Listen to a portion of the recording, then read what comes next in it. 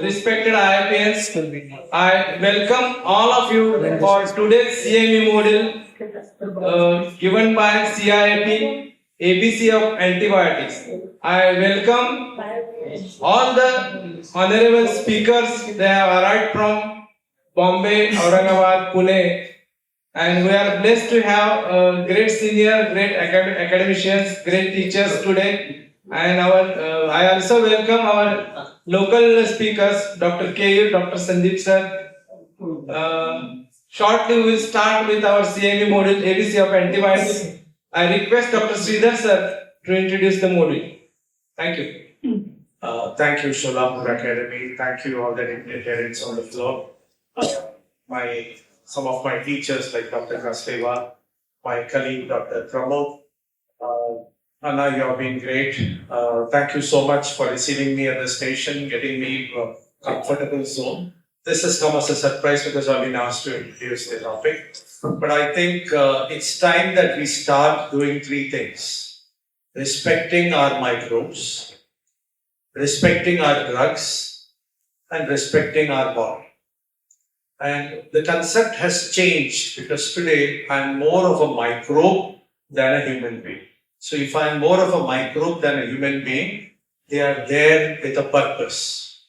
So the present count is for every human cell there is 1.3 microbes in the body. So I don't know whether I'm more of a microbe than a human being, though since I'm a human being, I call myself a super microbe or a superhuman being.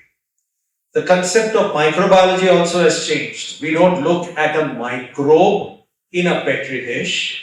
We look at a community. It's community living, just like Anna is doing well because of the good community that he has all around him. In the same way, we look at a microbe in the community. Even the concept of a pathogen has changed. So I could be carrying an MRSA in my nose without any problem. But I've got a baby in my ICU who's struggling post-influenza, necrotizing pneumonia because of an MRSA. So the way immunity looks at the microbe, so that is called as perceptogen. And now we need to understand that we cannot outrun our microbes because we are in existence because of microbes. When we perish also, we are brought to dust by the microbes. So we need to give importance to the microbes.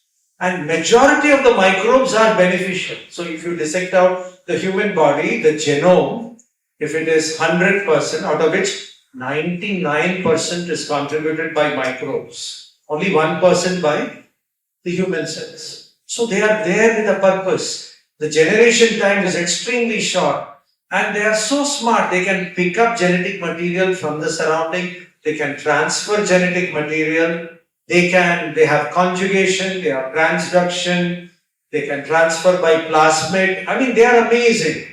And they are very promiscuous. So you can have a Shigella lying down with a Salmonella, with a Vibrio. So there is so much going on and you are creating a resistome in your gut. So the next time you write a prescription, make it a point like my teacher Ambedkar says, write a provisional diagnosis at least. So if you write a diagnosis of enteric fever, you won't be writing chloroquine there. If you write a diagnosis of dengue, you won't be writing cefixime there. So if you write a diagnosis that stops you from making an irrational prescription, that's the first thing. Second, when you write an antibiotic, is it really required? And the duration. Do we have markers? So if it is something like the CNS where you can't afford to have a relapse, you need to know in and out of it. Mild infection, it's fine. So the whole purpose of this module is to make you realize what the antibiotic can do, the collateral effects, and why you should be rational in your prescription and use it for beneficial outcomes. So suppose I have got a resistome in my body that's in the gut. And my gut, so in olden days, how many of you all have written syrup valamycin? Okay, it's being recorded, that's fine. So a lot of us used to write a syrup valamycin for motions wherein you could see a lot of pustules in the first few months of life. One of the most dangerous things, it only works locally, it doesn't even get into your system. and it creates cholesterol resistance. Today, the last drug that you have. So they are called as reserve antibiotics. Now, if that is a problem, what happens is you already have a cholesterol resistance in your gut. And remember, these microbes are very smart. They are communicating with each other. And we don't know this because we know they are there, but we don't know who's there. So it's basically called as the dark microbial matter. So today what we basically try to do is make you understand that you are carrying microbes which can communicate through something called as quorum sensing. That is, they have auto-inducers so the moment there is a fall in the beneficial microbes, the pathogens can bloom because they start communicating, they start calling each other. Now is the right time to multiply and get into the system. That's why when you have a loose motion, which is treated with an antibiotic where an antibiotic is not needed, they are carrying a salmonella, it becomes systemic.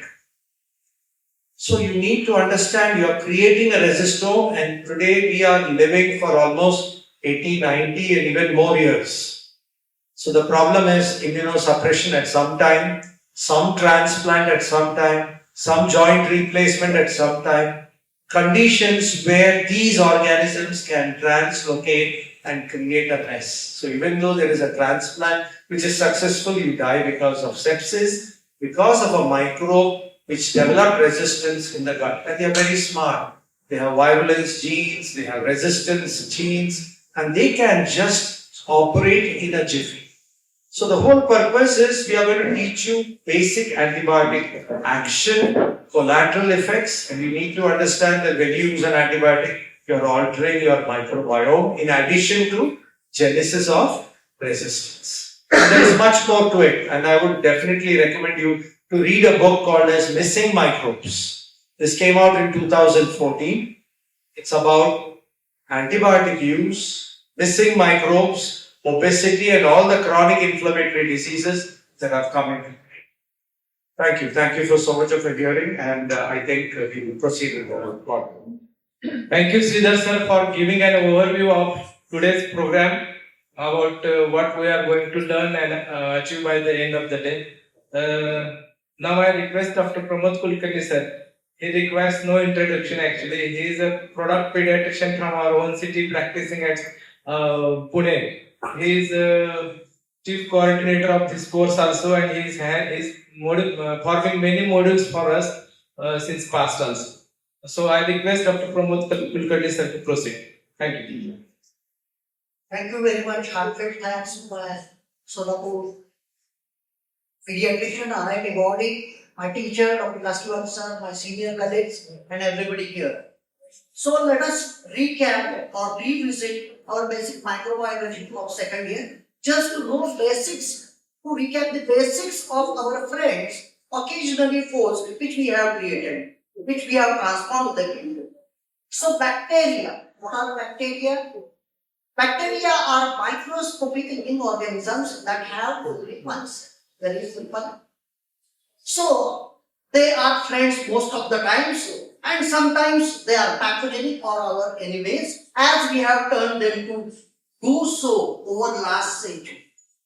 So structure of a bacteria, you have a monocellular organism with a cell wall, with bacterial DNA as well as plasmid DNA, which is a mode of transmission of the resistance and many other genetic characteristics to the other bacteria in the environment. They have flagella, they have cytoplasm, basic things. Bacteria are single-celled microbes that lack the nucleus. So there is the DNA which is free there is no nucleus. Let us look at this initial microscopic view we had during our second year. This is a microscope, low power appearance of a preparation. What do you see? Two faint dots and something hazy.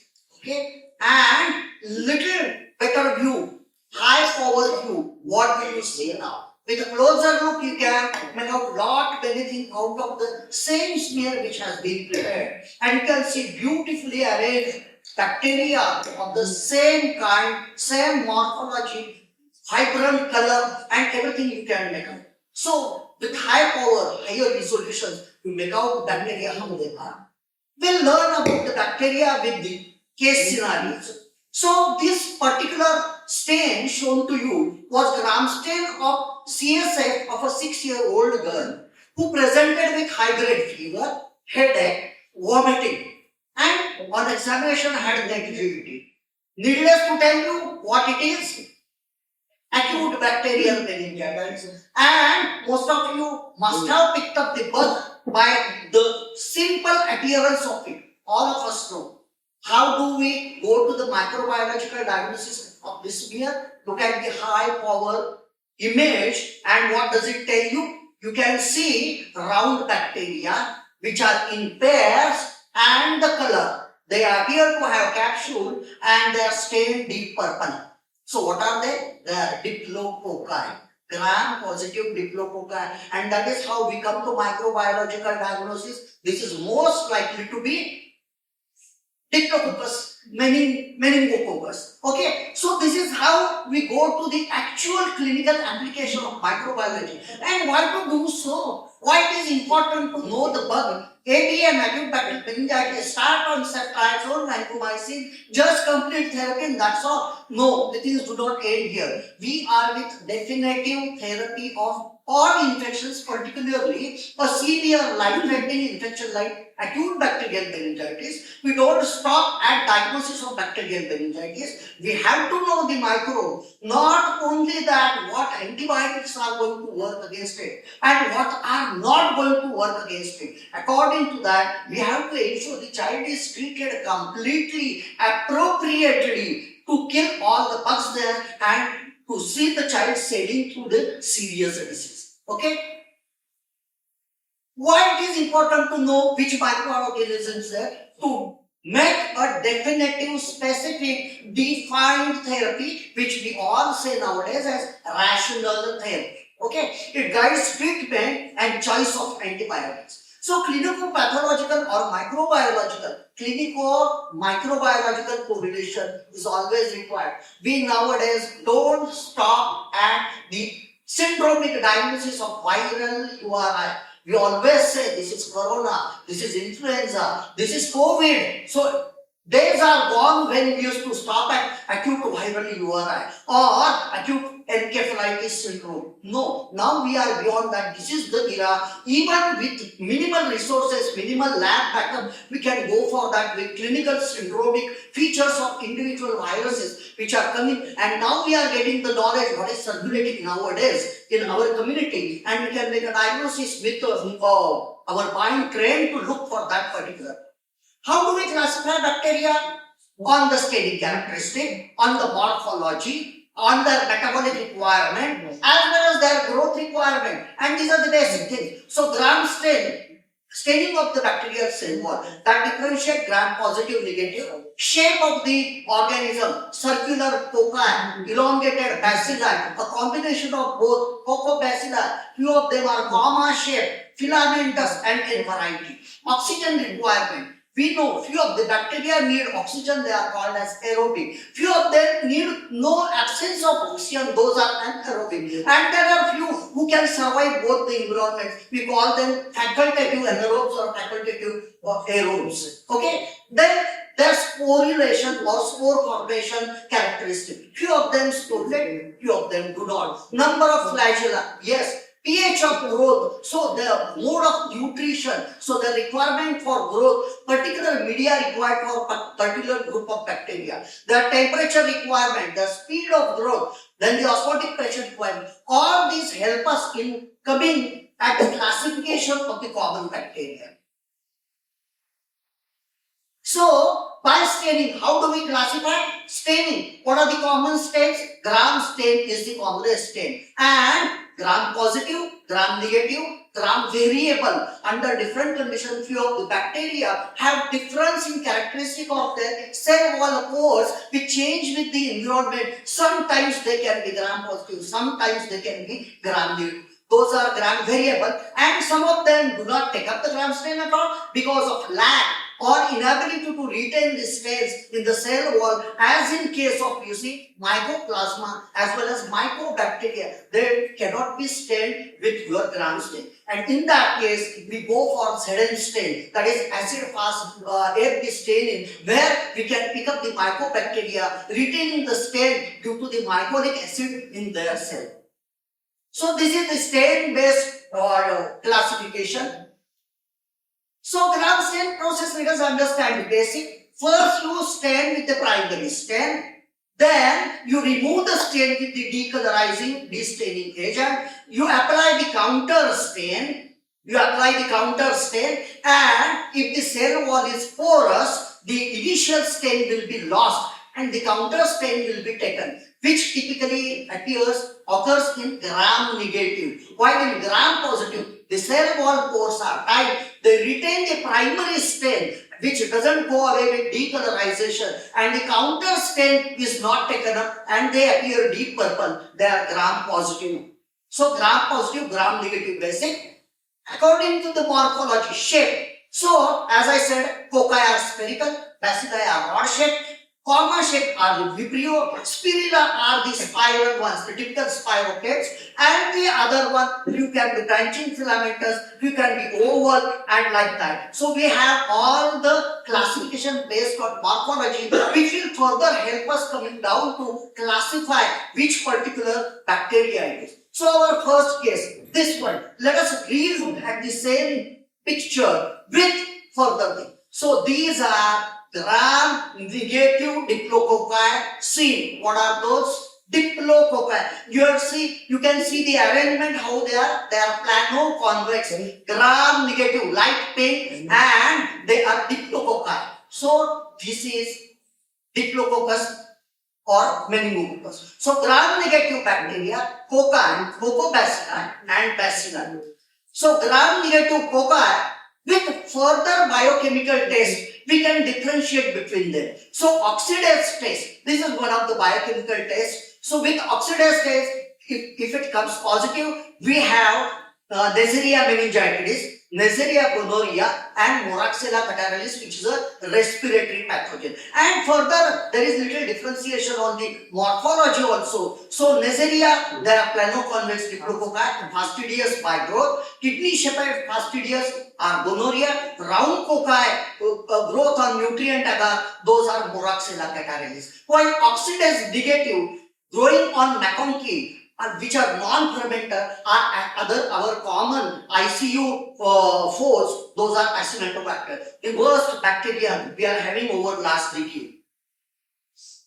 So first case, you will look at the culture report and what it further confirms, which is the second thing which is most important, because stop with states, it gives us the organism. The biochemical test help us to classify further to get the organism. The story doesn't end here. The next important half of microbiological diagnosis is getting the culture and sensitivity, susceptibility studies done, with MICs telling us what is the susceptibility of this particular organism after precise identification, what antibiotic is going to work, and that is exactly depicted here in the culture report, which is showing us the consistent isolation with definitive test to tell it as it is Neisseria meningitidis and susceptible, its susceptibility pattern, which will further help us to treat this child with meningococcal meningitis. Case 2, 18 days old male baby, presented with redness, discharge from the umbilicus, excessive crying, poorly accepting feeds, and episodes of incessant crying. We can very well make out late onset ophthalitis with sepsis. Absolutely clinical, hardly anything to think about it. Okay, so local examination, there is marked erythema, induration around umbilicus, oozing of purulent discharge. Definitely there is cellulitis as well as suppuration. Heart rate is high, respiratory rate is high, and abdomen is distended.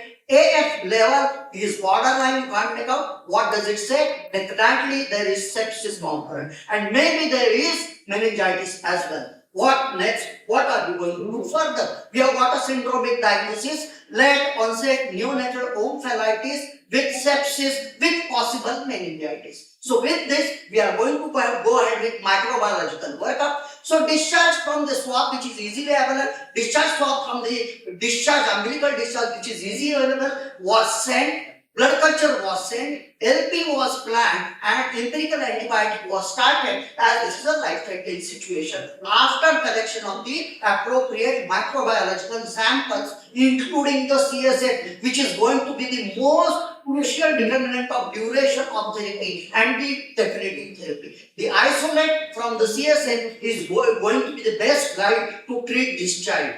What is provisional diagnosis? Umbilical sepsis with septicemia. Most common organism. Now we go back with our knowledge. Staph aureus, Streptococcus, E. coli, common late onset sepsis, neonatal sepsis. The infection is typically caused by combination. We know neonatal age, we can have a polymicrobial infection has been. So getting the precise diagnosis can be bacterial or polybacterial also. So we need to know the growth, precisely what it is, and further specific guidelines for treating it with appropriate angle. Then anaerobic bacteria can also be involved. So the cultures, aerobic as well as anaerobic, obviously automated these days. So I'm sure these are the organisms. The first report which comes is a gram stain, which is most helpful. Culture takes some more time, 2 days to get the bug and 1 more day for antimicrobial susceptibility. By that time, gram stain is here to help us. And what it is? Color, look at the color. It is a deep purple color. And what it is? Gram positive foci in clusters. And what are those? What are those most likely? Gram positive foci out of the 3 which we have listed. Clusters, Staphylococci, most common, which was further confirmed by culture. So gram positive, then we go with the one of the other biochemical tests, that is catalase test, and catalase positive clusters. So morphology, staining, and biochemical test. So coagulase test, coagulase positive are Staphylococci, coagulase negative, as we know they are cons, Staphylococcus saprophyticus or epidermis. Again, their pathogenicity is different. We'll be treating them with caution, considering them most likely to be contaminant or colonizers. But depending on background of the child, they may have to be treated more vigorously. We are very sure the culture is very reliable, the stain is very reliable, and go ahead with the specific definitive treatment of antibiotic. Catalase negative, chain arrangement, those are streptococci. Okay, so here we have said catalase positive, coagulase positive, that is staphylococcus. Now, so we have got specific diagnosis, staph aureus in the child with tonsillitis and sepsis, and we treat it accordingly. Case 3, 2-year-old child presented with high-grade fever, flushed appearance, impetigo on left leg. The child is lethargic, pulse is ready, the child is running high fever. Workup for fever is sent with blood culture, very essential. IV antibiotic started because again a serious condition, maybe life-threatening. What it is? It is impetigo with a child having sepsis or toxic shock manifestation. So this is toxic shock syndrome and genuine emergency. So antibiotic started, suggestive of toxic shock syndrome. We need to know the organism. Which are the organisms causing toxic shock syndrome? Commonest only 2, staph and streptococcus, group A, streptococcus. So KSS is caused by Streptococcus pyogenes or staph aureus. Wound swab from the impetigo was sent, and what you see? Gram positive foci arranged in chain. So streptococci, group A, streptococcus. We get a diagnosis with the early report within few hours with the gram stain to direct our therapy very specifically and definitively. So gram positive foci in chain. Let us look at the gram positive. Again, we have seen the streptococci are catalase negative, and this slide we have already seen. So here, the further swab culture and blood culture group A, Streptococcus pyogenes, group A, and what has been shown in the petri dish is the hemolysis typically caused by. And now about the streptococci, they are classified further depending on degree of hemolysis or completeness of hemolysis as alpha, beta or gamma hemolysis. And further few tests are run, which are absorption tests and bacillus tests. Depending on which resistance or susceptibility, they are further classified to finest tuned as Streptococcus pneumoniae, Streptococcus viridans, Group A Streptococcus pyogenes, or Group B Streptococcus, the neonatal pathogen, sepsis pathogen. So this is how we go ahead with the specific microbiological diagnosis of the. Then we have further classification depending on toxin producing capability. All the toxin produced are either secreted out, as we call them, exotoxins, mostly gram-positive bacteria, and endotoxins, which are retained in the bacterial cell. They are endotoxins, mostly are the gram-negative bacteria. So different toxin, type 1 exotoxins, typically Staphylococcus aureus and Streptococcus pyogenes, endotoxin, classically E. coli, and there are the other combination A and B toxins, as in case of Enterobacter C, Shigella, cholera, and anthrax. So let us come to the case. 30-year-old boy with high-grade fever, throat pain since 2 to 3 days, and throat examination reveals. You can see, if you look at keenly, the tonsils are red and there are visible white exudates on both the tonsils. The tongue appears a little coated. I would have preferred a better picture of it, but it is highly suggestive of acute bacterial tonsillitis. You will take help of Centaur's score for clinical narrowing down and further. But with that, what are the possibilities? Acute bacterial tonsillopharyngitis. What are the possibilities? Yes, there are 4 common. Streptococcus pyogenes, simple to treat. Moraxella catarrhalis, unusual, but we have to think of. Clostridium, Corynebacterium diphtheria, the unusual one, most dangerous one. It has to be, though rare, we have to pick it up at right time to see that the child survives and does so without any complication. And Archaeopteryx hemolyticum, a new one, but we have to keep in mind. And mycoplasma again in older children. So these are the clinical possibilities. Throat swab was sent and which showed, what is this? These are typical club-shaped gram-positive bacilli, and these are Corynebacterium diphtheria. Okay, so once we get this test telling us this is most likely diphtheria, our line of treatment is going to be totally different. Along with a specific definitive antimicrobial like penicillin, we are going to go ahead with the immunotherapy also, which is more devastating for this child.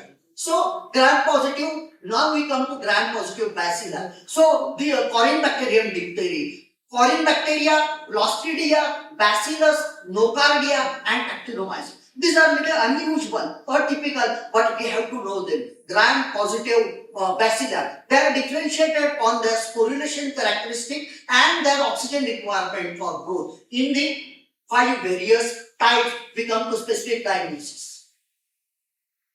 Let us come to case 5. 4-year-old girl with perforated appendicitis with shock, who started on empirical antibiotic, underwent emergency laparotomy. Peritoneal fluid, which was septic, which was purulent, which showed on gram stain this. Again, a stain helps initially within few hours to pinpoint the, not to pinpoint, but narrow down the possibility. Gram-negative bacilli, as you can see here. Very simple to read for even clinicians. And the microbiologist further helps us. So, gram-negative Coccobacilli are H. influenzae, Pasteurella, Bordetella, and Brucella. Gram-negative bacilli, again, coagulase test, coagulase positive. Again, fermenter are Vibrios, non-fermenter are Pseudomonas. Coagulase negative, fermenter, Enterobacteriaceae, further differentiate with additional test in E. coli, Klebsiella, Enterobacter, or Salmonella, Shigella proteus. And non-fermenters are Acinetobacter and Spinotrophomonas. So, classification on basis of oxygen requirement, this is another way. Obligate aerobes which require oxygen essentially for growth. Then obligate anaerobes which require absence of oxygen in the environment for growth. And facultative can survive in both the environments. Anaerobic infection, when do we suspect them? Where are these organisms? They are in the oral, abdominal and pelvic cavities and other regions such as head, neck and skin. These are unusual, but we suspect them in hospital-acquired infection or immunocompromised patient or specific infections around this particular area where anaerobes are there. The most common error above diaphragm, below diaphragm, they are different, and we know Bacteroides fragilis as well as Lactobacilli and Clostridia fusobacteria, these are a few common. And the antibiotic, as we know, above diaphragm we prefer clindamycin, below diaphragm we prefer metronidazole. Very simple to remember. Okay.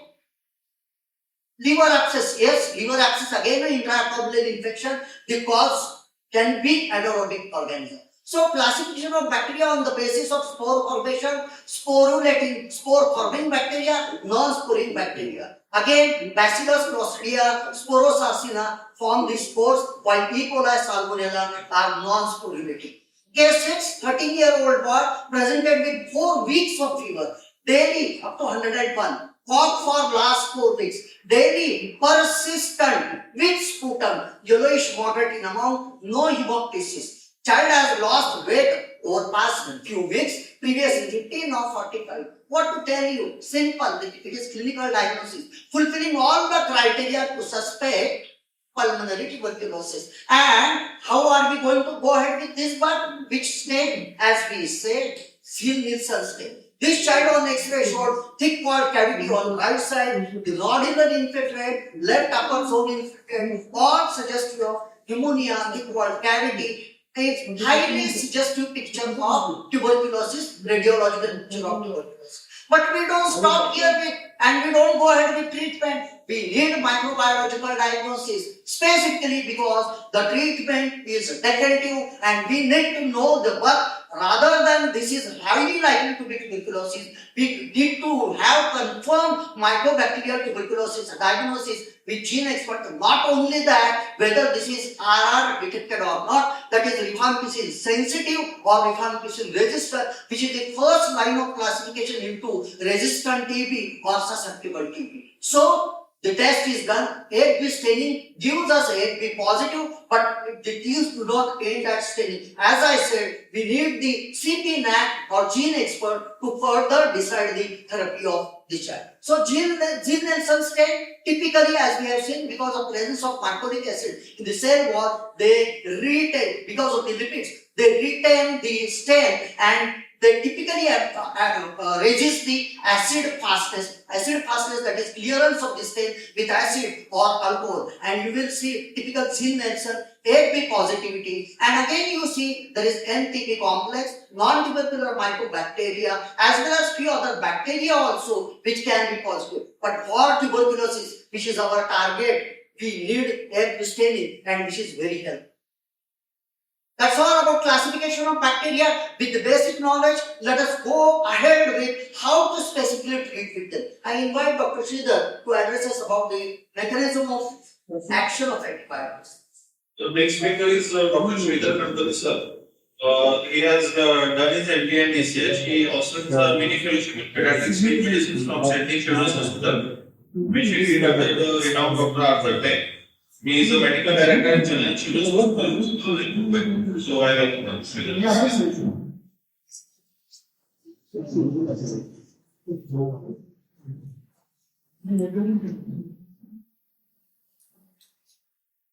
I thought that was pretty complete by Dr. Pramod. What he was trying to emphasize is, if you take CSF, it's a sterile site. When you make a smear and you find an organism, that helps you in your diagnosis. Okay, so a sterile site, a smear is great use. The umbilicus, there is a confusion whether it is an E. coli or it's a gram-positive. So again, you pick up in clusters, you know for sure it is staph. So you not only narrow the spectrum of the antibiotic that you are giving, but you also look at the resistance potential of the antibiotic in that group so that you select the best antibiotic. You understood? But things are changing very fast. Today, there are articles on a microbiome in the brain. And how many of you all do know about prions? And then the new thing in the market today is the obelisk. So in the gut, if you get into the gut, now they have found out a lot of RNA particles. And these RNA particles are called as obelisks, and they are in big numbers, and we don't know what they are doing out there. So we are learning more and more every day. But what we are trying to say is, in a place with diagnostic limitations, we don't have diagnosis on a chip. Because we don't have diagnosis on a chip and we have diagnostic limitations, that is why we tend to overuse antibiotics. And this module is just to give you tipsters or tricks as to how to narrow your spectrum, pick an antibiotic with the least resistance, and how to go about it. Fine?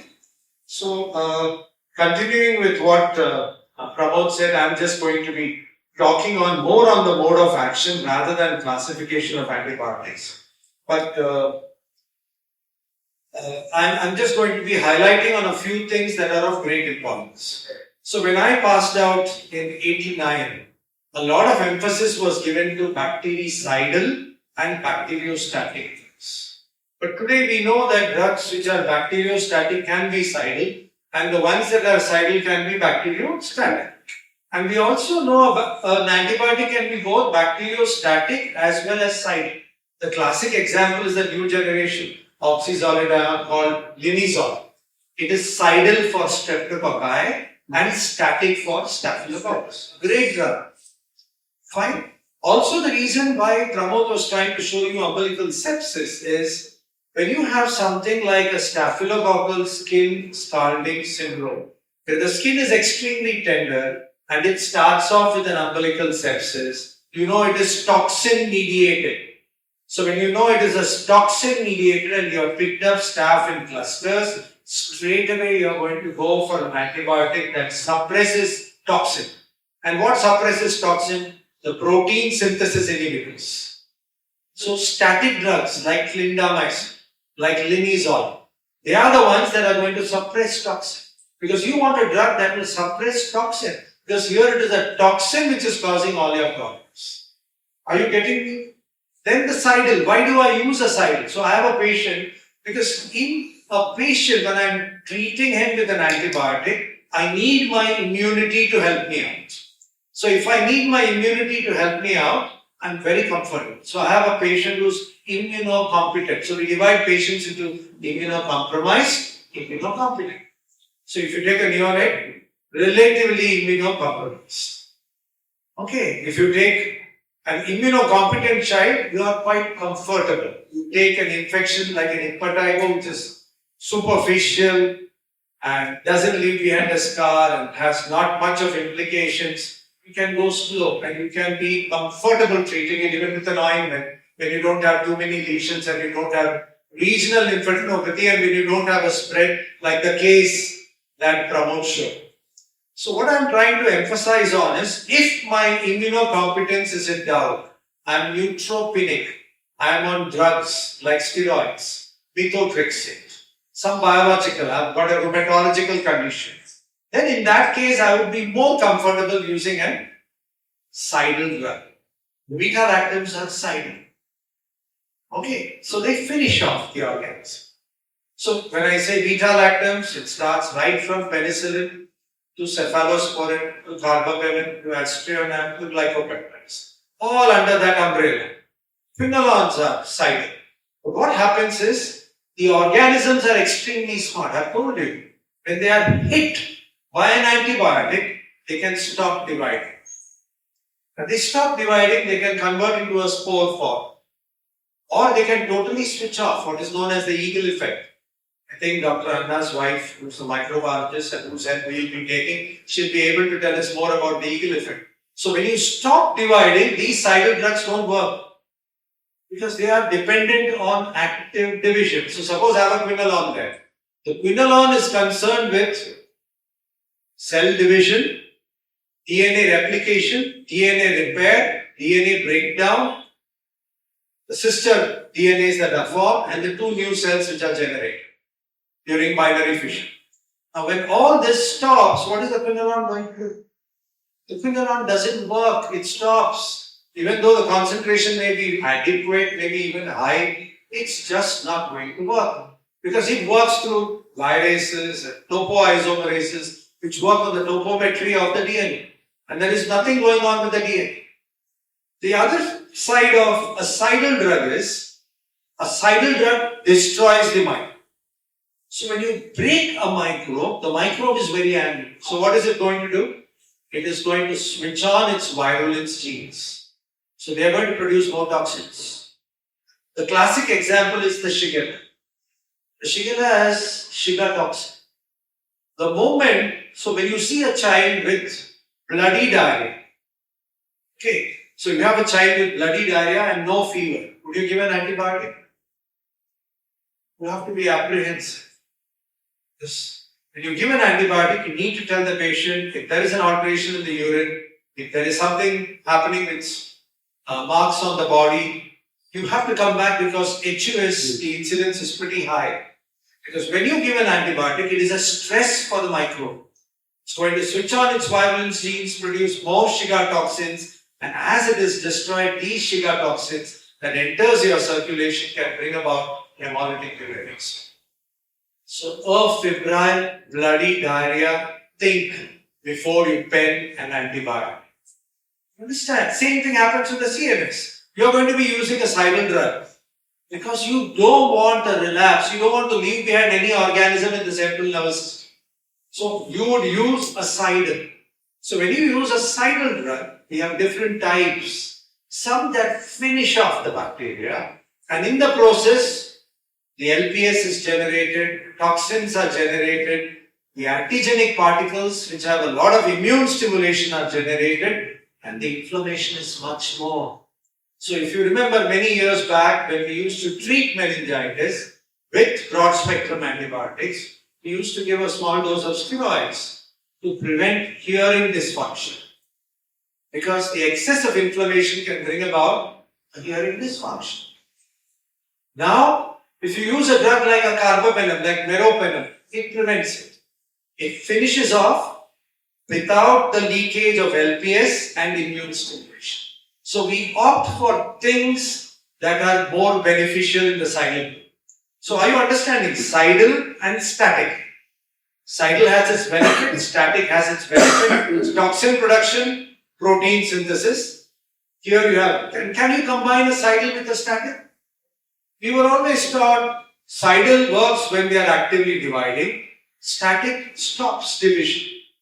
So it's not a good combination. But when you have a toxin producing organism, you would have a combination because you want toxin production to stop and you want to eradicate the organism wherever it serves.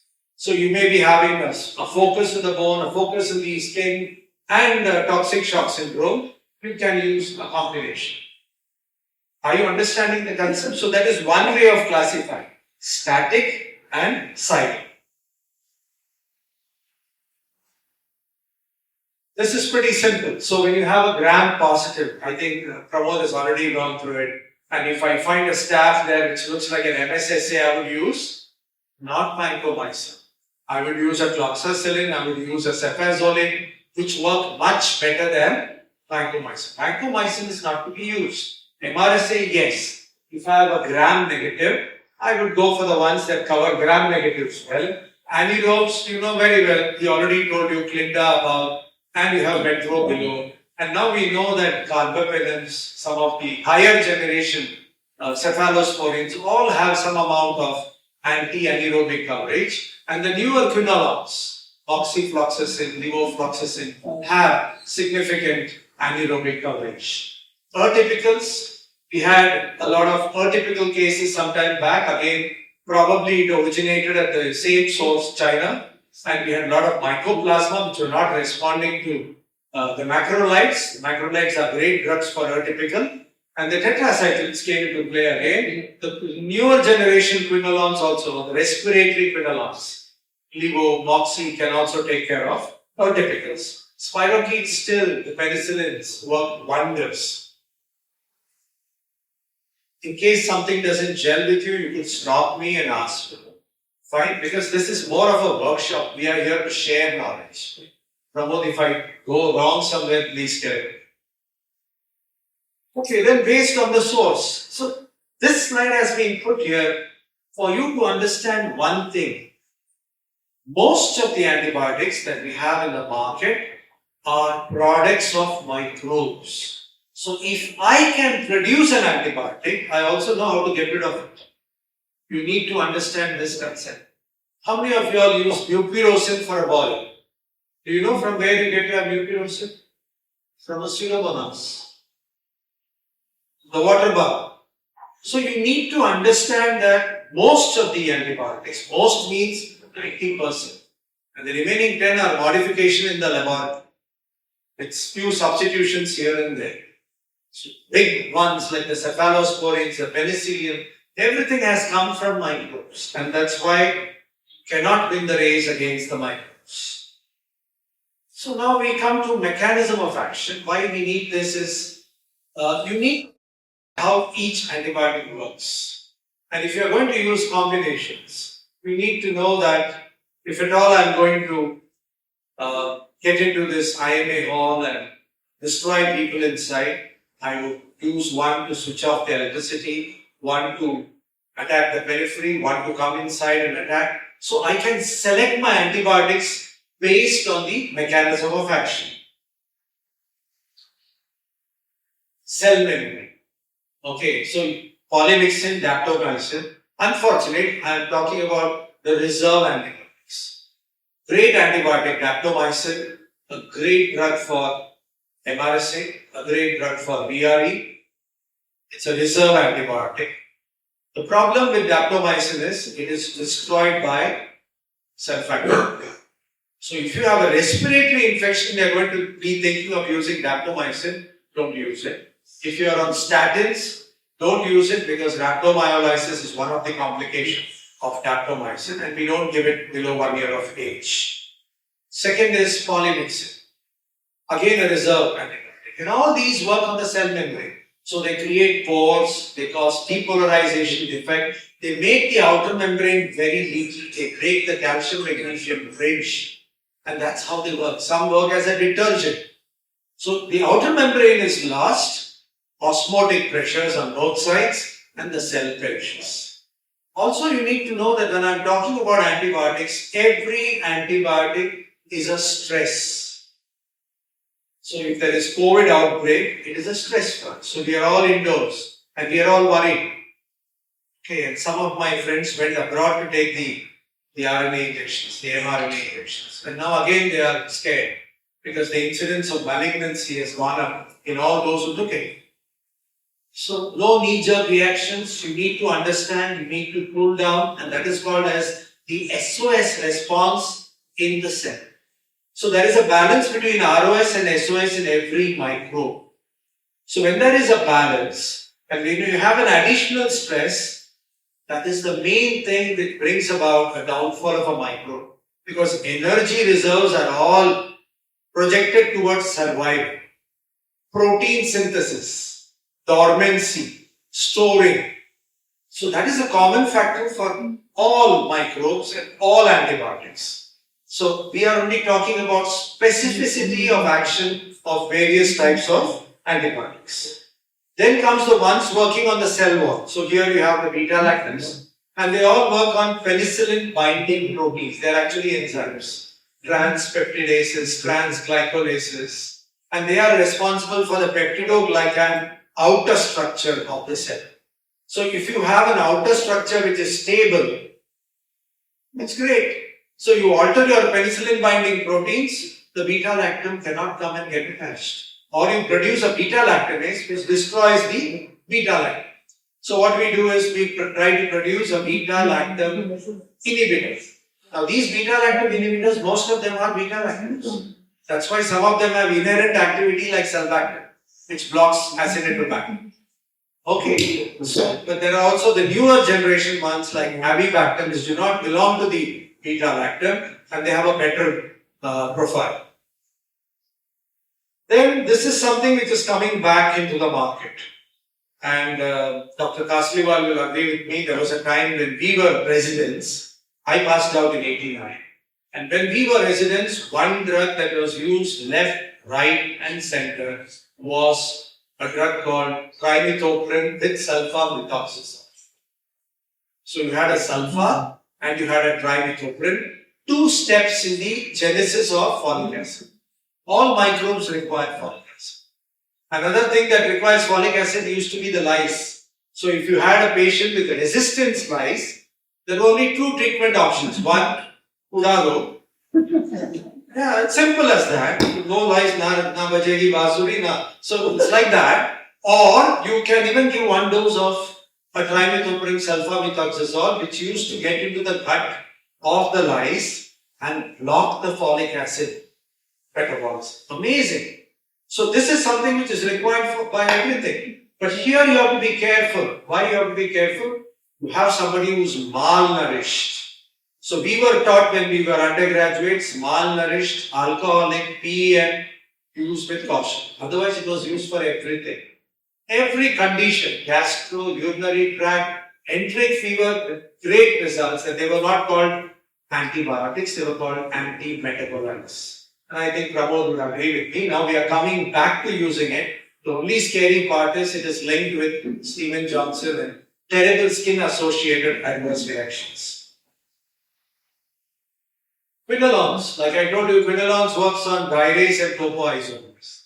So when a cell divides and it forms the daughter DNA, that is repair, breakdown, all these things require these two enzymes. You block these enzymes, no repair, no division, no formation.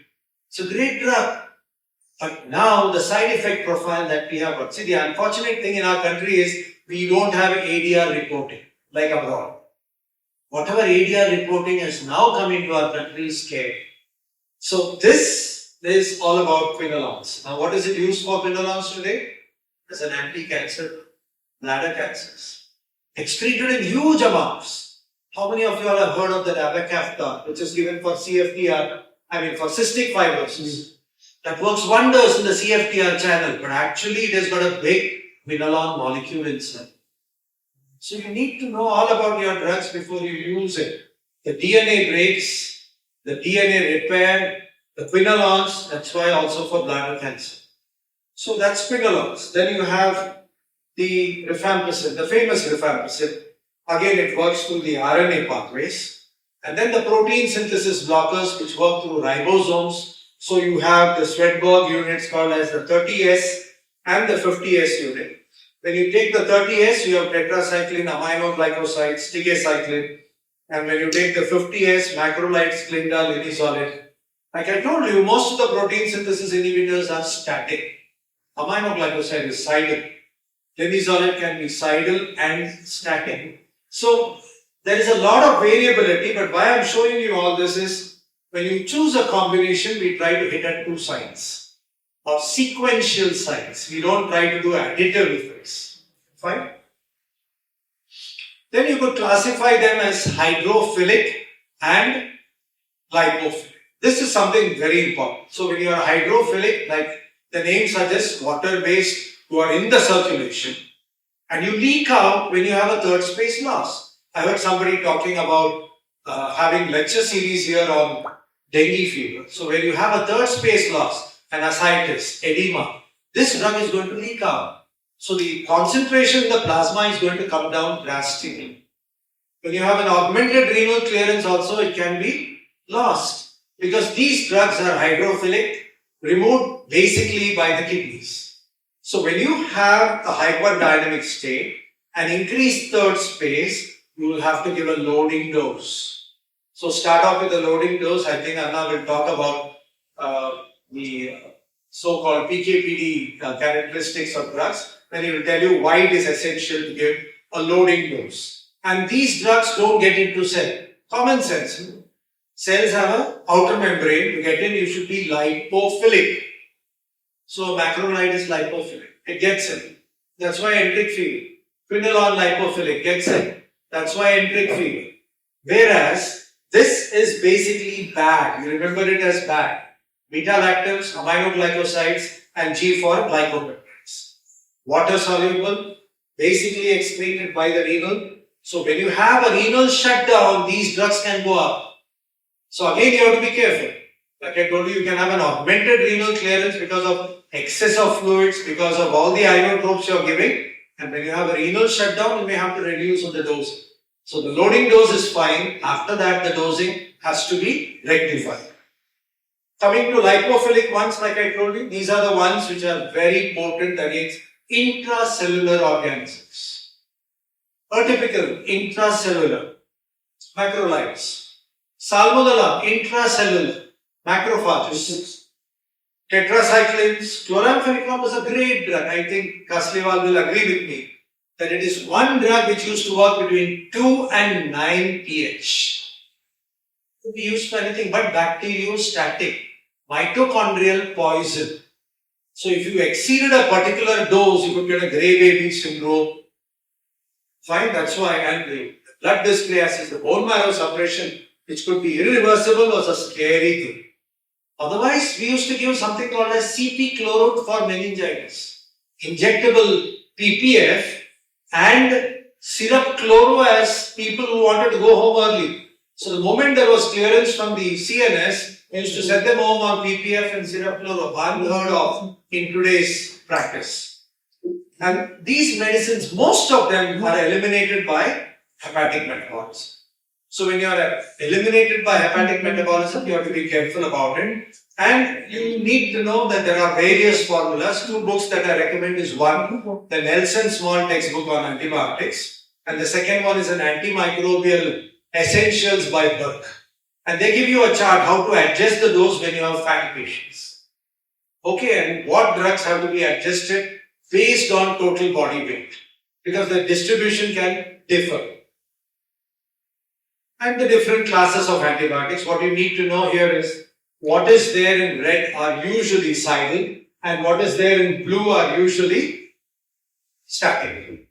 Fine? So you have a whole list of this thing which we are going to be discussing. So I don't think I'll add on to anything here. This is the most important thing in my presentation, that you need to divide your antibiotics into 3 categories. And I am sure Mrs. Arna will definitely tell us that in microbiology, they have something called as cascading reporting. What is cascading reporting? You don't report drugs. So you report what is needed, what needs to be done. If the first line doesn't work, you have to call up the microbiology and the last would be the reserve. So it is as good as access antibiotics, 60% which are given in your guidelines, easily available, economical, affordable, and patient will take it. Watch antibiotics, wherein you are going to generate resistance. And you have to use it with caution. Discuss with other members in your faculty. Get the microbiologist. You cannot do ID without microbiology. Please understand this. And you require a good microbiological setup. I am not trying to sell microbiology. I am just trying to say that you require a microbiological backup. And the last is reserve antibiotics. You don't use it unless and until a panel says, yes, you could use this. That's why when they give cholesterol sensitivity, they always give it as high. Because they don't want you to use it. So access are economical, narrow spectrum, least potential for resistance with the least side effects and for empiric treatment. And look at all this. And these are the access. They should be accessible, they should be affordable, and they should work. And you should have compliance. Because in antibiotics, we have 3 things. The escape button: efficacy, safety, compliance, cost. What is the point in me starting antibiotics and then saying I don't have the money to buy it? So I have to select according to the patient. So when you treat a patient, treat the disease in the patient, or do you treat the patient with the disease? What do you do? Yeah, so you don't treat the hole in the patient, you treat the patient with the hole. Okay, so that's the way it is. Then the watch antibiotics, higher potential for resistance, and these are usually hospitalized patients, and you require monitoring, and they are for really sick patients. And see the group here, see something that we use every day in practice. Azithromycin. Respiratory infections, altered cytokines. Viral में भी देता है, dengue में भी देता है, malaria में भी देता है. Start thinking, this is last line for us. Don't misuse your azithromycin unless and until it's needed. Cefixime, that was misused to such an extent during COVID. Ridiculously, every patient with COVID had Cefixime in his prescription. Ciprofloxacin of the general practitioner. Cheap and best. And everybody used to get a Ciplox. And I know of parents who used to come and tell me, जब से दवाई खाने लगा है, मेरा बच्चा काला हो गया. Phototoxicity, secondary to fluoroquinolones. So, this whole list of antibiotics, you need to watch. You need to have a discussion with all the members in your faculty before you use it. The last one is what we now call as MDR, XDR, PANDR. These are reserve antibiotics, last resort. Even though we'll be talking on all these antibiotics, who tell you what they can be used for, be careful. Thank you so much. So one thing I would like to tell, like in basic microbiology, when we get a sample, we have panels of drugs. Like for gram positive, we have reserved panel. For UTI, for gram negative. Come here, that's when they all get it. This is something what I was talking about cascading. Yes.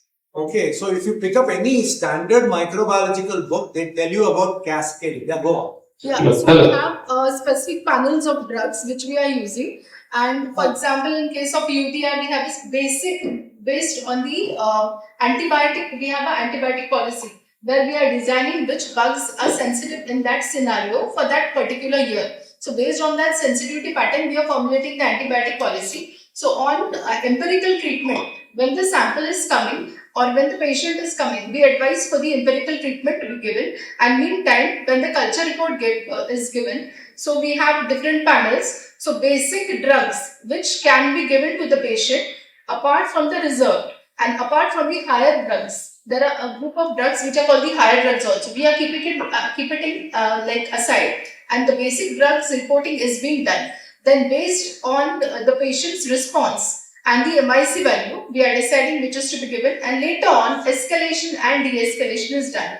Better way, we have a auditing also, sir, for the higher drugs, higher antibiotics which are given in hospital in Ashwini. So we are keeping it reserved, and we are also following the antimicrobial stewardship program. So along with the microbiologist, with the ID specialist, with the physician, we are taking the rounds. The higher drugs, whether it is really to be given or not, we decide with the clinician, and then only we escalate it. Otherwise, better to de-escalate the drugs. So, and one more thing is keeping all the antibiotic reserve, because we don't have any antibiotic left with us. There are no new antibiotics which will be manufactured. So whatever is left with us in our era, that has to be kept for the future also. So we have to be very cautious while reporting our reserve. So what she was trying to tell us is something called as the concept of an antibiogram and microbial surveillance. So every hospital does a microbial surveillance and they have an antibiogram. So what works in my hospital in Mumbai will not work here, because each place will be different and each institution will have what is best for them. But then you have something called as an empirical therapy that you start off after making a provisional diagnosis. And once you have a microbiological diagnosis, you have a definitive therapy. And there you use a drug with the least resistance potential and narrow spectrum. Right? Yes. Any questions? Because see, Madam, I would like to know the recent advances, particularly related to get us easy diagnosis and earliest, like mandate or how they are effective, how much the time required, and how much the cost also. Because all this requires the cost effectively. Yes, Everything yes, sir. we decide according to the cost of the patient, times and everything. Yes. So mandate of role of this, whether it is available or not, So what we have in Ashwini, I'll just tell you the scenario. Like basically, we are doing automated antibiotic sensitivity testing on Vitec. There are other machines also, like Phoenix is there, Microscan is also there. We have a Vitec 2 system where we are giving the sensitivity for bacteria, gram positive, gram negative, as well as for fungus we are giving. Then earlier to that, if the patient is very toxic, very critical, and we want the report at the earliest, so we have a biofire film array panels also there, which are for the pneumonia panel, upper respiratory panel is there. Then we have CSF meningitis panel. What we do, we process the sample here, and within 1 to 2 hours, you will get which bug is there. There are panel of bacteria, there are panel of viruses which can be detected in CSF. You can detect the fungus also. So based on the requirement, they are slightly costly test, but within 2 hours, you'll be able to decide what bug is there. And in bacterial panel, in the upper respiratory and pneumonia panel, you are getting the drug resistance pattern also. So based on that, which drug is to be started, that can also be decided. That is the earlier phase.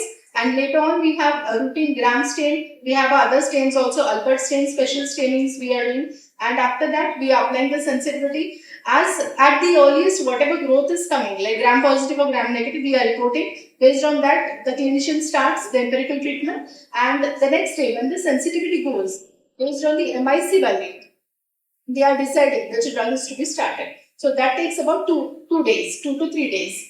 And before that, if you want, we have a biofire also. And also for drug resistance, we on Gene Expert, we are doing the CARBA-R test also. So CARBA-R test will detect the drug resistant genes also, NDM, OXA, all these drug resistant genes can be detected within 2 hours. And other tests for TB, we have a CBNAT also with Yeah, us. so what he basically, Yeah. he wants to know about multi-prong. What Yeah, she's yeah. trying to tell you is you have a machine called the Whitetech which gives you everything. Only thing it has to be updated every now and then with the CLSI or the UCAS Yes.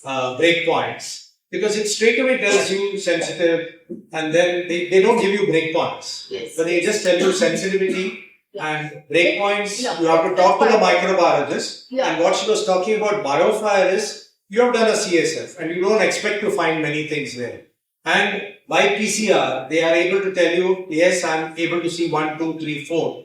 Then based on your clinical scenario, you can say, oh, it is this and start empirical therapy till you get a culture, right? Yes, sir. Yes. And Pramod will tell us. The approximate cost for Vitek is around about 2,000, 1,500 to 2,000. Based on what we are doing with Ashwini is first the identification. There are separate charges for identification and based, suppose it is a viral. So no need, like we don't get any growth, so no need for the antibiotic sensitivity extra charges. At other places, they are combining both charges. First we do the identification and then we go for the sensitivity. Same for the fungus also, for Candida. We are first identifying it and then we are going for the extra charges, AST reporting. Pramod will be able to tell us better. National Institute of Virology, Pune, does it so cheap for us. Biofire is almost 10, it's more than 10,000. The moleculars and the recent changes in the technology have changed the identification as well as the genotypic or the molecular resistance or determination these days. They have made it very easy and we are using the moleculars more and more. The Vitek is an essential part. Nobody goes for the standard biochemical test nowadays. The Vitek itself gives the diagnosis. As said, multi-top is another one which helps us in getting early diagnosis. It also gives some idea about the resistance as well. The only problem is the cost, which is limited right now for this. But in critical infections, serious infections, intracranial infections, these are the scenarios where you have to spend that money. It is worth spending in that rather than going for empirical treatment. And more than that, we have value of the specific diagnosis for antimicrobial stewardship. When you can stop the antimicrobials, otherwise usually they go on for weeks and weeks without any. That's the beauty of this expensive but very, very helpful investigation. We have to be a little more proactive and more accepting to these molecular tests. They are very helpful for a specific diagnosis as well as antimicrobials. Sir, here. So the cost for biofire is around about 15,000 to 20,000. I practice in the area which has got the same socioeconomic status like Singapore, Naval. See, cost is not at an issue. When you are dealing with a sick child, the spending some 2,000 rupees in culture is more worth than trying multiple antibiotics and increasing the stay of the patient, spending excessively on antibiotics. See, since last 10 years, I have not used a rapid diagnostic test for dengue. Actually, problem is that we don't have now clinical pathological needs. We have got no dialogues with the microbiologist. 10 years back, we pressed for ELISA for dengue. And then we literally have not used a rapid test for dengue since last 10 years. Now, since last 3 years, we are using PCR. See, the cost is not very high. If you compare with the overall the scenario, the clinical scenario in which if you are treating the sick patients without diagnosis, it is more problematic. So cost, I think, is not an issue.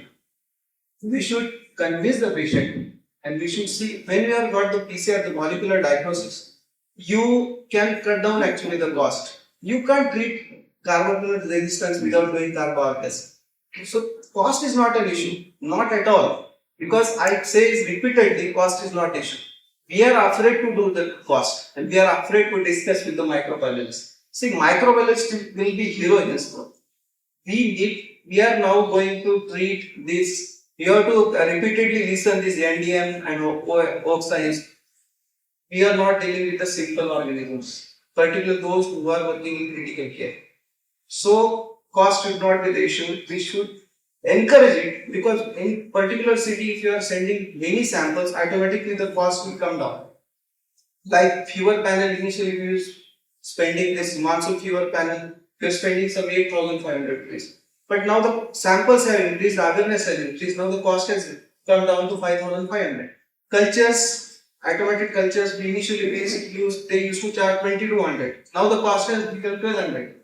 So that's it. If you are increasing it, the volume, the cost will also come down. One more thing is, earlier the diagnosis, you can isolate the patient. We have a PCR test also for COVID, for influenza, directly TB, tuberculosis. We can just isolate the patient, prevent the transmission of infection. So that helps in infection control point also. And one more thing, like Atul sir will also agree, like we had few patients, we had run these samples on biofire. The patient was not responding to treatment, so finally we ran the upper respiratory panel biofire and it came out to be mycoplasma. So just with azithromycin, the patient was able to get discharged on the same day itself. So it was very helpful. That same thing, we had I think you all must have also gone through the same thing, the red throat and the scarlet fever. Yes. Yeah, so many of them dramatically responded to azithromycin. And probably they were all Archaeobacterium hemolyticum, because the microbiologist has to be told about it.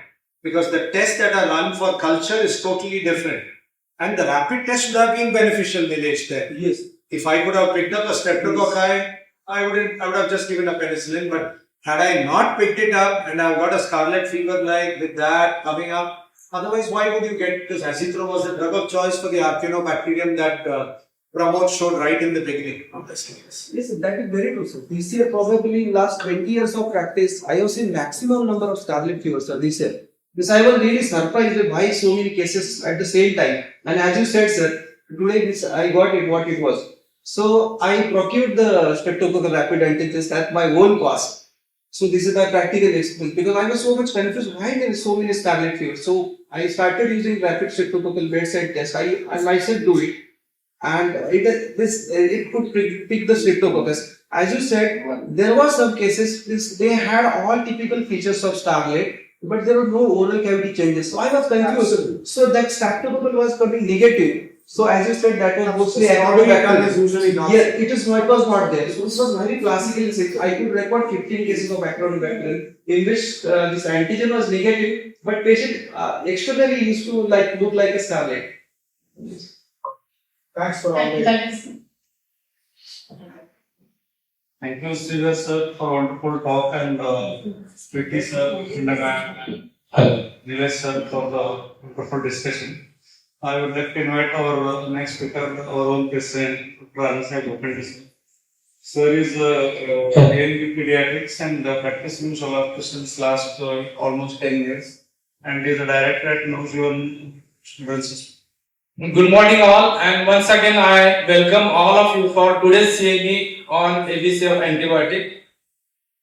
First of all, I thank all the organizers and coordinators for giving me the opportunity to talk on the pharmacodynamics and pharmacokinetics of antibiotics in this topic. Learning objectives are understanding basic concepts of PKPD and rational application of principles of PKPD in antibiotic therapy.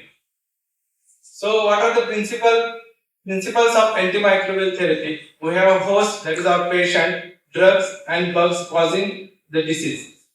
So, pharmacokinetics is what does the body do to the drug, and pharmacodynamic is what does the drug do to the organism.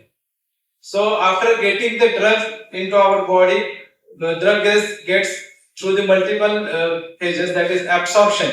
So, absorption is whenever we take the drug, the absorption is mainly by few mechanisms like passive diffusion, active diffusion, facilitated diffusion. So absorption is affected by its terminology is first pass effect, and what is the bioavailability. When we give intravenous formulations drug directly, then the bioavailability of the drug is 100%. When we give the drugs by other routes like intramuscular, transdermal, rectal, or oral, subsequently the bioavailability because of first pass effect it goes on decreasing. So it is important that how drug is absorbed, whether the gastric emptying is there, gastric fullness is there, where the drug is absorbed. It is important. Then the next thing is distribution. Distribution of drug is very important. Higher the distribution, the higher the dose is required. Distribution means the drug is volume of drug which is distributed throughout the body, and the drug available in the mainly in the plasma or in the for the action, its action. So this drug, absorbed drug, is metabolized by mainly by phase 1 and phase 2 reactions. It is metabolized in the by peak 450 enzymes by oxidation, reduction, and phase 2 reactions that are glucuronidation, sulfonation, methylation. These are the few mechanisms by which drugs get metabolized. After metabolism, the drug gets its site, that is receptor site, where the drug is needed or is expected to work. And after doing its action, the drug has clearance or it gets excreted mainly through the renal and liver system. So the metabolic products, they are excreted in the urine, kidneys, by the kidneys, and through the bile in the liver. So what is pharmacodynamics? It is what does the drug do to the organism.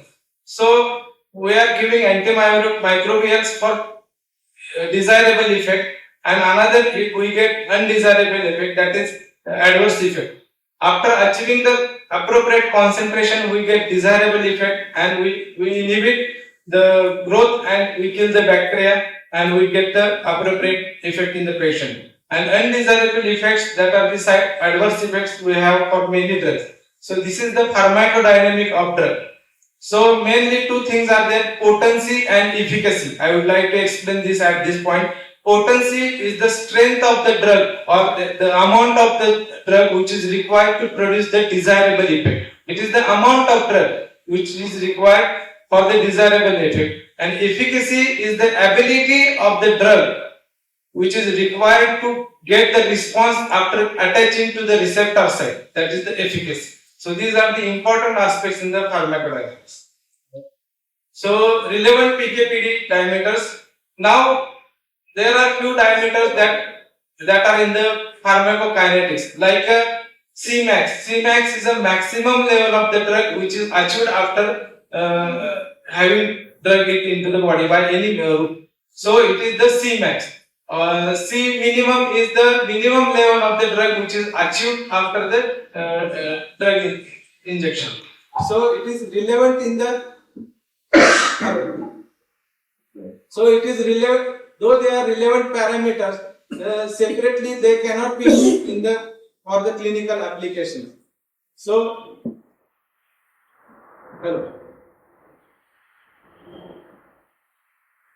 So if we use separately these parameters, Cmax or C minimum, so they cannot be used for our clinical application. So we are using the combined parameters that we will see further.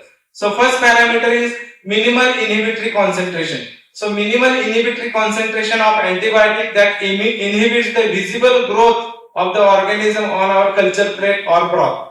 So this is used to describe the relationship between the antimicrobial drug and its physiological activity. It provides the quantitative measure of the drug activity against the bacterial pathogen. At this point, there is another terminology is minimal bactericidal concentration.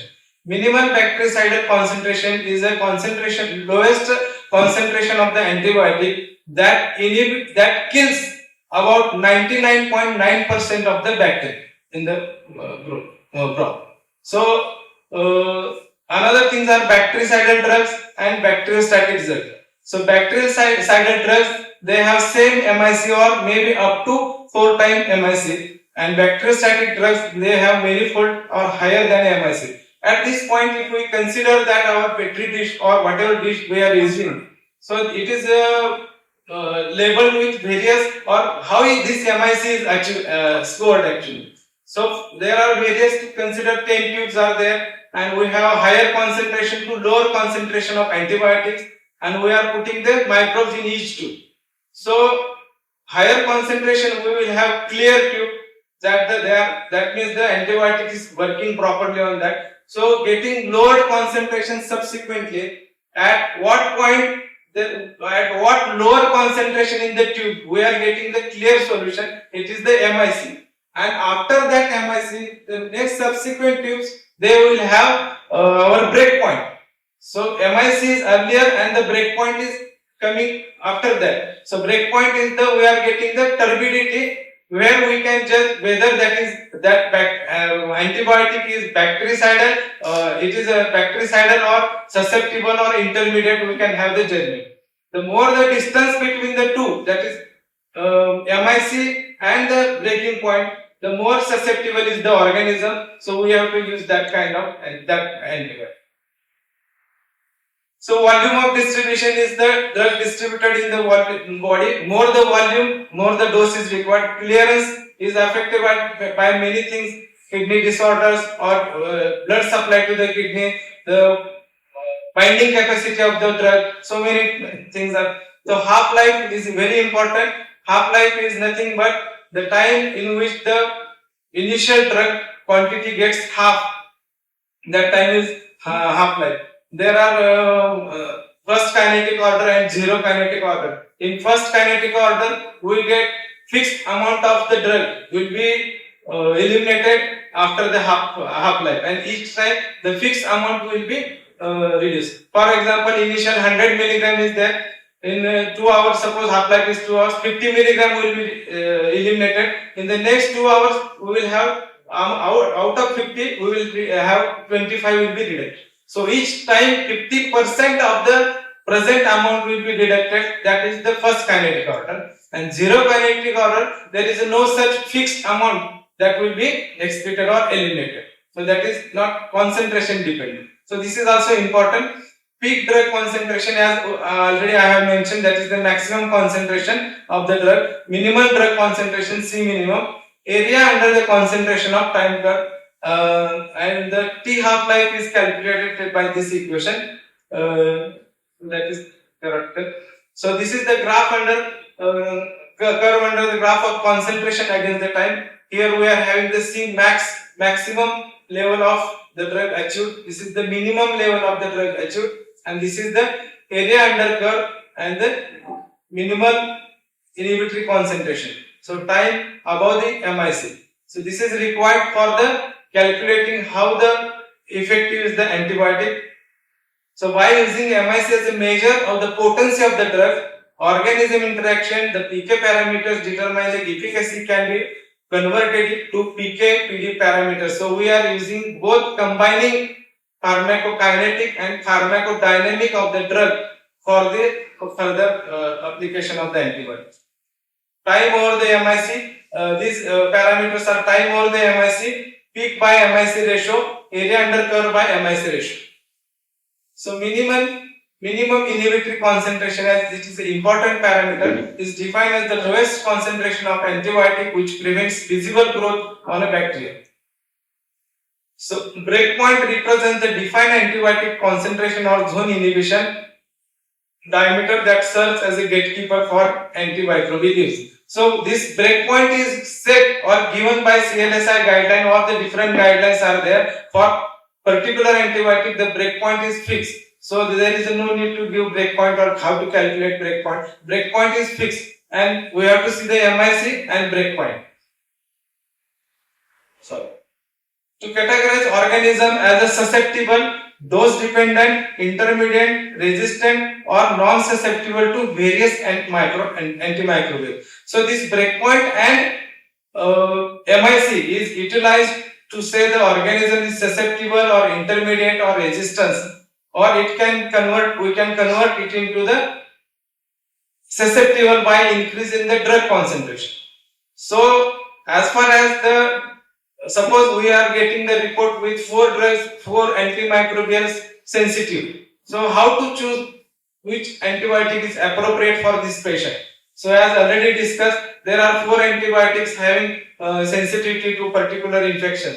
So it is the breakpoint to MIC ratio which gives us idea about what is the perfect antibiotic for this patient. It is the breakpoint divided by MIC, which the ratio is higher, the chances of getting cure or getting right hit on the antibiotic is more. So that ratio is important as far as the choosing antibiotic on our antibiotic susceptibility report. If the 4 comes positive, we have to take the ratio of breakpoint upon the MIC value. The higher the ratio, higher the chances of hitting the right target. So this is the importance of breakpoint and MIC. So again, what is an MIC? MIC inhibitory concentration is the key component of relationship between antimicrobials and microorganisms, which is defined as the lowest antimicrobial concentration that inhibits the growth of bacteria or fungi. Clinically, MIC breakpoint, clinical breakpoint of concentration of an antimicrobial which defines whether the bacterial cells is susceptible or resistant to the particular antimicrobials. So uses of MIC, it is used to measure the susceptibility of the pathogen to antimicrobial in vitro. Low MIC indicates higher susceptibility to the antimicrobial. High MIC indicates lower susceptibility and potential resistance to the antimicrobial. So MIC is very important as far as our choice of antibiotic is concerned. So time versus concentration dependent killing and post antibiotic effect. So these are the 2 concepts. Concentration dependent, where we are using these parameters Cmax and MIC ratio and area under curve and MIC ratio. These are the defined parameters which are used for this concentration dependent antibiotics. There are few concentration dependent antibiotics, that means concentration of these antibiotics is very important as far as killing of the bacteria is concerned. And another is time dependent killing, that is time above the MIC is very important. How long this is achieved, that is very important for this kind of antibiotics to achieve the desired or appropriate effect for the killing of the antibiotic. So what are the differences in the concentration dependent? Higher concentration, greater killing is achieved. Examples are aminoglycosides, fluoroquinolones, metronidazole, amphotericin B, etc. In time dependent killing, minimal concentration dependent killing is 4 times of MIC. More exposure, more killing. Examples are beta-lactamase, glycopeptides, clindamycin, macrolides, tetracyclines and 4-trimazine. Here we are having the chart of bactericidal pattern, antibiotics, therapeutic goal and PKPD indices, which are used for creating or choosing the appropriate antibiotic. So in bactericidal pattern, we have 3 types: concentration dependent and persistent, minimum persistent effect. The antibiotics are aminoglycoside, fluoroquinolones. Therapeutic goal is to optimize the plasma concentration, and the indices used are Cmax divided by MIC and 24-hour area under curve by MIC ratio. So type 2 is time dependent and no persistent effect. So penicillin, cephalosporin, to optimize the duration of the exposure, where the time is more than MIC. Here we can see there is a post antibiotic effect, which is very important in a case of concentration dependent antibiotic, where what is post antibiotic effect? It is the concentration of the drug which is remained after giving the brief antibiotic course, which is required to kill the bacteria or to stop the further growth of the bacteria. That is post antibiotic effect. So type 2 time dependent antibiotic and no persistent effect. Penicillin, cephalosporins are the drugs in this group to optimize the duration of exposure, and the PKPD indices used is time above the MIC. Now the third bactericidal pattern is time dependent and dose dependent persistent effect, that is macrolides and tetracycline. It is used to optimize the doses. The 24 antibiotic under curve upon MIC ratio is important in this pattern. So how is the susceptibility to antimicrobials is assessed? So after getting the vitro susceptibility, how in the patient we have to assess the antimicrobials potency and efficacy. Bacterial isolate taken from the patient and culture grown in vitro, antimicrobial applied at increasing concentration to separate culture degree of microbial growth assessed, and then percentage of isolate susceptible at a below breakpoint is reported. So this is the process by which we have to report the MICs, and then we have to use MIC, that is lowest concentration of the drug required to stop the bacterial growth. Clinical breakpoint for an isolate. The concentration threshold used to assess the likelihood of the treatment succeeding or failing. That means we have to see the clinical application of that particular drugs given on the basis of MIC. Then we can see that there is a clinical breakpoint.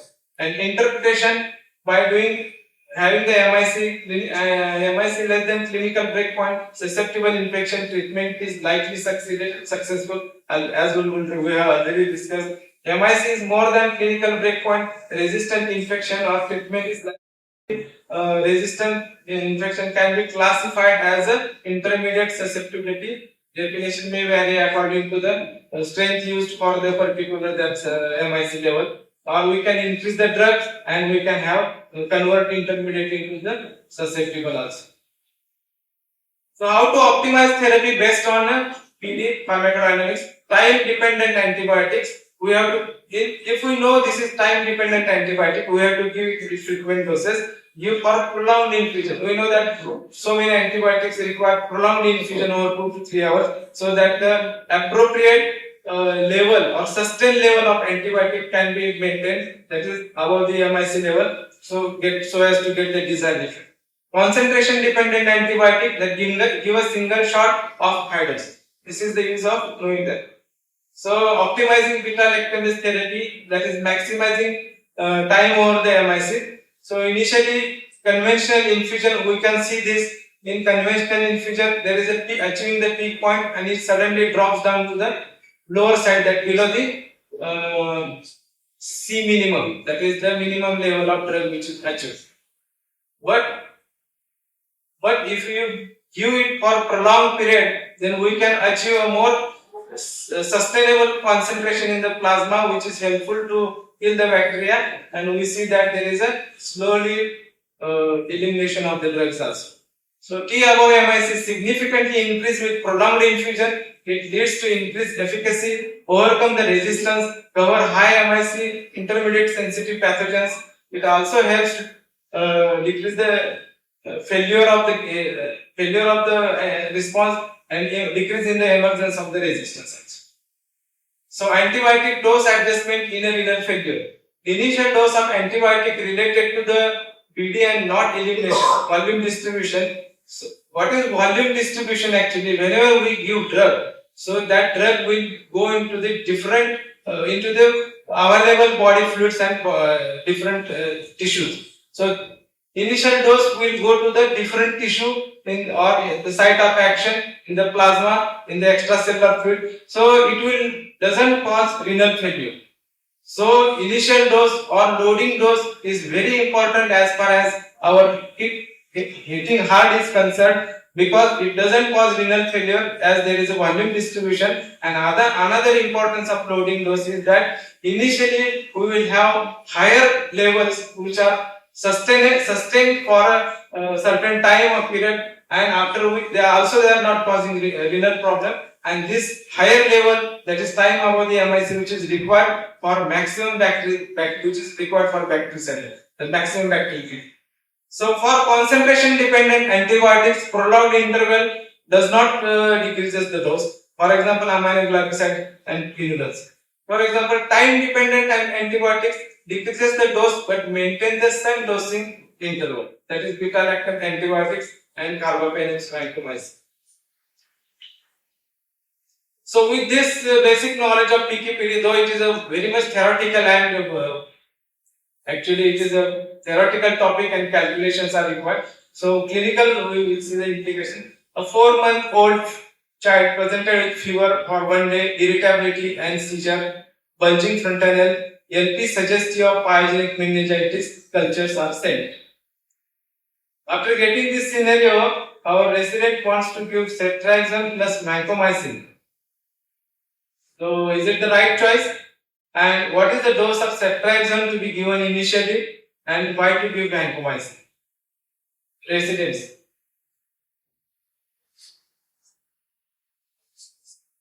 Loudly. What can be the dose of ceftriaxone? What we give usually? Maximum dose 100 mg per kg. And why vancomycin is needed? Till the culture reports comes, we don't know whether we are dealing with the resistant streptococcal infection, right?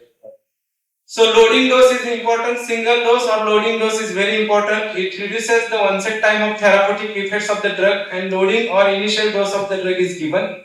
The main objective of the loading dose is to achieve the desired plasma concentration C maximum as quickly as possible. As we have already discussed that C max is very important, and if the level is sustained after giving the loading dose, as well as the distribution of the drug is there, so it will not cause the renal damage. A maintenance dose is given to the maintain CAY and steady state so that the therapeutic effect is achieved. So after giving the loading dose, we have to give maintenance dose so as the therapeutic concentration of the serum will be maintained. So this is the loading dose, the effect of loading dose, and then the effective concentration is achieved, that is Cmax. The time needed to reach the 90% of the CAV is approximately 3.3 half-lives, and the time required to reach the CAV is the equal to approximately 6.6 half-lives, which is shown here. The loading dose is not affected by renal function because of distribution of the drug. So definition of vitro-susceptibility and non-susceptibility of non-meningeal and meningeal pneumococcal isolate. In this chart, we can see the different drugs which are susceptible in vitro for different organism or different pathogens and different etiologies. So penicillin, their susceptibility is shown drugs given by oral. So the susceptibility is microgram per ml is for intermediate and resistance. If this is given by if the route is changed, penicillin intravenous, for non-meningeal infection, the susceptibility is this much, and for meningeal, it is less than 0.06. So by learning this PKPD and MIC levels and susceptibility levels, what we have learned, the different routes have different susceptibility for the same organism. Also, the same infection by other particularly that in causing infection, that is non-meningococcal meningitis. So non-meningeal infection, other drugs like ceftriaxone, they have different kind of susceptibility, intermediate and resistant pattern, which are shown on this. Aim of susceptibility testing and MIC measurement is to predict the likely treatment success or failure of the chosen therapy. As Nilesh sir has pointed out, we are afraid of doing the cultures and cost, but after getting the reports and appropriately doing the culture and taking all the precautions for it, we can definitely reduce the cost by hitting hard the bug. That's the aim of learning this PKPD. Another case scenario, a sincere 1-year resident on rounds, his questions to us is why only topical antibiotics alone for the most children with impetigo, which can be even MRSA induced, and why 6-hourly fluoxetine IV for MSSA endocarditis. Now the scenario is where one is the milder infection, we are giving the topical application, and one is that is the question by resident, asked by the very sincere resident. So what can be our answer? The concept of target attainment. So here we can see the target cure rate, which is we have given by the research, and the clinical condition. If we use the local application for this impetigo, that is non-life-threatening infection, the target cure rate is 70 to 80%. So that means that if the minimal or no life-threatening infection, we can use the lower doses, or we can use the topical applications also. End organ damage, pyelonephritis, there is a target cure organ, so 80 to 90%. And in life-threatening infections, meningitis, septicemia, we have to use antibiotics 6 hourly or intravenously. Aggressively, we have to hit the target. The target cure rate is 100%. So the answer to this question is according to the severity of the disease, though the organism is little same or different, we have to act immediately and hardly. That is the important lesson from this slide. So clinical course for from PKPD. Pharmacodynamics is studying the action of the drug on the organism. Pharmacokinetic is studying the effect of organism has on the drug. Based on the PKPD, three groups of antibiotics we have learned: concentration dependent and mild or persistent effect, time dependent and persistent effect, and concentration dependent, persistent effect, time dependent, no persistent effects, time dependent and persistent effect. So these three types we have learned and various examples we have seen. Loading dose is required in severe infection in emergency situation, though no renal affection is there because of that distribution. I repeat, be aware of target attainment of concept of decisions on antibiotic health. Imperative to know the PKPD of new molecule before prescribing particular drug. So knowing the PKPD is very important because it will help in hitting hard so as to achieve the desirable effect. With this, I conclude my talk. I thank to the organizers, basically from the CIP, for giving me opportunity, and our course coordinator, Pramod Kulkarni sir, Sridhar sir, Atul sir. I thank you very much.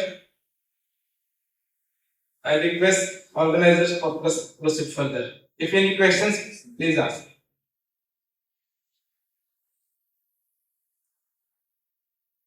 If no questions, we'll proceed further. So what is the bacterial lag phase? And sometimes if we hit the antibiotics, the bacterial lag phase is not effective. But how we should clinically conclude on the patient? So there is a microbiologist here. So I just thought that was Paul, a very difficult topic, and thank you, Anna. You took that topic the last minute when I said I would like to do something else. I just wanted the audience to know one thing. MIC is done in vitro. It's outside the body. It's not inside the body. It's just a marker for you to help. And what you stressed upon is there is a breakpoint. Breakpoint is a gate. Anything on that side of the gate, it's not going to work.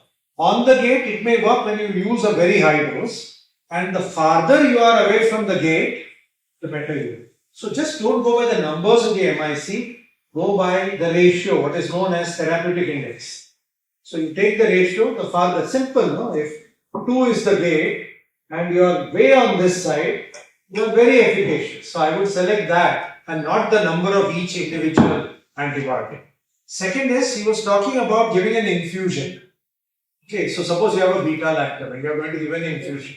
You should know stability of your product.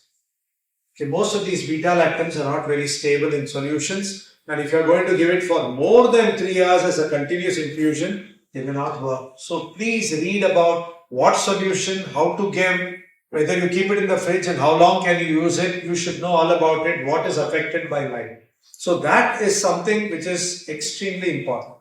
Then always remember, he was talking about metabolism. So today, what we have missed out in our module, Pramod, is drug interactions.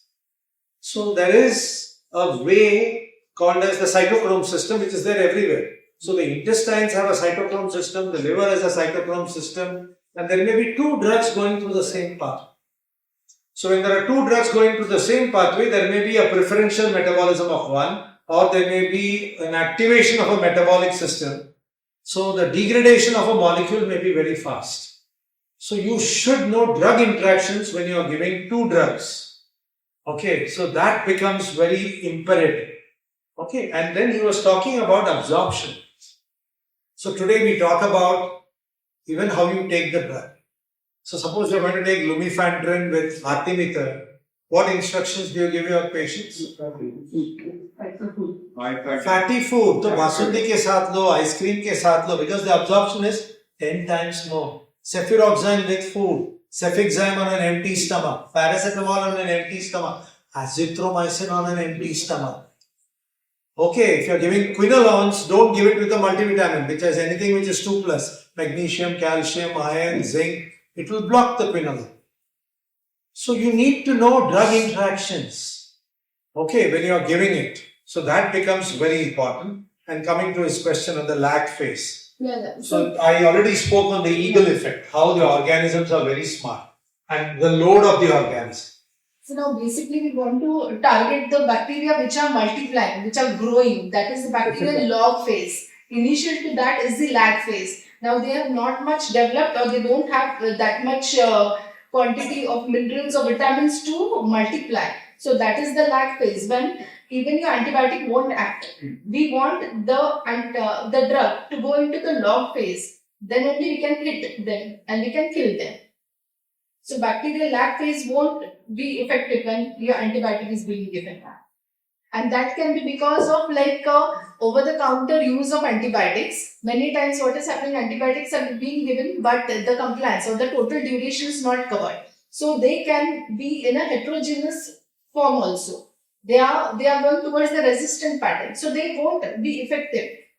So that is one of the reason also why they are not acting in the lag phase also. Initially, how we should pick up in the patients the bacteria is in lag phase. That is my question. Clinically, the patient Is not possible. presentation only, clinical presentation of the patient will Maybe generally, maybe sometimes we So used to The only clinical scenario where you can think of lag phase is the biofilm formation, where most of the bacteria are in dormant or in lag phase, where your antibiotics are not likely to work, and the duration as well as the concentration as well as the antibiotic has to be different for that. That is the only clinical relevance of lag phase I can think of. But it's very difficult to clinically predict which bacteria or which infection we have lag phase. So it's more of a theoretical concern.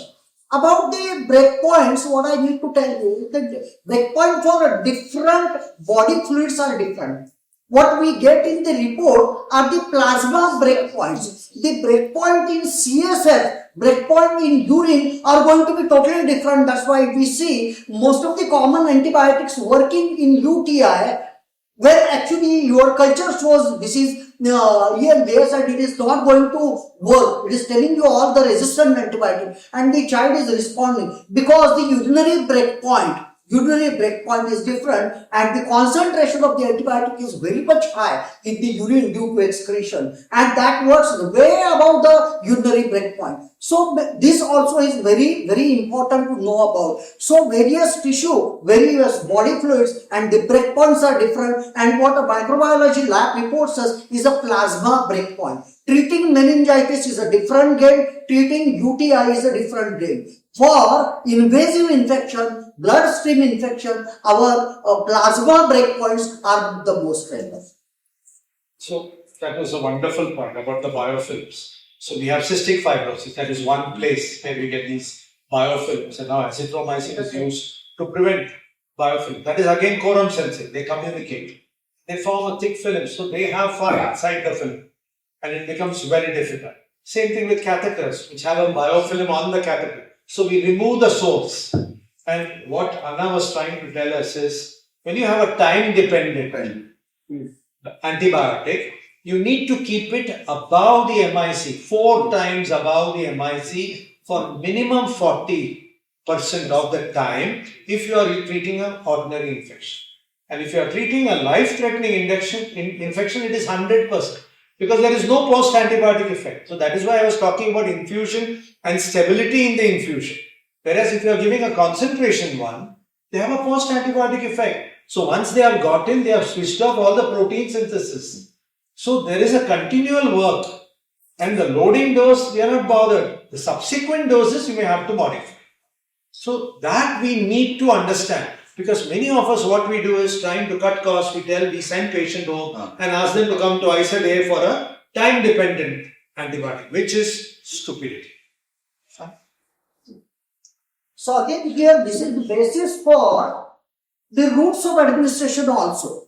Previously and nowadays also we think of cutting down the IV antibiotics to IM. Okay, that is switching. Rather than de-escalating, we'll call it route of administration being dropped. So cefotaxime has to be given IV, cannot be given IM, because the time above, the concentration above the MIC is going to be lower with intramuscular. So the IV antibiotic frequency is very crucial. Cefotaxime cannot be given BD dosage. Ceftriaxone can be given, but cefotaxime, though the doses are same, though the spectrum is the same, it cannot be given OD or BD. You have to give it 6 hourly essential. Whenever you, and it has to be given IV, no IM. Ceftriaxone on the contrary can be given at more specific as well as intramuscular, because the concentration reach is higher and stays there for longer time with intramuscular. So for critical infection, it is always IV and always frequent. If suggested, cefotaxime has been recommended to be given every 4 hourly also in serious infection, not 6 hourly, every 4 hourly. So BD taxime is the worst trend. One should never give. Iron taxime, one should never give. One should never. So even that switch therapy, we all know, tend to do switch therapy. Especially it started off with typhoid. You replace ceftriaxone sodium with cefixime. They both are different molecules. Totally different molecules. And what are you doing? You forget you're creating antimicrobial resistance in your gut. Whereas parenteral doesn't cost so much, even though ceftriaxone gets into the gut in a significant amount. Ceftriaxone is highly protein bound. That is why once a day dosing is great. Ceftriaxone, you can't do that. So are you understanding? Even though we think for our patients, we do switch therapy. Switch is amoxiclav to amoxiclav. Good bioavailability. Metrogel to metrogel. Great bioavailability. Linezolid to oral linezolid. Very good bioavailability. So where the bioavailability is almost equal, you can do switch. Otherwise, the other switches are your convenience, thinking of patient's convenience, which is actually not the right thing to do. So like what Nilesh was saying right in the beginning, if you are treating somebody, what is most important, like my teacher says, is you spend more time in counseling rather than treating. So it is education before medication. Educate the patient and then you start medicating, because today we are all dealing with medical legal cases. So you have a room for counseling, you have everything recorded, and you have told them what are the possibilities, what has to be done, and you counsel them properly. It's great. So tomorrow, even if you get an HLH and it continues, you have already counseled them all the possibilities. It's not scaring them. It is telling them possibilities, because we are in a different era. It is not like how when we started practice, where we were considered as GOD, now no longer. We are a purchasable commodity. So and most of the mischief is done by our friendly neighbors. So you have to be careful. Counseling is a must. मला actually खूप छोटीशी गोष्ट सांगायची आहे. आता whatever Anna has discussed regarding pharmacokinetics, pharmacodynamics, the simple thing which I did and I found it very useful. आपल्या प्रत्येक इंजेक्शनच्या याच्यामध्ये एक छोटीशी इन्फॉर्मेशन बुकलेट येते, that what we call it as a drug insert. Try to read that drug insert, because it mentions not only the bacteria covered or whatever organisms covered, it talks about pharmacokinetics also, pharmacodynamics also, and most importantly drug interaction. Sir was saying about bliss means prolonged infusion. If you know the stability, how it has to be stored, how it is to be given, in what dilution, every minor detail is there in that insert. So keep this practice of reading these inserts when we are starting some new antibiotic, or even to revisit the inserts, you will find lot of information, because you are starting something to a patient, you are monitoring that child in PICU, and in between if you read it, it gives you the lifetime memory. So just try it and you will find it very useful. Thank you.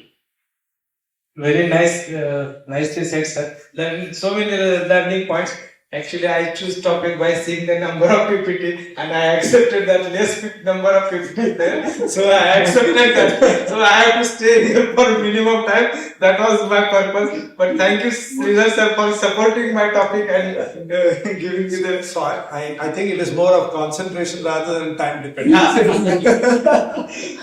Moving further, I would like to have inauguration time. So I request speakers and Dr. Atul sir, National Vice President, to come forward and have an inauguration.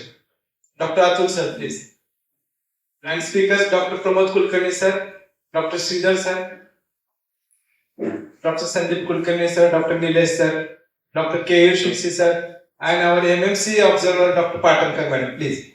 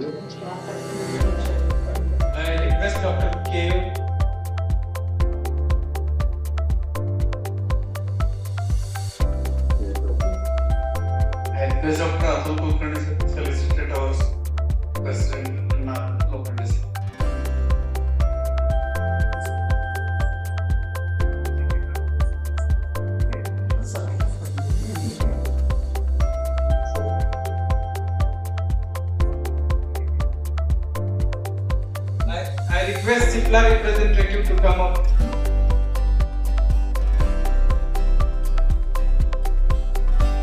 CIPLA representative come up.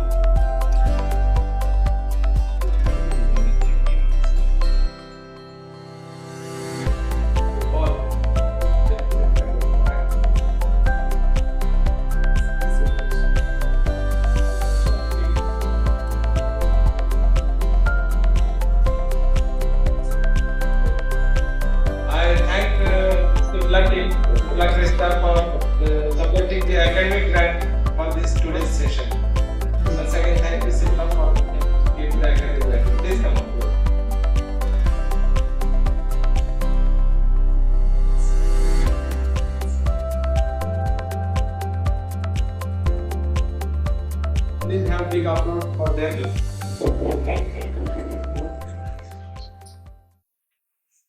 We have message from our national president, Dr. G.V. Basavaraja sir. Meanwhile, we will make ready for tea. For 45,000 members, let me congratulate our highly Kolhapur team led by Anna Sahib Lokande. Namaskar. Greetings from Indian Academy of Pediatrics. On behalf of 45,000 members, let me congratulate our highly Kolhapur team led by Dr. Anna Sahib Lokande, Dynamic Secretary Madhusudan Gaikwad, Sandeep Prabhakar Kade, Treasurer, for organizing these ABCs of antibiotics. ABCs of antibiotic module, which has been prepared by none other than IT stalwarts like Dr. S. Balasubramaniam, Dr. Jagdish Chinnappa, Dr. G. Sarvoni, and many of the stalwarts who have been involved in preparation of this module and making it the more practical and more utility in the day-to-day clinical practice. This module brought to the Solapur team from branch by with the great support from none other than our most active, vibrant Vice President of Trade Zone, Dr. Abdul Kulkarni, with the National Executive Board member, Dr. Vinayak Bhatti, Dr. Amul Pawar, Renu Borakar, Sanju Joshi, Dr. Jitendra Tawane, Dr. Vera Varmaji, who has been coordinated with the other joint national coordinator from the office, joint secretary, Dr. Parmanand Anand. And our action plan team, which is led by none other than Dr. Nanamurthy, two youngsters who have been really doing a great job at the national level. One is Dr. Amul Pawar, our joint action plan coordinator, Dr. Nandish Lee, who has been guided by our West Zone Vice President, Dr. Atul Kulkarni. So rolling out all the modules across the Maharashtra with the help of the Maharashtra President, Dr. Ramgopal Chetraji, and Dynamic Secretary, Dr. Amul Pawar, they are coordinating to take out this module. And of course, our office support is very, very important with the national treasurer, first national treasurer, Dr. Atanu Bandra, and the Dynamic Secretary, Professor Yogesh Wali, along with Dr. Abdul Kulkarni, they are coordinating and making the modules to happen at the Solapur. Best wishes for this program. Once again, I thank all the faculty, delegates for taking their time to attend this module, and I am sure that today's deliberation and interaction will change your clinical practice and more rational use of an antibiotic in a coming days. Thank you very much. Jai Hind. Thank you, Basavaraja sir. Now I request our National Vice President, Dr. Atul sir, to give the message.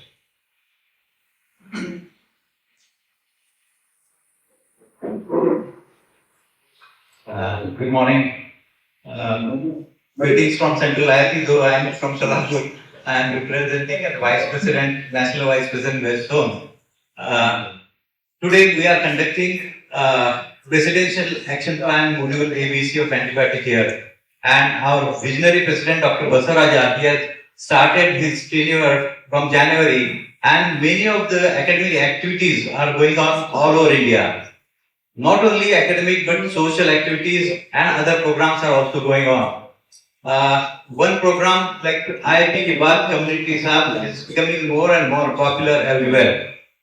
So I personally congratulate our President Dr. Basavaraja for having this wonderful program for all the IITians and spreading the knowledge, because this I feel this ABC of antibiotic is one of the best programs. One module of 12 modules he has released this year. This module has been prepared by Diane of Pediatric Infectious Disease, Dr. S. Balasubramaniam, along with there are many contributors like Jagdish Chinnappa sir, Dr. Sridhar, Dr. Pramod Kulkarni, and so many they have contributed in this.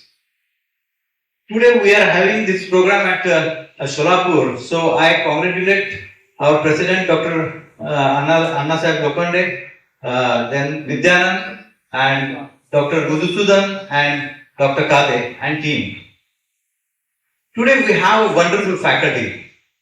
The most important, Dr. Sridhar. I love his style of speaking, explaining, and he is a very knowledgeable person. Not only in this field, He knows everything. If you ask anything, he will tell you. And this is about antibiotic.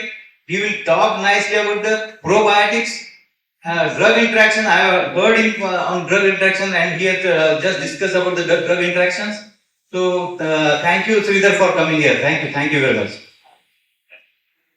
We had another great faculty, that is Dr. Pramod Kulkarni, who is a alumni from VM Medical College, Solapur, and he's also he's been the EB for 3 years, and he's in the infectious disease on the top.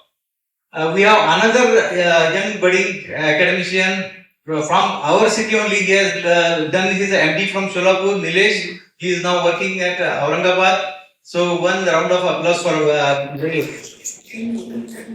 And today we have our own 3 faculties. Our president, Dr. Anna Sahib, then Dr. Sandeep Kulkarni and Dr. Kevu. They are also the faculty for today's program. So once again, one applause for our own pediatricians. And that is a good thing that the local pediatricians are, and that is our motto also. We are involving local people along with some faculty. Core members are also coming, some other faculty from the other city and local faculty. This is the motto of this conducting the workshop modules. So I wish all the best for this program. Thank you very much. Thank you, sir. Now we will have message from Dr. Amol Pawar.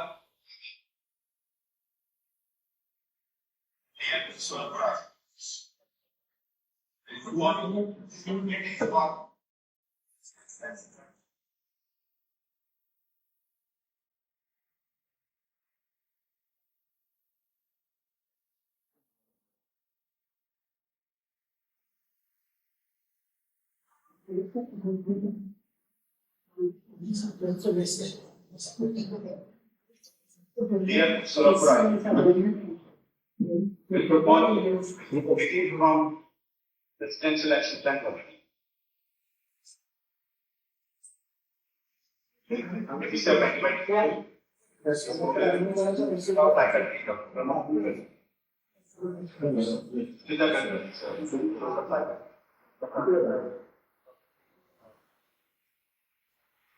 Module will help us well design like All hours were.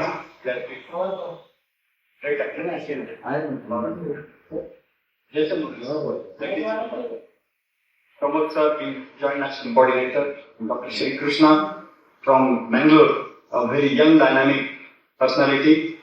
He is the National Coordinator of this module. And Dr. Kirit Susadia from Gujarat, Vadodara, he is the Western Coordinator. Solapur IIP is this year working wonderfully in various academic programs, and also in the program our IIP Path Community Sub program, which is the dream project of Dr. G. Vaswaraja sir and Dr. Prasanna Karekar sir. Dr. Anna Sahib Lokhande President, Dr. Deepa ma'am, Dr. Vidyanand, Dr. Madhusudan, secretaries, and Dr. Sandeep Kade sir as a treasurer. They are working very wonderfully in this year, and I know they will be fetching many first awards at national and state level also. So wish you all the delegates a happy learning, and thank you for listening. Thank you. Thank you, Amol sir, for Dear Solapur IP. for nice message, and also having expectation from us. Definitely Solapur IIP will fulfill your expectation. Now I request all the delegates to have tea break. After 10 minutes we will gather again and we will proceed further. Because tea can't be served in this hall actually, otherwise we would have continued with the lectures. We will have 5 to 10 minutes break. We will continue in 5 to 10 minutes. Sir is senior pediatrician, Solapur practicing since 25 years at Solapur and director at Span Hospital, Solapur, and is doing his practice in critical care. Over to you, sir. Hello, good afternoon. Up till now, we have seen, first of all, thanks Anna and team and Central IIP to give me this opportunity to speak in front of you and speak about some part of this module.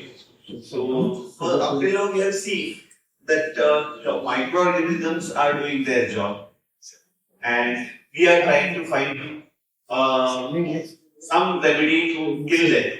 But as we have seen, when the baby comes with any infection to our hospital or our clinic, definitely there is a war going on inside.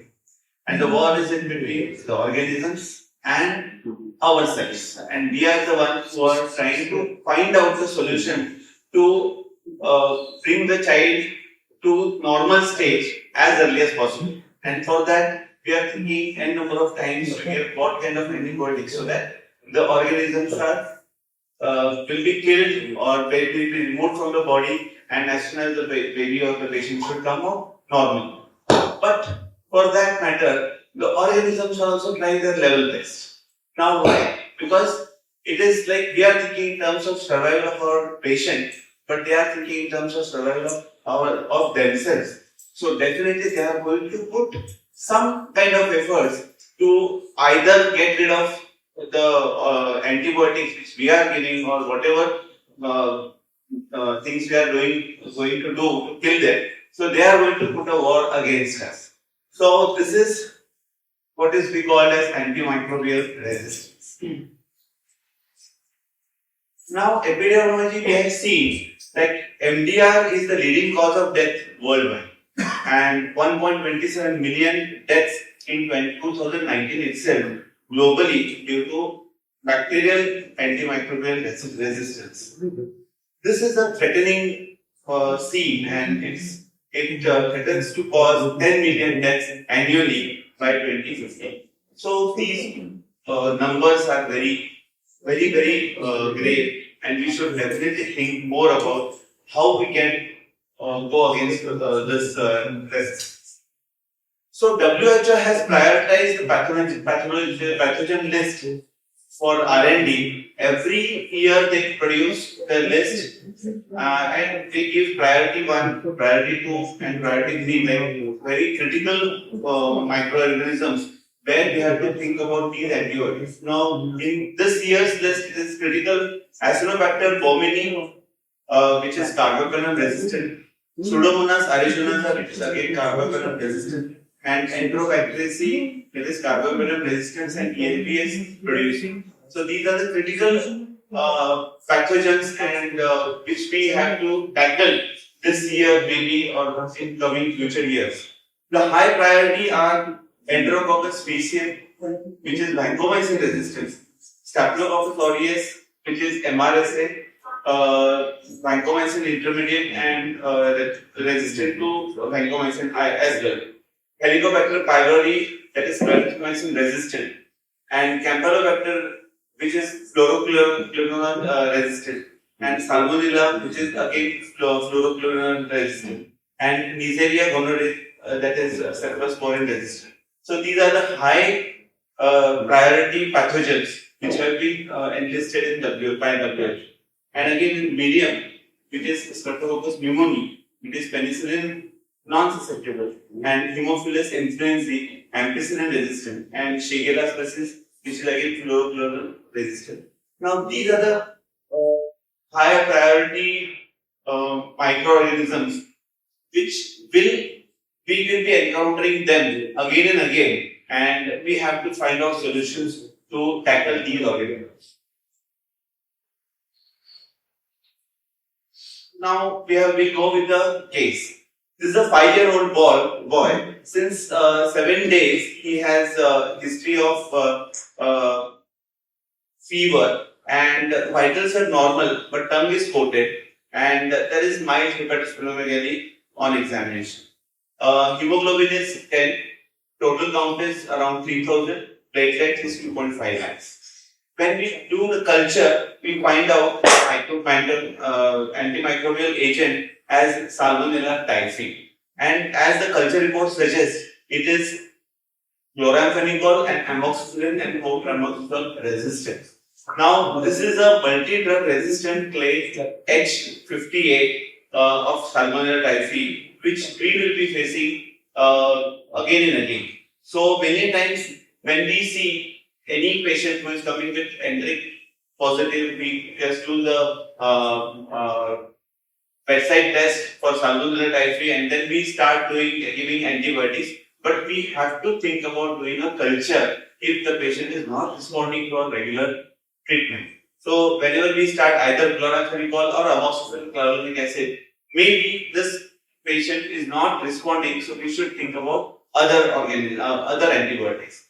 So resistance imparting genes are integrated in these chromosomes of this H58 clade, and we have to think about other ways to tackle this. Now we just go back in the time zone and see that how these antibiotics were discovered or invented. Like last since 1930, we know that there is a continuous R&D going on to find out a new molecule to tackle with the organisms which whenever they came out and whenever they created some havoc in the history.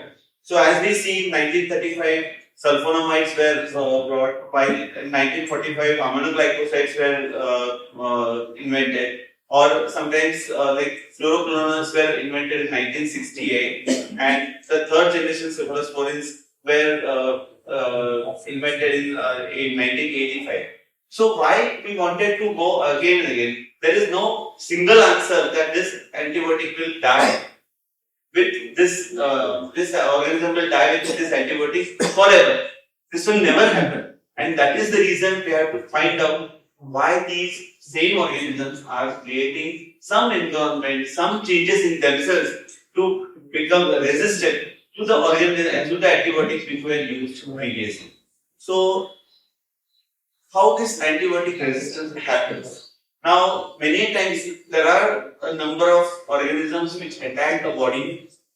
Lot of germs are there, but along with that, we also have some germs which, as a microbiota, we already carry them. These are the good germs. But when we introduce any drug to kill the harmful organisms, there are a few which escape this antibiotic, and later on they become more and more resistant to the same antibiotic. So they can produce some kind of genetic effects in themselves so that they become resistant. Now, why this happens? Many times we get patients they come from periphery or any other clinic, and they have been prescribed certain antibiotics for certain days. Maybe the dose is not correct. Maybe the days of the antibiotic therapy is not given proper, or sometimes the antibiotic itself is given wrong. So these organisms definitely are in the environment of that antibiotic for either less days or less concentration, or they are totally in a different environment where they can live and they can propagate. So these organisms become more resistant to similar antibiotics later on. Now the drug-resistant bacteria are now allowed to grow and take over. So they will also kill the antibiotic bacteria which are there in our gut, and then they propel more. And some bacteria give their drug resistance to other bacteria, causing more. So this is the basic thing which we face during the antibacterial resistance. Now, how this happens in life? Like when a person is being given some drug, some antibiotics, and he develops a resistance to that antibiotics, either he is in the home or is in the hospital. He may stay at home, and generally in general community, he may spread bacteria which are resistant in his family or in his environment. Or if he is in hospital, he may again spread the similar organisms which are resistant to bacteria through contact to other hospital inmates. So with this, the resistance grows, and the bacteria which are resistant to antibiotics, they will propel in other patients or other human beings. Also, the antibodies may be given to the animals. Again, either in the same similar less dose or ineffective way, and the organism grows in the animals. Either these animals are either cooked, the meat is eaten by human beings, or they may spread through the farms, like the fertilizers or water containing animal feces and drug resistant bacteria can grow through the our seeds, and then they can grow into the drug resistant bacteria in the animal feces can remain on the crop and be eaten by ourselves. So with this also the propagation of resistant bacteria can occur. Now there are two types of antimicrobial resistance. One is intrinsic resistance and one is acquired. What is intrinsic resistance? These are the examples of bacteria which have intrinsic resistance. So we know with all the R&D and studies that certain bacteria they are susceptible to certain antibiotics, and certain bacteria they whatever you do the antibiotics, these antibiotics will not be useful. So like bacteroids, they have intrinsic resistance to aminoglycosides and mainly beta-lactam and phenols. Well, all gram-positives, they are having intrinsic resistance as we know. Enterococci to aminoglycosides and cephalosporins and lymphosomides. Listeria to cephalosporins. And all gram-negative bacteria to glycopeptide and lipopeptides. E. coli for microlides. So we are not going to use these set of antibiotics to certain organisms. Similar list has been given again. These are again the examples of bacteria with intrinsic resistance. So, while choosing antibiotics, we have to think about the organism which is causing the disease. Now, what is the acquired resistance? Now, as we see, the bacteria itself can cause changes in itself to have a resistance to the antibiotics which has been given to them. So there could be a blockage of penetration. So the antibiotics themselves are blocked, as in case of beta-lactamase like tetracyclines and fluoroquinolones. By the target modification, like there may be changes in the RNA or the DNA of the bacteria itself, where fluoroquinolones or rifamycins or vancomycin may be getting resistance through this mechanism. There could be another examples of where inactivation of enzymes happens. So they may produce enzymes which will not they will inactivate the antibiotic itself. So in these cases will be beta-lactamase or aminoglycosides or macrolides. These are the antibiotics which may be cause resistance because of through this mechanism. And there could be an efflux form where the antibiotic itself is thrown out of the cell, the bacterial cell. So like fluoroquinolones or aminoglycosides or tetracyclines. So there are various mechanisms through which the bacteria itself acquires a resistance and tries to prove itself superior to the antibiotic which has been given to the patient. This is another case where it's a 2-year-old female with history of fever for 3 days and crying during maturation for 2 days. The urine culture was showing E. coli in 10⁵ colonies, and the culture report is suggestive of there is resistance to almost many drugs like cefuroxime, oxetil, ceftriaxone, and cefepime, and mainly you can see that this is a gram-negative growth, which is showing resistance to multiple organs. So again, it is a multiple antibiotic-resistant urinary infections. Now, in gram-negative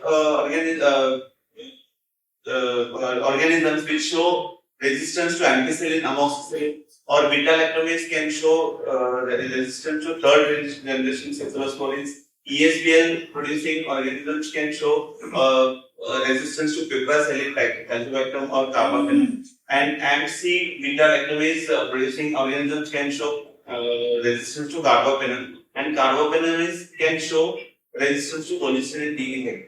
Now you can see how these antibiotics have been designed, but the organisms are smarter enough to try to prevent their death by occurring because of through these antibiotics. So cholesterol resistance has been now reported, and we have to think beyond that. ESBL, that is enzyme based enzyme that will break down antibiotic, that is like penicillin or cephalosporins, render them ineffective, and gene transmitted horizontally via plasmid. So through these genes they propagate and they form newer generations which will be ineffective against the penicillin and carbapenem. Carbapenem resistant infections, that is shows resistance to at least one of the carbapenem.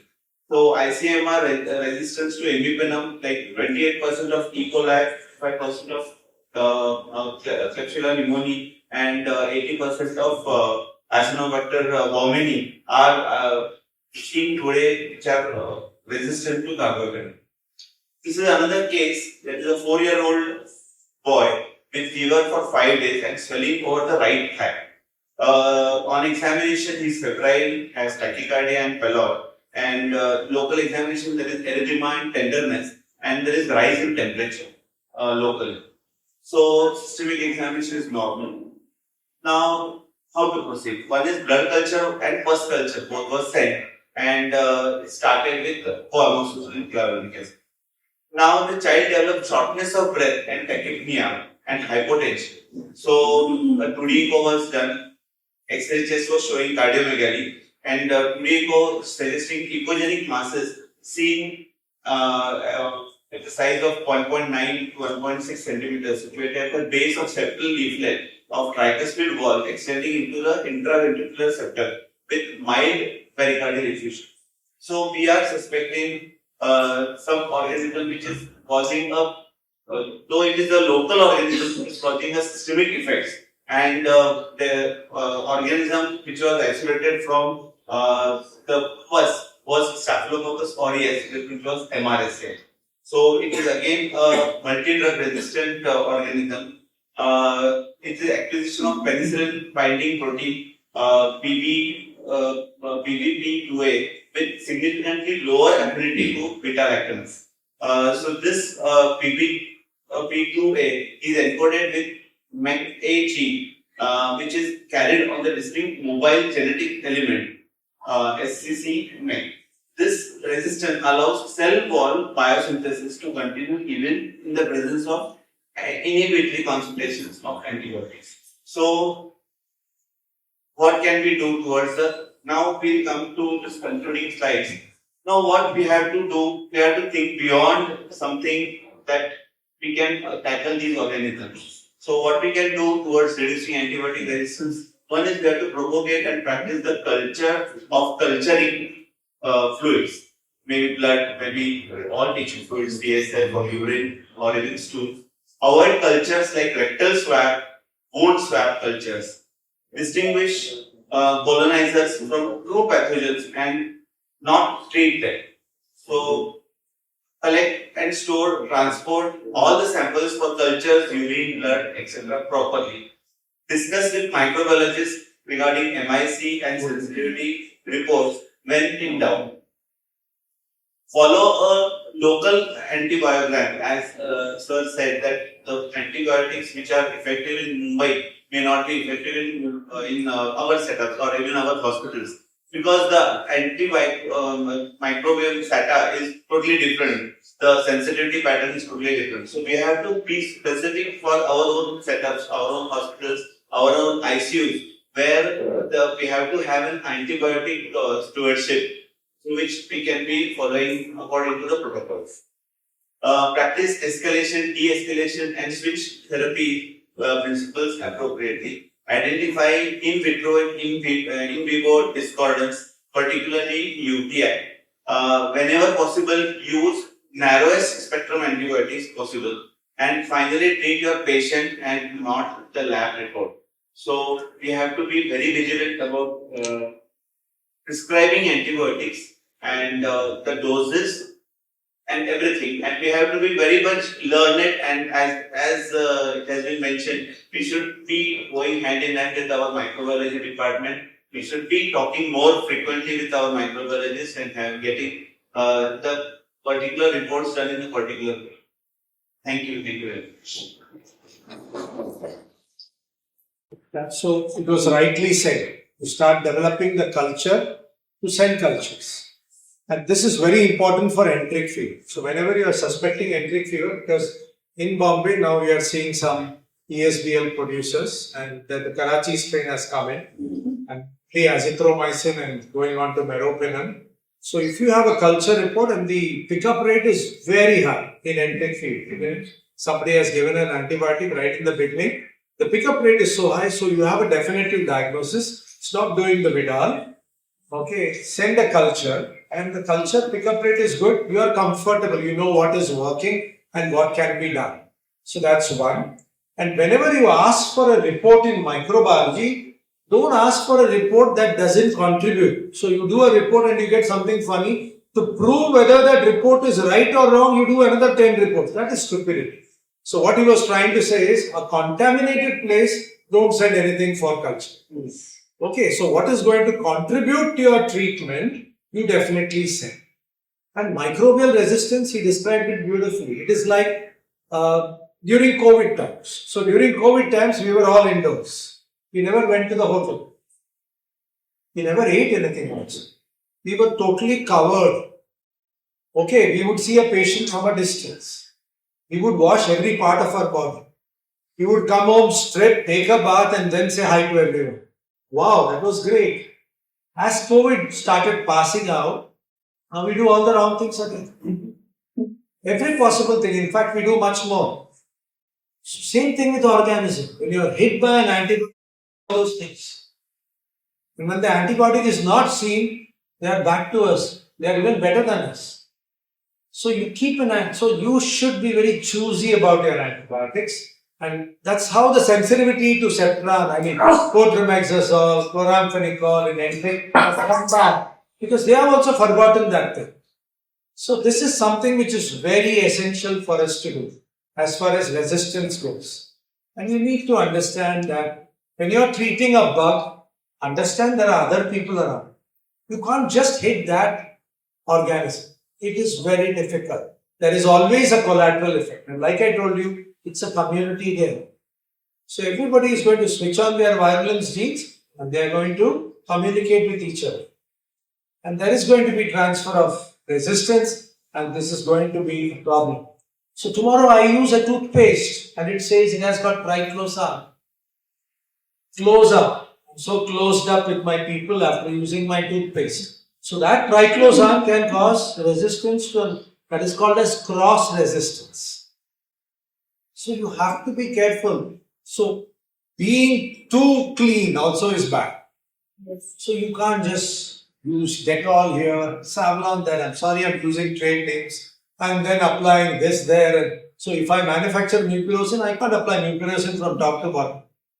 Now you need to understand where to use what. You have to coexist. So today it is all coexistence or co-evolving. If you can't coexist, it's a problem. And the number of pathobionts is only 1%. There's no point in panicking. It's being smart. Fine? The only addition I would like to do, the very point at which you should send culture. Now the things are, we are done with Vidal, no Vidal to be done. Don't do Vidal and do blood culture the moment you feel you will write cefixime for a presumed enteric fever. On very day, the moment you feel you should write cefixime for a possible enteric fever, first send a blood culture. The best yield is in first week, earliest days. So send a blood culture and then start cefixime. That is the time when you should send it and you will get it positive. Don't send it in the second week after getting cefixime, azithromycin. It's the futile work. You are wasting money without any. And having a microbiological diagnosis of typhoid is a must nowadays. As said, the Karachi strain coming to us, Don't give empiric azithromycin unless you have a blood report saying Salmonella typhi, which is resistant to 3GC, which is impossible. Practically impossible. If it surfaces up, your microbiologist is there to help you. So please do blood cultures as soon as possible whenever you think of enteric fever as a clinical person. He also mentioned something previously about the UTI. So you have a report which shows resistant to amoxicillin. And the repeat urine routine is normal. Because amoxicillin is excreted many amount, the amount that is excreted in urine is almost 100 times what is there in the blood. So it is way beyond the break point. So that is why you are getting clinical cure. So you need to understand that also. You want to add anything about your local antibiogram as far as enteric fever is concerned? You must be seeing a lot. Same pictures. Sir. Same picture. Any questions? See, you should ask questions. Just me talking is not, it may not be the truth. You don't get intimidated. If you have something that you feel you want to say, come out with it. It's fine. Yeah, Dinesh. Sir, resistance from our side for sending culture. There are two reasons. We send culture if patient is not responding. As sir said, first you send culture and then start antibiotic. If you already given antibiotic, you are less likely to get the culture report. You are less likely to grow organism. Secondly, the problem is how much amount you are sending. The proper culture technique. See, the broth which we are using for automatic blood culture is 20 ml volume. So ideally that ratio should be 4:1. Suppose the bottle is of 20 ml, we should get 4 ml of blood into it, so that you expect some growth. However, for newborns, it is difficult to get this 4 ml.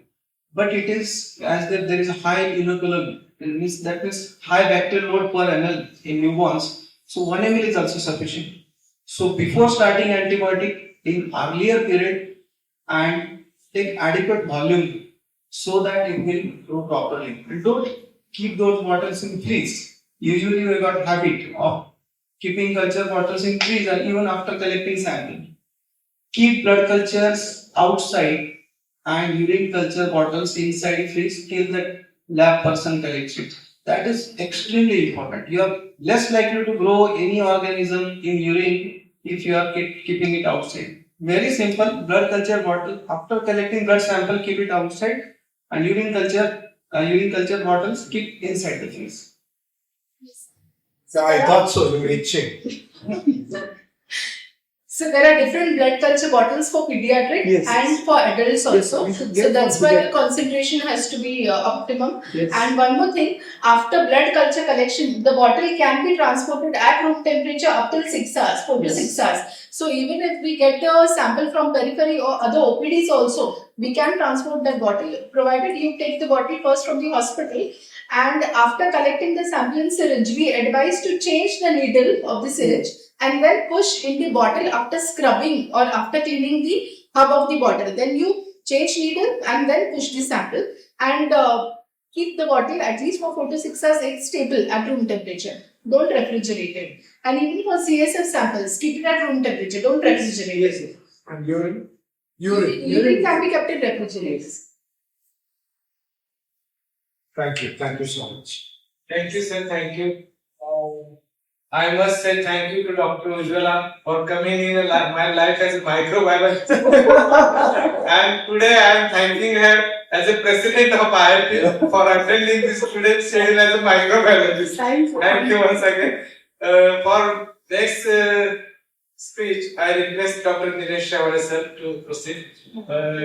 Actually, Nilesh Shavade sir, when I was JR1, JR2, JR3, he was a lecturer of mine. He has completed his MBBS MD from Aurangabad. He has completed his GNB, and he is very much interesting person. As I have seen him, he is very meticulous about the patient.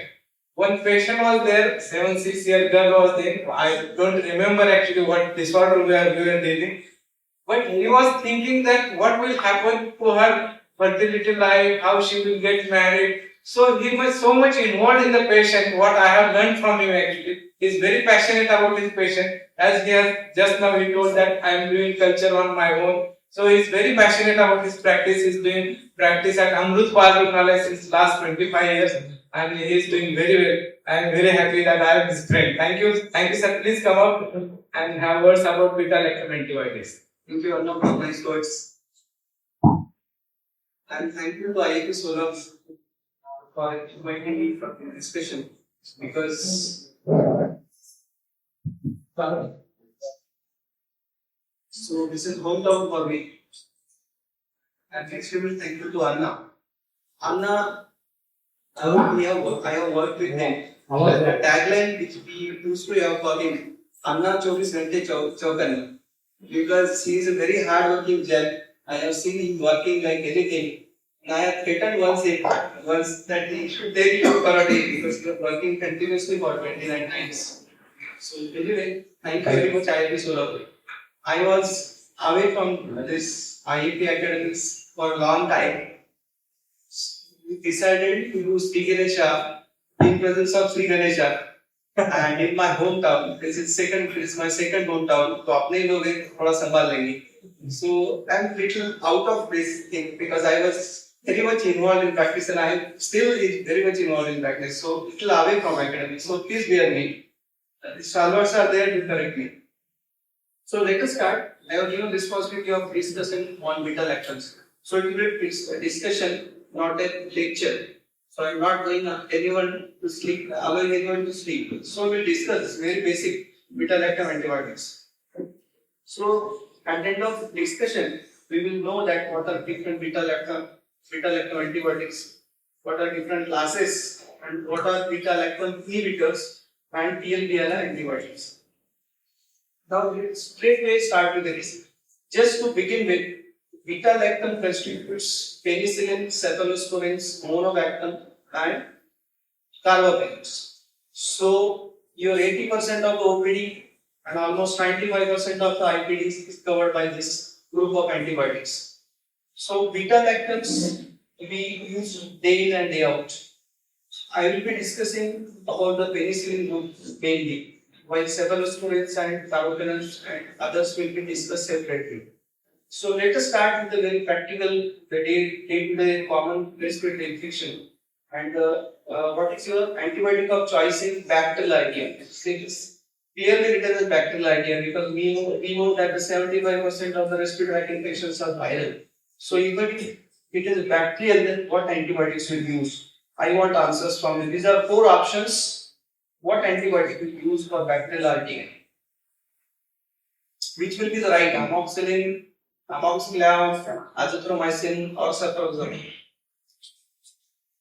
Anyone, please. Amoxiclav, sir. It is Amoxiclav. a narrow and clavulanic acid is important among the amoxiclav. Yes, The development of resistance in the community. yes. So I'd like to prefer the amoxicillin with clavulanic acids. Okay, anyone? Fully agreed, sir, except amoxiclav is a broad spectrum antibiotic. It is not a narrow spectrum. Amoxicillin becomes little narrow spectrum. But as you said, most of the time we are forced to use amoxiclav in preference to the amoxicillin. Anything? Why not azithromycin? Very convenient, OD doses. Why not azithromycin? Why not cephalosporin? Anyone? So majority people will like Azithromycin we can keep reserved for suppose for atypical coverage. excellent, sir. Because that is a watch antibiotic. Just now we have learned in morning. It is a watch antibiotic. You keep it for atypical infections. Don't use as a frontline therapy for any RTA. So it is a watch antibiotic. So we have got 4 options: amoxicillin, amoxiclav, azithromycin, and cephalosporin. So the correct option is amoxicillin and amoxiclav.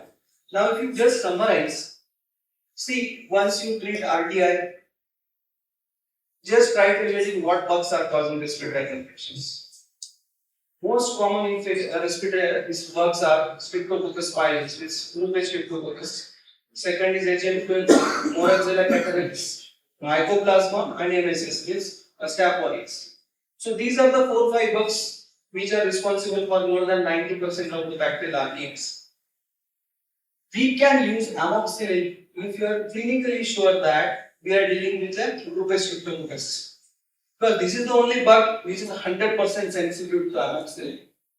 This year I have used plain amoxicillin like anything because as I said in morning that I have seen maximum number of scarlet fever in this year.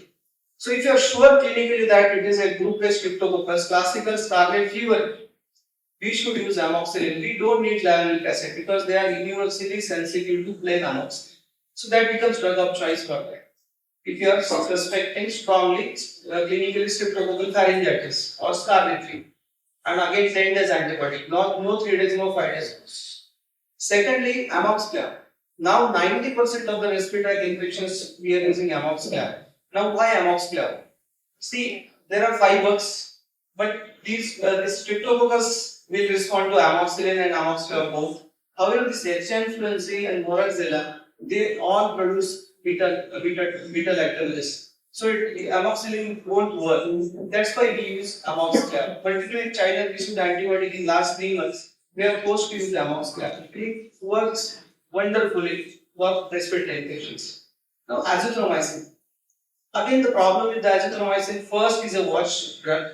Secondly, 40% of the streptococcus pneumoniae and HMFlu, they are resistant to azithromycin. So better to avoid it unless and until you are strongly suspecting mycoplasma, child more than 5 years age, walking pneumonia, and your amoxicillin not working. In that case, you can think of giving azithromycin. Then, fourth option was cefuroxime.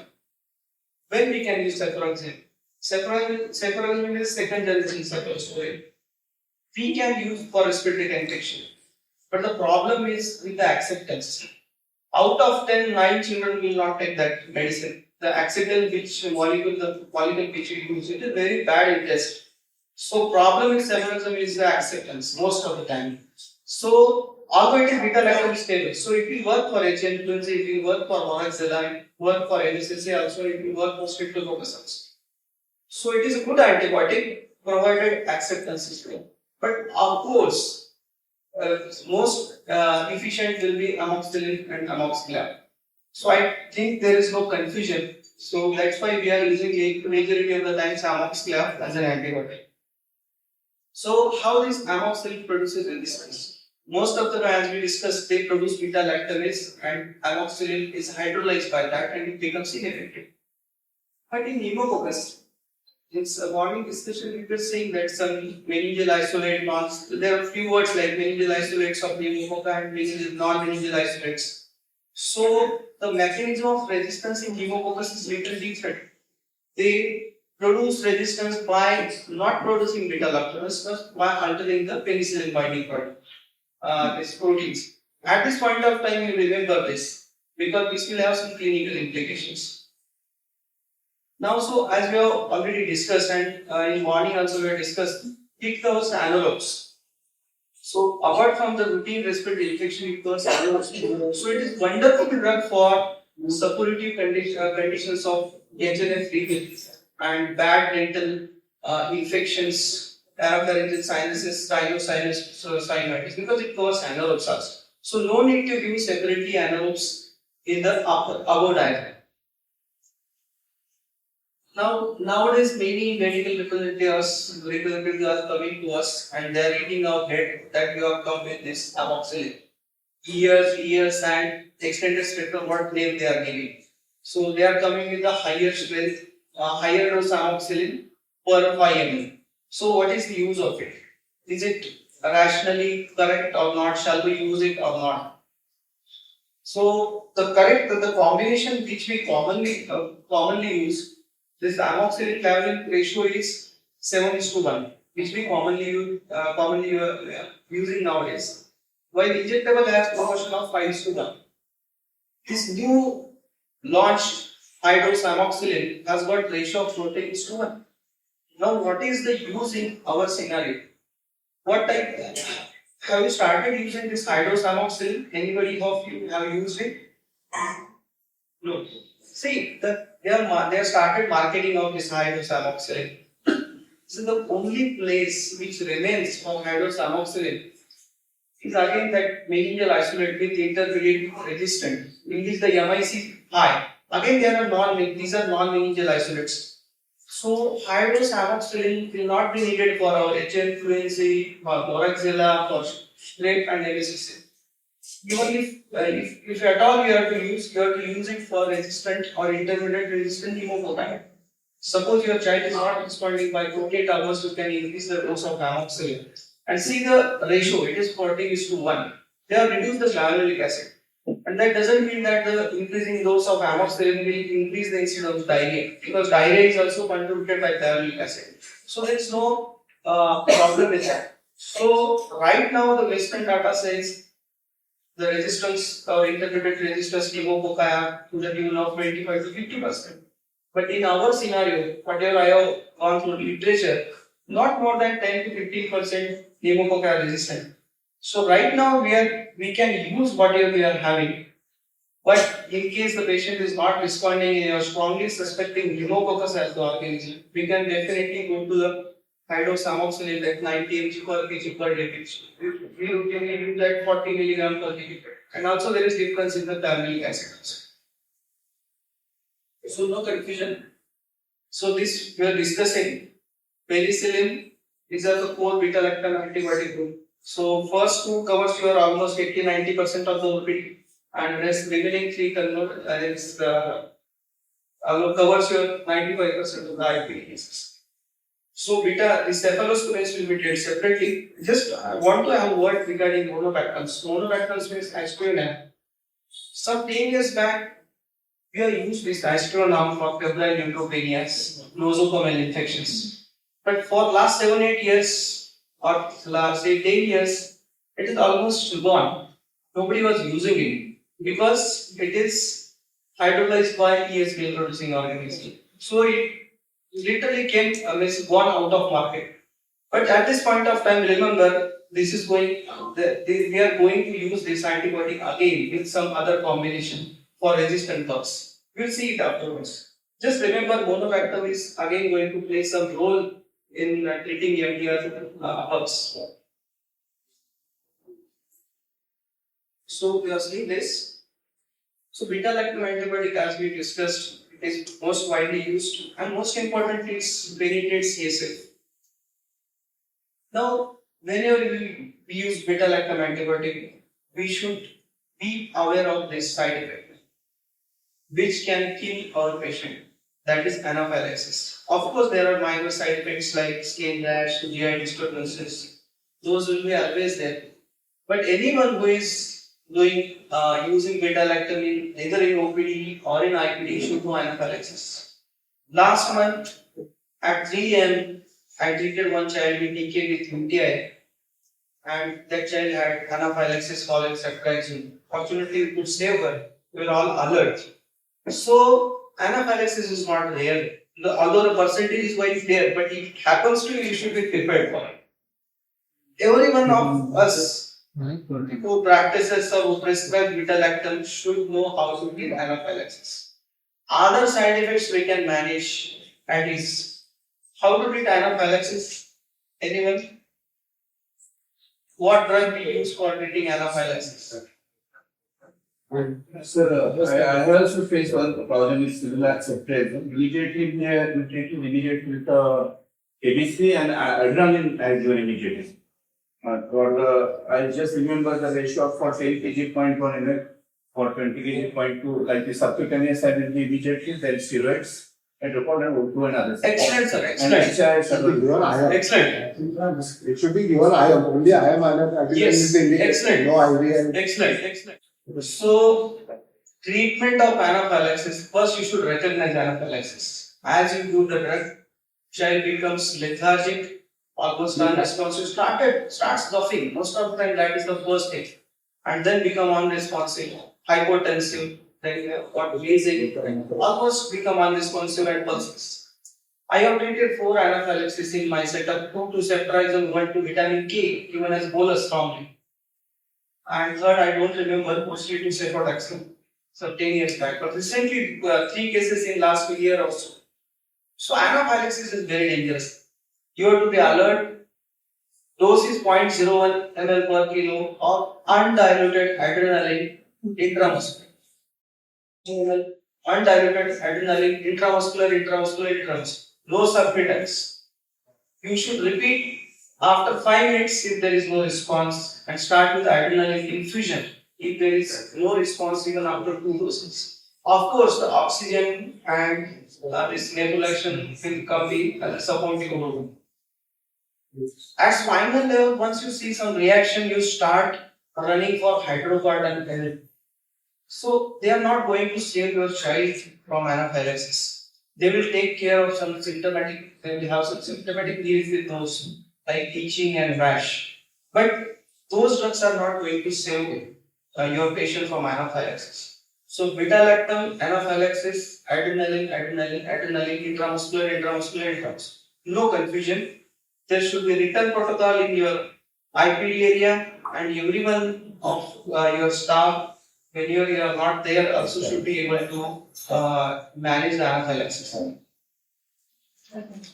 So these are the different groups of penicillin that we will see one by one. So let us move on to this case scenario.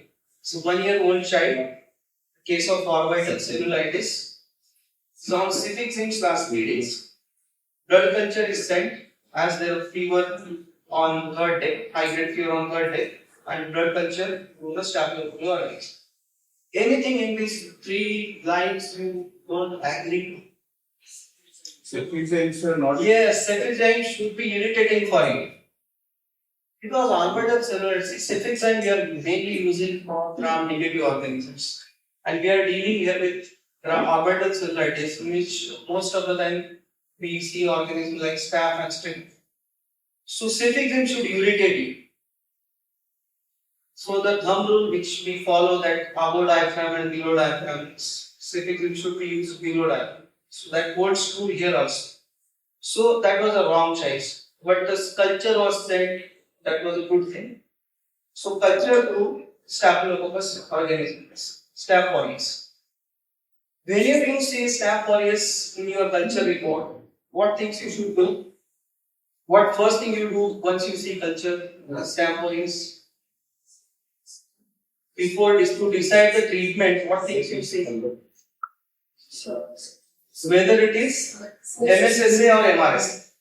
So how we decide it is MRSA or MSSA? Nowadays microbiologists have become smart, they will report like an MRSA Staph aureus. But sometimes they may not. They may test your knowledge. So how to decide? So you have to decide first whenever you see Staph aureus, decide whether it is MRSA or MSSA because the drug choice is totally different. That and as I told you in the morning, आप कुछ भी Staph aureus आने दो, any Staph aureus you start with MRSA that is not going to work. That is one thing is misuse of antibiotic, and for MSSA drugs, for MSSA drugs works better. So whenever you see Staph aureus, decide whether it is MRSA or MSSA. As it is methicillin resistant, methicillin, but if you see carefully, there is no methicillin in the list.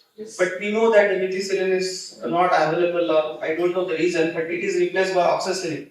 So if you see oxacillin, that means it is equivalent to methicillin. Here oxacillin it is sensitive. So we treat it as MSSA. If it is not available, then see above cifoxantin screen. That also is a surrogate marker for methicillin resistance. So here both cifoxantin screen is negative and also this oxacillin is sensitive. That means we are dealing with the MSSA. See, this is extremely important. And it doesn't mean that MSSA will have benign course or minor course and MRSA will be having severe course. It's not like that. But we decide MSSA and MRSA to plan our treatment. So it is extremely important. So it was MSSA. So which antibiotic we use for MSSA?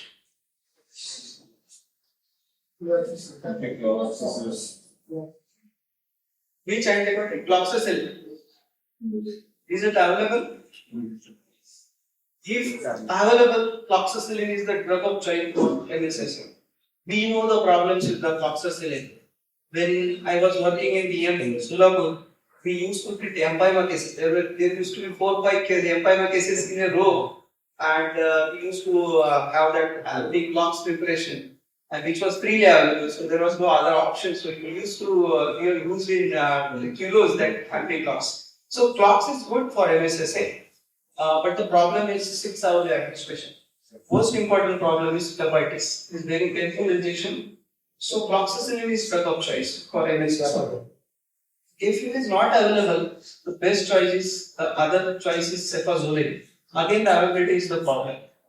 So in practical situation, what antibiotic? Suppose you want to give IV, clox is not available.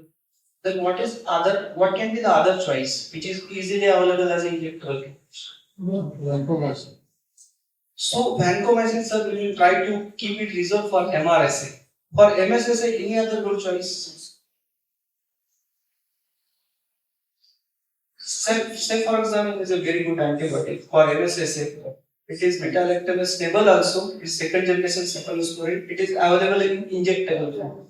However, if asked like this child orbital cellulitis, I want to give IV. So if cefazolin is not available, then ceftriaxone becomes second choice. But if you want to read orally, our cephalaxine and cephalosporin will also work for MSS. If you want to read oral, so IV we can have cephaloxime if clox is not on. So I was talking to discussing that anti-clox we are used like anything. So, but is it rational? As such, it is not irrational. But see, we combine any two drugs for some synergy. As such, there is no synergy. Clox we are targeting mainly MSSA, while ampicillin, this MSSA resistance against has got resistance against ampicillin. So, in given situation, for a given bacteria, one of these is useless. So, practically, there is no synergy. But if it is nothing is available, we are using it. If separate clox is not available, we can use anti-clox. But there is no synergy. Difference between amoxicillin and ampicillin, very simple. 6-hourly administration is needed in ampicillin. Oral absorption is less, so diarrhea is there. Diarrhea is more. While amoxicillin we can use 12-hourly, and the oral absorption is excellent, so diarrhea is less. So coming to the, we have already seen about it, ampicillin and amoxicillin. Now this is almost out of market. Now nobody is using crystalline penicillin. It is all replaced by third generation cephalosporins, or if it is oral amoxicillin and ampicillin. But still we have used, this is the list in which we have used crystalline penicillin. Penicillin B, the excellent drug for prophylaxis. Mainly we are using it for prophylaxis for clinic levels patient and prevention of rheumatic fever. Again, the cases of rheumatic fever, they have gone down like anything. So, we have already discussed how this beta-lactam produce their resistance. First is by production of beta-lactamase and then alteration in the target cell wall binding protein. Now, our bugs have become smarter, they have started producing beta-lactamases. So, we have got beta-lactamase inhibitor, and we are combining BL, beta-lactam with beta-lactamase inhibitor. So, that becomes BL with PLI, like amox with clavulin, co-amoxiclav, like piperacillin with tazobactam, like cefoperazone with tazobactam. So clavulanic acid is the first beta-lactamase inhibitor. It can be considered as a first generation beta-lactamase inhibitor because it will cover to some extent. It will not be protecting beta-lactamases produced by some pseudomonas or Klebsiella like that. So that can be called as a first generation. Most of the time clavulanic acid is combined with the amoxicillin. So the drug which we discussed, which we commonly use for respiratory infections, sulbactam and tazobactam, they are usually combined with the piperacillin and ceftriaxone. So again, the dose is decided by the beta-lactam and not by the component. This second drug, sulbactam and ampicillin, this has again come into limelight because it protects your carbapenem resistant acinoic vomiting. The prolonged ventilation swab which we treat nowadays, and the bug is carbapenem resistant. So this drug has to be reserved for that. And the beauty of sulbactam is that it has got inherent an antibacterial property also. So it's a wonderful combination for acinobacter. Those who are not, they are resistant to carbapenem. So you are seeing this.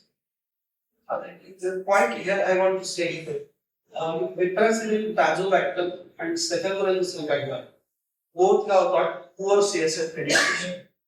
That thing you should remember by using, if you are suspecting meningitis, better to avoid these drugs.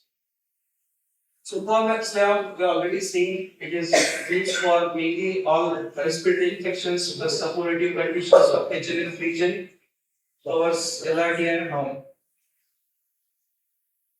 This is very important. If you don't follow instruction written, again insert, drug insert, read it, read it.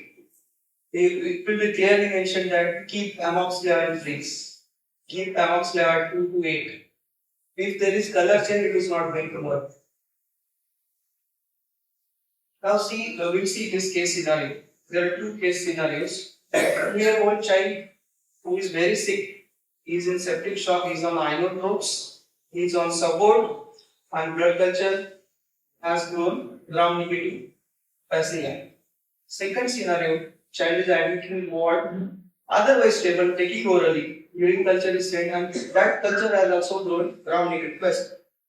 The culture is Klebsiella pneumoniae. Now what do we do? Now how will you treat? What antibiotic will you do? Culture is Klebsiella. What antibiotic will you do?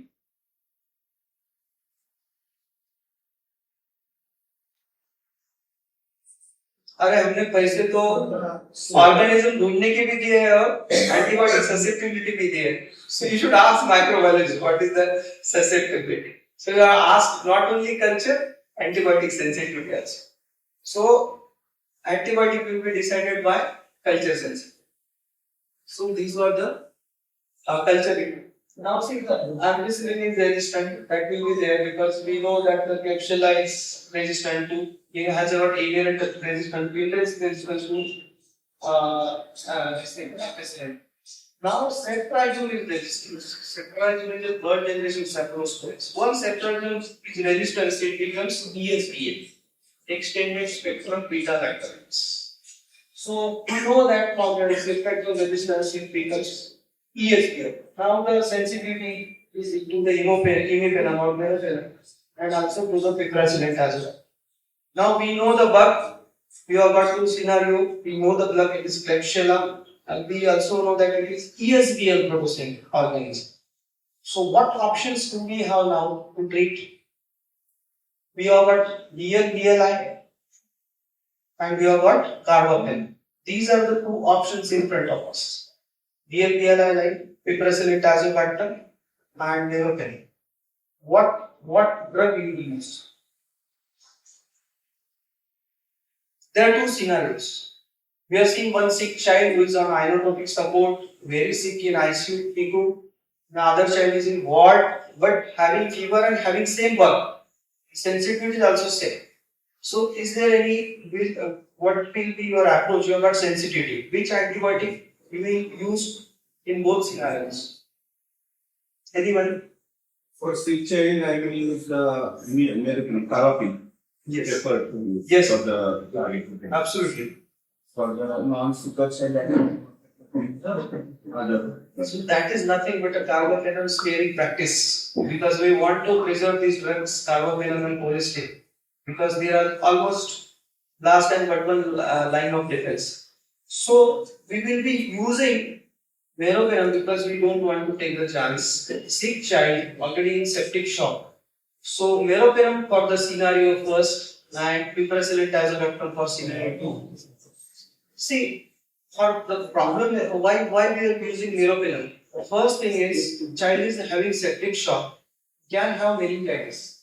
We know that. Just now I told you that piperacillin tazobactam CSF penetration is poor. So I can't rely on piperacillin tazobactam in meningitis. That is one thing. For CSF penetration, meropenem, no other choice. Secondly, if child is sick, there is high bacterial load. And piperacillin, even if with the tazobactam, has got inoculum effect. In presence of high bacterial load, these drugs, although on paper it looks sensitive, with high inoculum in sick patient with more bacterial load per ml, these drugs becomes little ineffective. So in sick patients, we can't take chance. We should use meropenem. And if it's a stable patient, particularly if you are dealing with a urinary tract infection, you are dealing with abdominal infections, you can use piperacillin betazoate. So single drug use only meropenem, it could lead to resistance also. No, we need to use combination of drugs in Yes. case of resistance. Yes, I will come to it. We are having that same type of scenarios. Now this is the second child. This is another case. 2-year-old child having septic shock in PICU. Sorry, I think this is one time. So this is another case. 1-year child is fever for 4 days. Child is sick on inotropic support on ventilator, and blood culture grew down negative bacteria, and it is E. coli. Now it is carbapenem resistant, and child is already on meropenem and polymyxin. Rather than polymyxin, we usually use cholesterol, and carbo is positive. OXK 40. What is your antibiotic choice? And it is carbapenem resistant, number 1. And child is already on meropenem and polymyxin. And carba R is positive. OXK 48 plus. Septazidime with Ayurveda. Yes.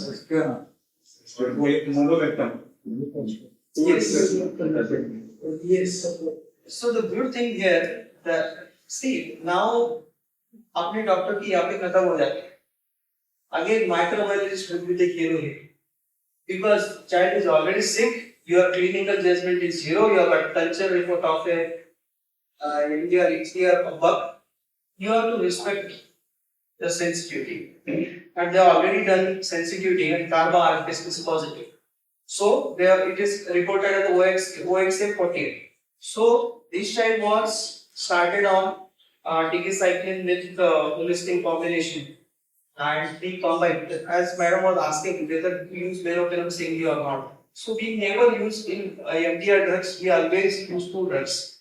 See, henceforth, whatever if you are dealing with difficult infection, resistant bugs, let the culture decide. Let the microbiologist be here. Your clinical judgment becomes almost negligible when you are dealing with such bugs. And अभी आपको this till that time it was okay that we were seeing only carbapenem resistance. Now this is era of colistin resistance. So we have to learn this carbapenem this 5 phenotype now, as CS told in morning. In 15 minutes by immunochromatography method, we know what type of carba it is. And you have to listen this now. You have to learn this NDM, WIMP, OXA, and KPC. In India, NDM and OXA is more common. So these situations, let the culture report decide what drug is to be given. If nothing is available, then it becomes very difficult. Particularly for NDM cases, it is really challenging to treat. See, NDM is our own proud New Delhi beta-lactobacillus. NDM is not the name of the scientist. It is given after this bug was identified at New Delhi some 18 years back. I think patients were treated initially in Delhi and areas of Pakistan, and they went to the UK and they found that no drug was working out there, and they have labeled this as an NDM. So New Delhi beta-lactobacillus. So these two bugs will be common in India, are common in India. I don't know whether the list is going to increase or not.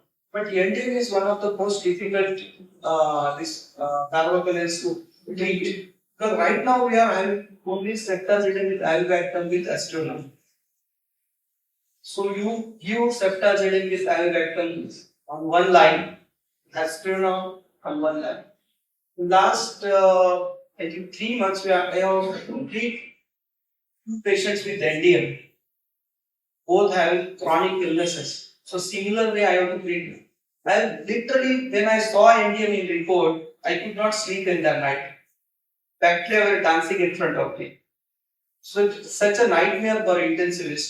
So that's why we should use antibiotics very carefully, sparingly, and respect your microbiologist and your microbiologist culture.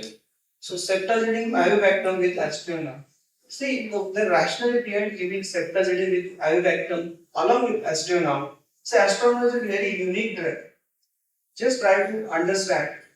It is hydrolyzed by ESBM. However, it works against NDM. So you can't give this aztreonam alone, although it is effective against NDM, because NDM organisms will also produce other enzymes also that will destroy aztreonam. So combine ceftazidime with avibactam and aztreonam, so that will protect aztreonam from degrading from other beta lactamases. So that was the purpose of combining it. And we will see it again when we discuss cholesterol, that's why we should not use cholesterol alone and meropenem alone. So there are so many irrational DMPLI available in the market. Most commonly we see cefixime with clavulanic acid, then ceftriaxone with clavulanic acid, ceftriaxone with sulbactam. They are practically all irrational. Because see, cefixime and ceftriaxone, they are already third generation supplements. They are registered, they are already having activity against beta lactamases. So there is no point in combining them with the beta lactamases. Similarly with ceftriaxone with sulbactam. Just now we discussed in the Mumbai there are few cases of ceftriaxone resistance salmonella type. But otherwise 99.99 we know that the salmonella is going to respond to the ceftriaxone. So there is no advantage of it. Secondly, even if you combine ceftriaxone with tazobactam, ceftriaxone basically is a weak anti-pseudomonas. So there is no added benefit of combining ceftriaxone with tazobactam. So again, I think in several minutes again these things will be discussed. We have already discussed this. So that finishes my talk. Any questions? Thank you, Nilesh sir. Any questions? So regarding hydrosamosis, it's usually given in situations where infection is severe. Hello. So in that situation, we are expecting higher beta-lactam load simultaneously. So can low proportion of clavulanic acid be added? You are confusing everyone. Sir, it is not related with the severity of infection.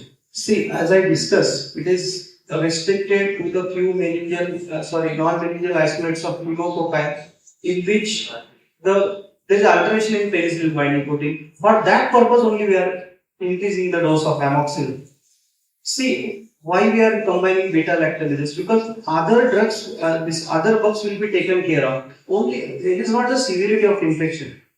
The practical guide will be if you are strongly suspecting pneumococcal infection and if it is not responding to your routine 40 or 50 milligram per kg of amoxicillin, then in that case you can increase the dose to 90 milligram per kg per day. Otherwise, routinely it is not at all needed. I think, sir, It's simple. So whenever you treat an infection, like he said, you need to understand few things. First, know your organism. What is causing it? Know the resistance pattern. Know your patient. So why know your patient? Compliance, cost, whether you'll continue treatment. So these things are very important. So suppose you take a respiratory infection, three main characters are pneumococcus, that is Streptococcus pneumonia, Moraxella and H. influenza. The first one is penicillin binding protein. You increase the dose of penicillin and you can obviate it. It's nothing to do with the load. Moraxella and this thing is beta lactamases. So there you require a beta lactamase inhibitor. That is if they are producers. If they are not producers, a plain amoxicillin might take care of it. Right? So the only place where they found that pneumococcus or the Streptococcus pneumonia can cause a havoc is otitis media. So in otitis media, it was found that the levels attained by amoxicillin is phenomenal. So twice daily dosing is enough. And what we did is we increased the dose of amoxicillin. Why we increase the dose of amoxicillin? Suppose you want to give 90 milligram per kilogram. And if you have a 4:1 combination, the amount of clavulanic acid goes up. And the thing that causes motions in most of the patients is the allergic reaction to clavulanic acid.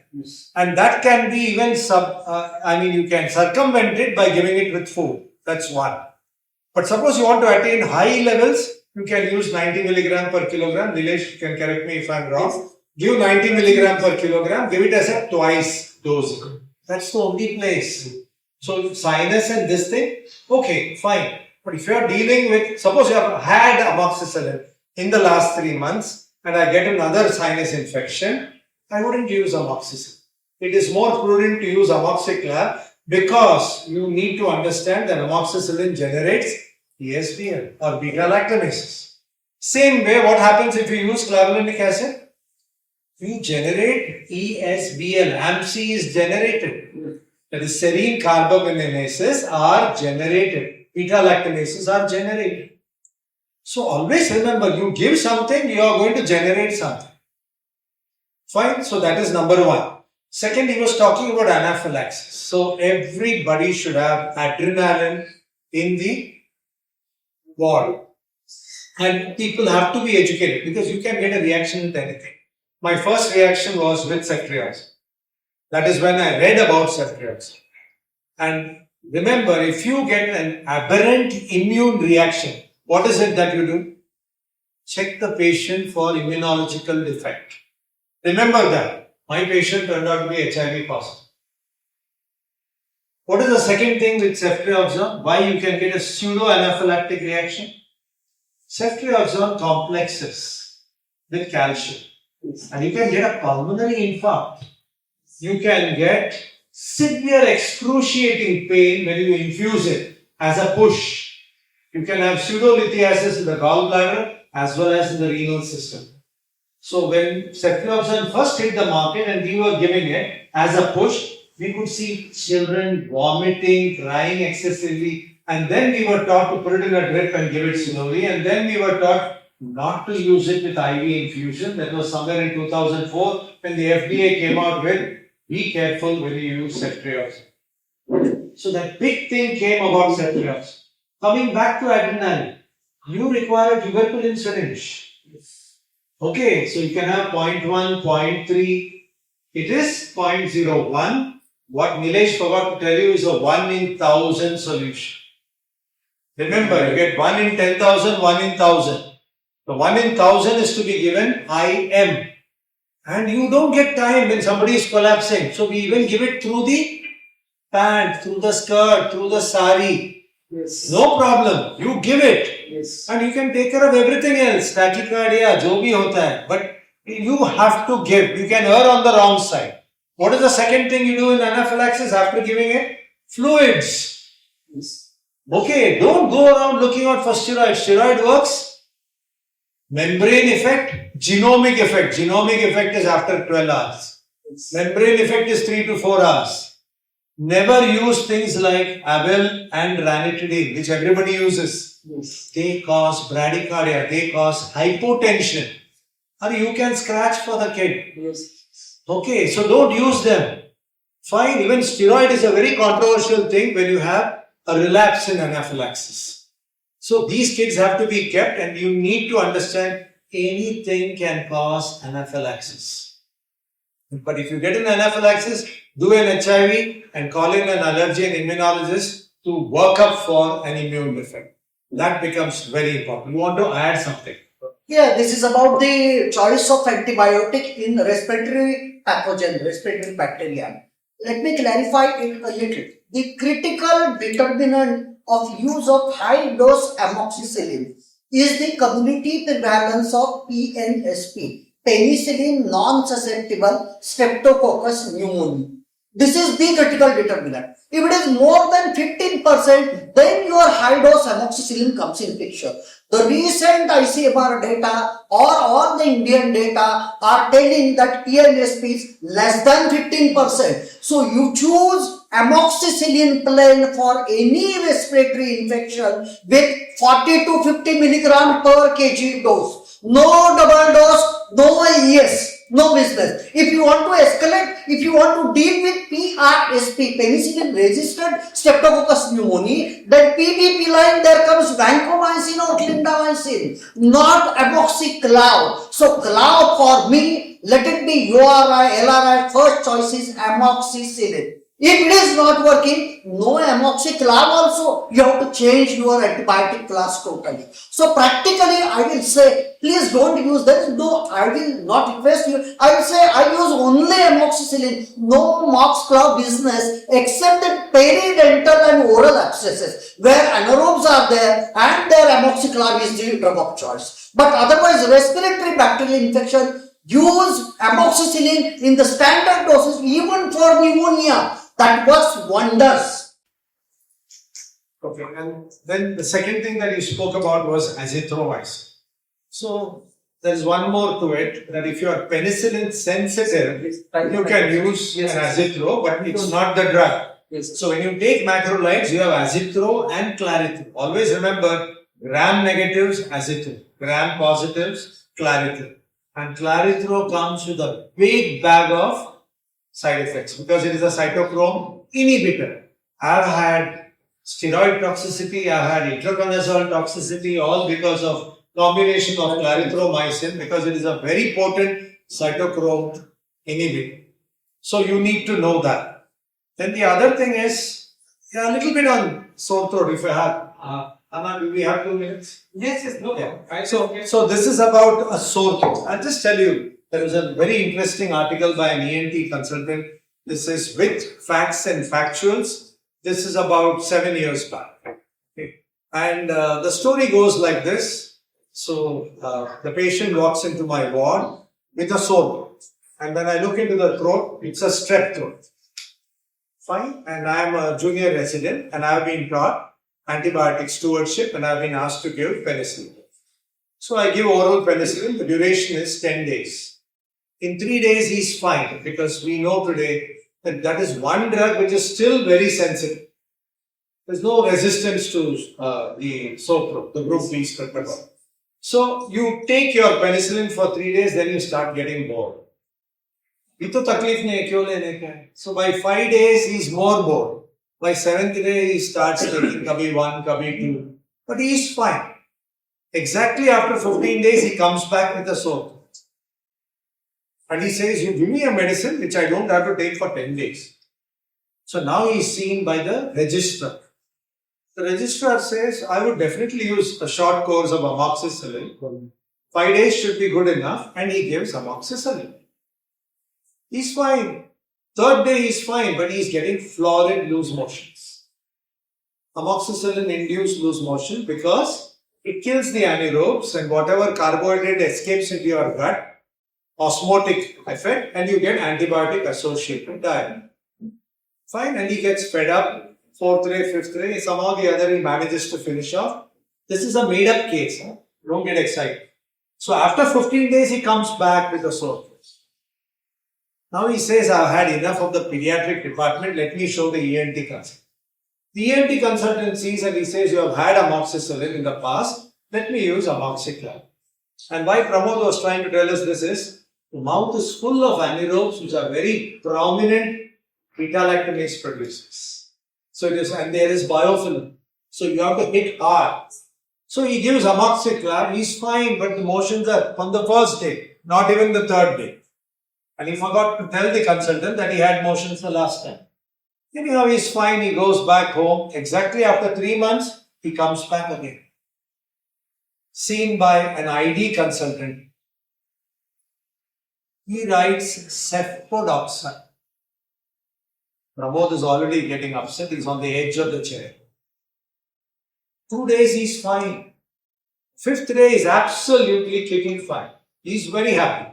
But he spent a lot of money with this stupid sore throat. And why did he keep getting a sore throat? He was told by the ID consultant, once you get a sore throat because of the streptococci, you need to change your toothbrush. Because it's still sitting there. We don't know, we change our toothbrush only when it becomes like this. Yeah, yes, no? Yeah, and then also we don't. We use it for something else. Windows or something. इधर तो आता है जुगाड़ है हमारे लिए. So now he's fine, but he's lost all his money with the soap. And he gets it again. So he comes to the municipal hospital, strike चालू है, intern बैठा है. Intern बोलता है वो तो बरोबर है लेकिन यहाँ कुछ दवाई नहीं है. So he gives cetirizine and paracetamol. He's fine on the fifth. So the moral of the story, it's a self-limiting disease. We are worried because it can cause rheumatic, it can cause glomerulonephritis. And each one is right. The one who gave penicillin, stewardship. The one who gave amoxicillin, comfort. No, you want something short and fast. The one who gave amoxicillin, if you have received amoxicillin, you receive amoxicillin. The ID consultant, because he has padhai both kiya hai. And he knows that the mouth is full of organisms and you have some organisms which prevent co-aggregation into the tonsillar fossa called alpha hemolytic streptococci, which is destroyed by penicillin. And ceftriaxone will not destroy. But he also knew that amoxicillin can generate resistant, clavulanic acid can produce ESBL, ceftriaxone can generate cephalosporinases. So each one was right. And the intern also was right. Self-limiting. कुछ मत दो. So what I'm trying to say is, कभी-कभी बहुत पढ़ेगा तो ये लफड़ा है. And each individual has to be treated individually. Today we are in an era of personalized medicine. So excellent presentation, Dinesh. I enjoyed every bit of it because you were at the grassroots level where we all crave to hear those things, the mistakes that we do, rather than what is to be done. Any questions? Few years back, we were using erythromycin. Now suddenly it is out of discussion. It has not. Nobody has mentioned erythromycin. So why it is happening? We'll first go to the ID consultant, then I'll. Basically, erythromycin for respiratory infection, it was for coverage of the group S streptococcus, more of tonsilopharyngitis. Yeah. Macrolide resistance was first to come for in group S streptococcus. It is useless. It is useless. Azithromycin per se, the dose is 12 milligram per kg per day. 5 days, 60 milligram is the dose, and azithromycin is now useless. So macrolides as well as cotrimoxazoles have been removed from the drugs to be used for sore throat. Way back, way back. It was earliest to creep up. So there are no more drugs of consideration even for treating sore throat. No more. I'm from the pharma industry, so I'll give you a role for erythromycin. That's what the pharma does, no? Quinolone doesn't work here, they say cancer. So erythromycin is now used for gastroparesis. It's a motilin receptor stimulant. You understand? So the thing is, you have to be smart enough and you need to understand the problem. So today streptococci is a problem with both cotrimoxazole and erythromycin. And the side effect of erythromycin also is big. You know it, the GI side effects. Because of motilin, the distension, you had cholestatic with one preparation, the estolate. You had two preparations on the market. So erythromycin became azithro, clarithro, dithrio, roxithro. You had multiple brothers coming in, each one modified. So it's just like a Fiat which became a Maruti. Thank you, Nilesh sir, for nice presentation and good going conversations for clearing the doubts. Till the lunch gets ready in 15 to 20 minutes, we would like to proceed further with cephalosporins. I request Dr. Sridhar sir to continue with the lecture. Only one point about penicillin, where there is no alternative, still it is the drug of choice. Congenital syphilis and diphtheria. No options, no alternatives. Absolutely. That is surprising. You start wondering how they have still maintained. I mean, we talk about resistance, we talk about overuse. So that is why today we talk about resistance potential in each group. So you pick up quinolones, Ciplox, maximum resistance potential. Carbapenems, imipenem, maximum resistance potential. So you need to understand this, but still people have not accepted this. This was brought in by Burke. Again in 2001, but the Lancet said there are too many variables to say that, but we know for sure how it comes. Do you all agree with the first statement? You all use a lot of cephalosporins, be it OPD or IPD. Yeah? So what is the commonest cephalosporin that you use in the OPD? Anybody? Commonest cephalosporin that you use in the OPD? Third generation, second generation, first generation. Cefixime and cephalosporin. Oh, fine. So this is something which is very close to Subramaniam. He had this because anybody with fever was given ceftriaxone. And I'll just give you a small this thing about how you pick up an endemic fever. This Dr. Ambedkar teaches me very nice. He would always mention, you can't have tufani fever with endemic right in the first 2-3 days. So endemic picks up speed, then makes a house in the gallbladder, and then you start getting high spiking fever. So anything which is high spiking in the first 2 days just cannot be helped. Are you getting me? So don't get excited by using a ceftriaxone right in the beginning. And what are the adverse reactions that you have seen with ceftriaxone other than the anaphylaxis? Anything else that you have seen with ceftriaxone? Thrombophlebitis? Yeah, thrombophlebitis quite a lot. What else? So that's all. Okay, fine. Okay, so let's start off with this. Multiple skin pustules for 3 days, high grade fever. How does this look? Superficial, crusted, little bit skin colored or what we call as honey crusted. Okay, and they don't scar. I'm just telling you, they don't scar. So what could this be? So this is impetigo. Okay, so if it is impetigo, how do you treat it? How do you treat it? We took a survey and we found that majority said amoxicillin or amoxicillin. We didn't find cefalexin or cefadroxil anywhere in it. And the adverse reaction was significant because most of them developed loose motions. Now you need to understand this is, first is which organism causes it. So you know staph and strep, right? Second, do they scar? They don't scar. Third, can they become serious? Yes, the inner area of the face can get into the brain, but I've never seen one.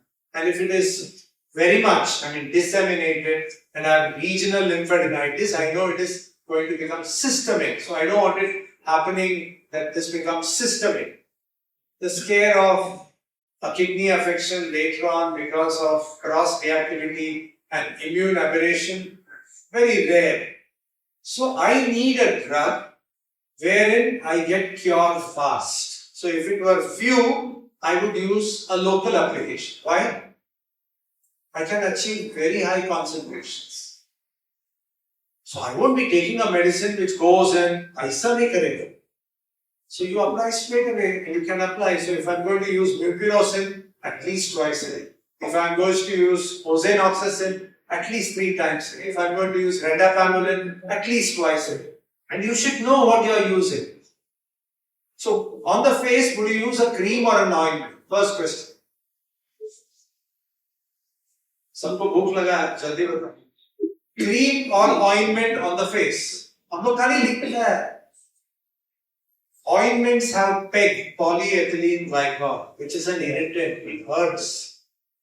So on the face, always cream, never an ointment. Okay, so your mupirocin is great. Why is mupirocin great? It does not affect the skin commensals.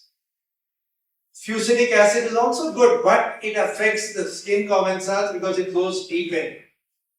Retapamulin is also more or less like mupirocin, doesn't affect the skin commensals. So if it is few and I don't have any regional lymphadenopathy, immunocompetent child, I'm not scared of anything getting into the brain, I just use plain and simple cream. Now, if it is disseminated quite a lot with regional lymphadenitis, a sick child, not very immunocompetent, I'm going to use systemic antibiotic. One of the best antibiotics is first generation cephalosporin. So I could use cefalexin. But what is the disadvantage of using cefalexin 3 times a day? minimum. So if I'm going to use it 3 times a day and I'm going to go to school, it's a problem. If I'm at home, it's great.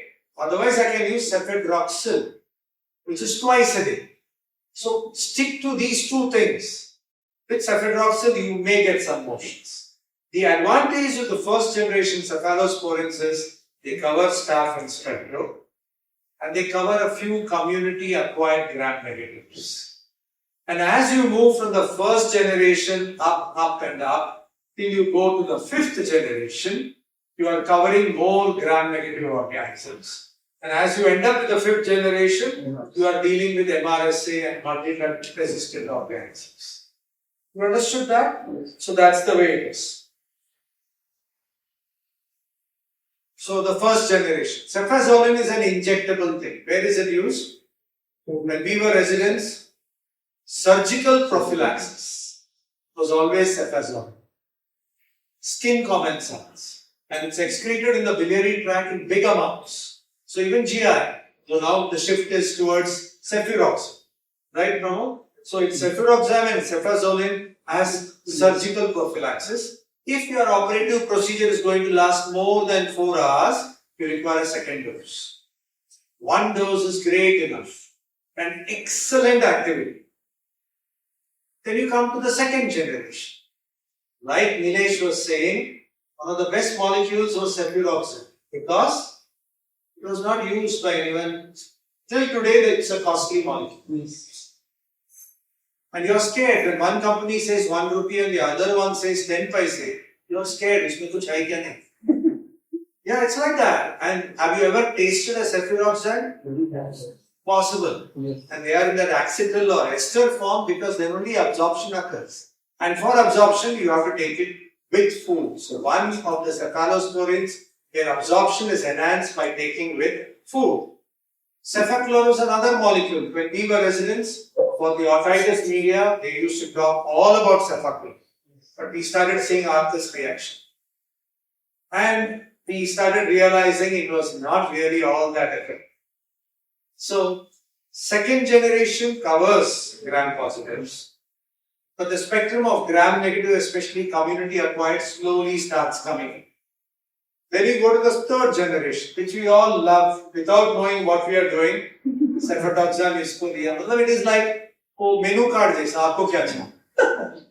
It's literally like that. Sister, kya hai? Cefatoxam, okay, chalo de rahe. So the thing is, you need to understand each one of them. So the first thing that hit the market was cefatoxam. When we were residents, it was a great drug. NICU, especially neonatal infections. In those days, today none of them were. Then we had the ceftriaxone. The advantage was once a day because it was bound to proteins. And extensively bound to proteins and extensively excreted into the gut. So if you alter the gut flora, you're going to cause problems like C. difficile. How many of you all run big nursing homes? Do you wash your hands during rounds, or is it just the sterilium and the alcohol? What is it? इसको time है हाथ धोने की. सारी वो Covid के time बाप रे. There used to be an Ayurvedic rub, and then there used to be a homeopathic rub, and ultimately some great soap with a lot of lather. No, the nails cut, everything was very clean. Alcohol rubs don't take care of Clostridium difficile spore. Know this. It's now coming up everywhere. We don't know when it will hit our community. We need to be careful. So, second is ceftriaxone. I told you the great advantage of ceftriaxone is, like Pramod was saying, pneumococcal, Neisseria, E. coli. 3 things that get into the brain. Amazing spectrum. Salmonella. Amazing. So, we were so comfortable with ceftriaxone. High fever, ceftriaxone. Bach jayega. Without knowing even the diagnosis. But his take-home message was, before I write the C, do the C, that is the culture. Collect blood for culture and then write your C or give your C. It goes a long way. And the culture pickup for things like enteric fever is phenomenal, even if you are on antibiotics. Then came the famous ceftazidime. This was overused, in fact misused. a great drug for Pseudomonas, anti-Pseudomonal cephalosporin. Absolutely great. That's why they are still keeping it with Avibacter. Great drug for Pseudomonas. The way it was used and misused is responsible for the generation of ESBLs that we are seeing today. It has been implicated. Then comes cephalosporin, excreted into the biliary system in a big amount. Good for Pseudomonas. Two drugs or two of the cephalosporins in the third generation for Pseudomonas was cephalosporin and ceftriaxone. Then what they did is they added sulbactam to cephalosporin. Most of the Pseudomonas have porins. The outer pore membrane through which it goes has resistance mechanism. Very few of them produce ESB. The drug target could be changed.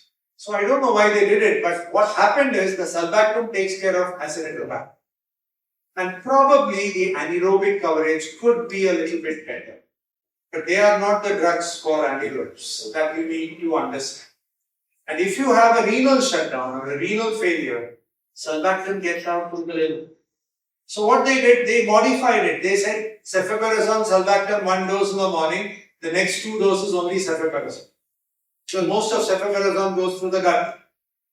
Just like I still remember, there was an amoxiclav study done by my student in those days, who's now the head of the hemato-onco division in Nanavati, where they gave 1 dose of amoxiclav. See, if you can have a 16:1 of amoxiclav, give 1 dose of 4:1 amoxiclav and give 2 doses of amoxicillin. It should work. And it worked. And I don't know why they pushed it under the carpet. I really don't know, but that's the way it is. Then came the oral cephalosporins, the ones we are all fond of. Cefpodoxime is considered to be the oral ceftriaxone sodium. As good as ceftriaxone sodium orally. But still, it doesn't cover MRSA. It doesn't cover ESBLs. Just try to understand that. Then you have, and no role in enteric fever. Huh? Please don't use it in enteric fever. Then you have cefixime, UTI, Shigella, and enteric fever. Restrict the use. Find very essential and best when taken on empty stomach. Lot of diarrhea with usage of cefixime, antibiotic associated diarrhea. And no role in Streptococcus pneumoniae. It doesn't have any role in pneumococcus, which are resistant, or staph. Though a lot of promotion is done for sinusitis. So even in orbital cellulitis, they may talk about H-flu and Moraxella, the ecmoid sinus and orbital cellulitis. All these are polymicron, anaerobes, everything having fun there. And the last is septinine.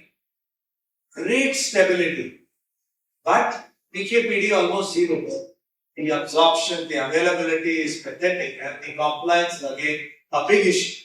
So there was the ENT Association which recommended septinine as a drug of choice for otitis media until they found that you are not attaining good concentrations in the middle ear. Then you come to the 4th generation. All the properties of 2nd generation as far as gram positive is concerned. Okay. Gram negative in addition Pseudomonas and also the AMC. It takes care of AMC. So if you have resistance to 3rd generation and sensitive to cefepime, we think of AMC generating organisms. Spice. And there you wouldn't use the cephalosporins. Fine. And then comes the 5th generation. They have become very famous now. In fact, some of them have replaced vancomycin abroad. Because when you give vancomycin, you have to monitor so many things. And vancomycin was called as Mississippi mud. So you have one company producing vancomycin and a generic vancomycin. When you give the generic vancomycin, you get the red band syndrome. Histamine reaction, red color. That's because of the purity of vancomycin. And vancomycin, we know it can affect your renal system. And when you are already septic, the compromised renal function, with an aminoglycoside going there, nocyclovir, many more drugs and diuretic, the chances are very high. and you need to monitor trough levels, peak levels. So ceftaroline is a great drug, MRSA. Ceftobiprole is another great drug, MRSA. In addition, we also cover many of the multi-drug resistant respiratory factors. And the last one is cefiderocol. And with cefiderocol, we have one more, ceftolozane, which has come with tazobactam for pseudomonas, but not the LDR ones. And ceftiridocol works through siderophore system. There is an ion transport system in every organism. Organisms are totally dependent on iron.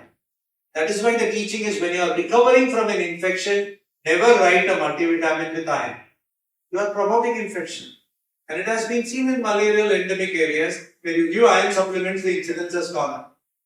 So don't give iron. So if you have a siderophore so these drugs get into the bacterial compartment because of the pores that are existent and then they work there.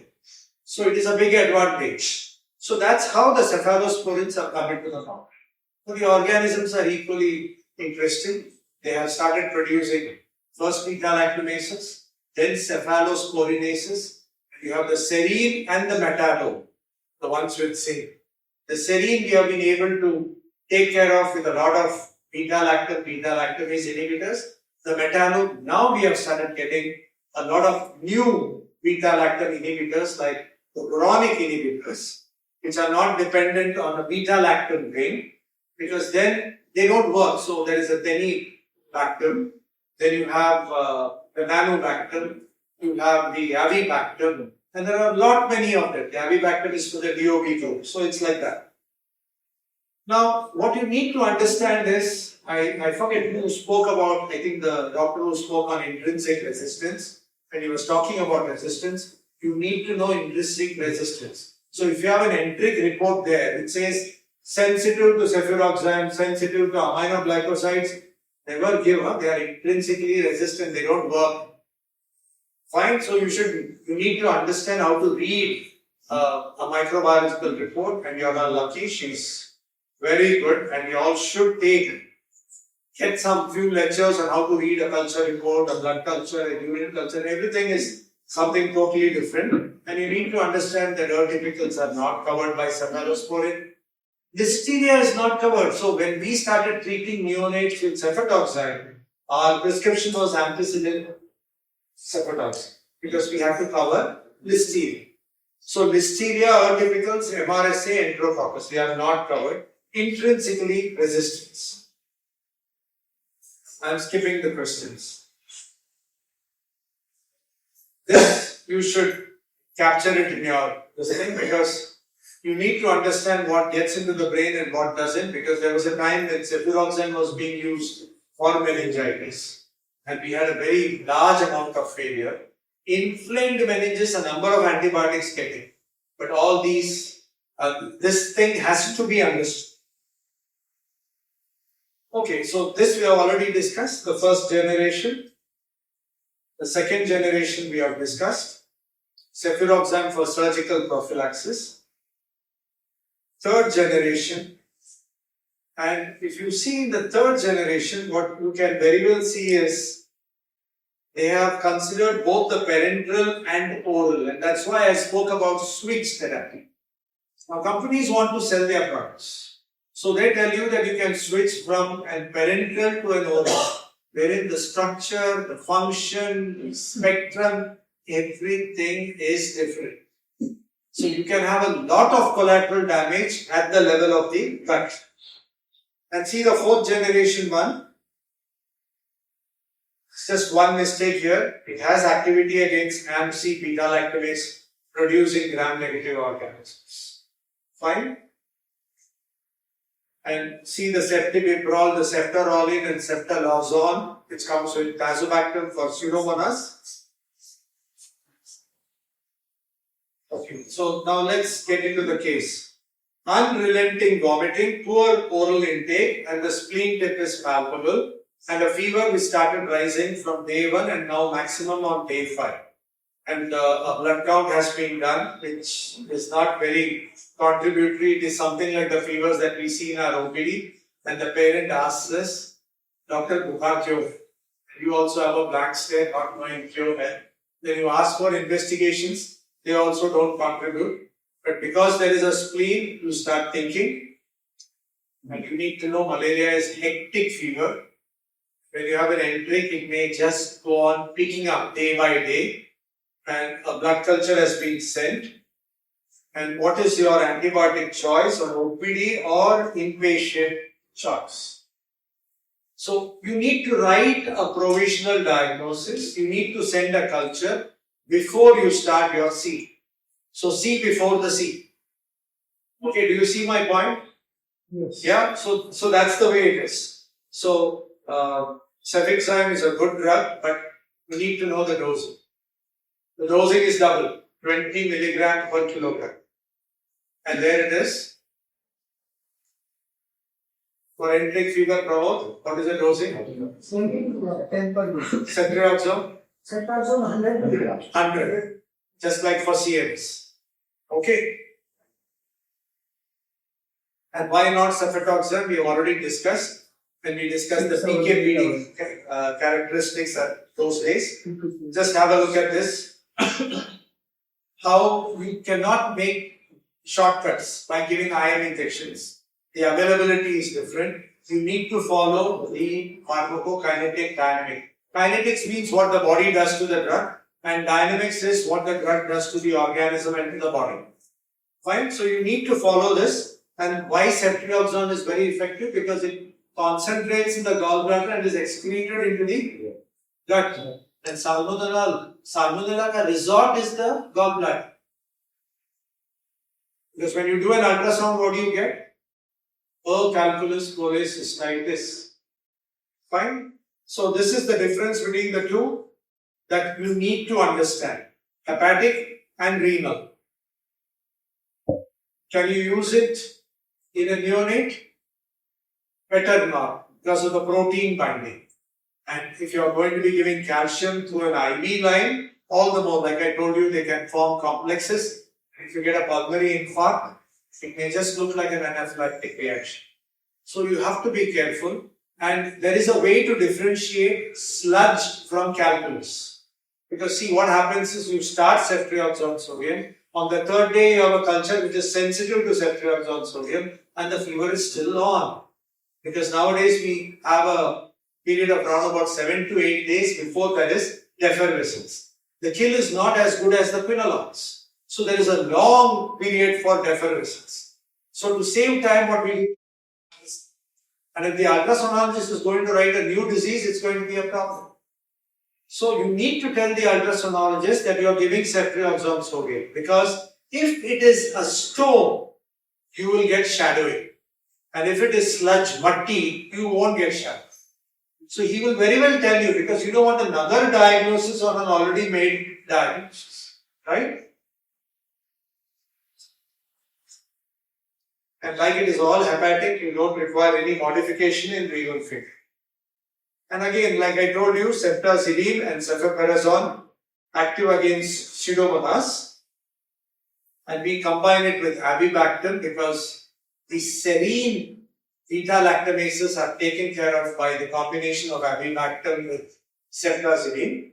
And if you give an aztreonam from the other side, the Indians, most difficult are the Indians. The Indians became famous during the Asian Games, Delhi, long time back. And we came on the antibiotic or the infectious disease map because of the New Delhi metallo-beta lactamases. Oral, like I told you, I don't think we should be discussing much of this, but you need to understand the limitations of your cefixime and the prudency when you prescribe drugs like cefpodoxime.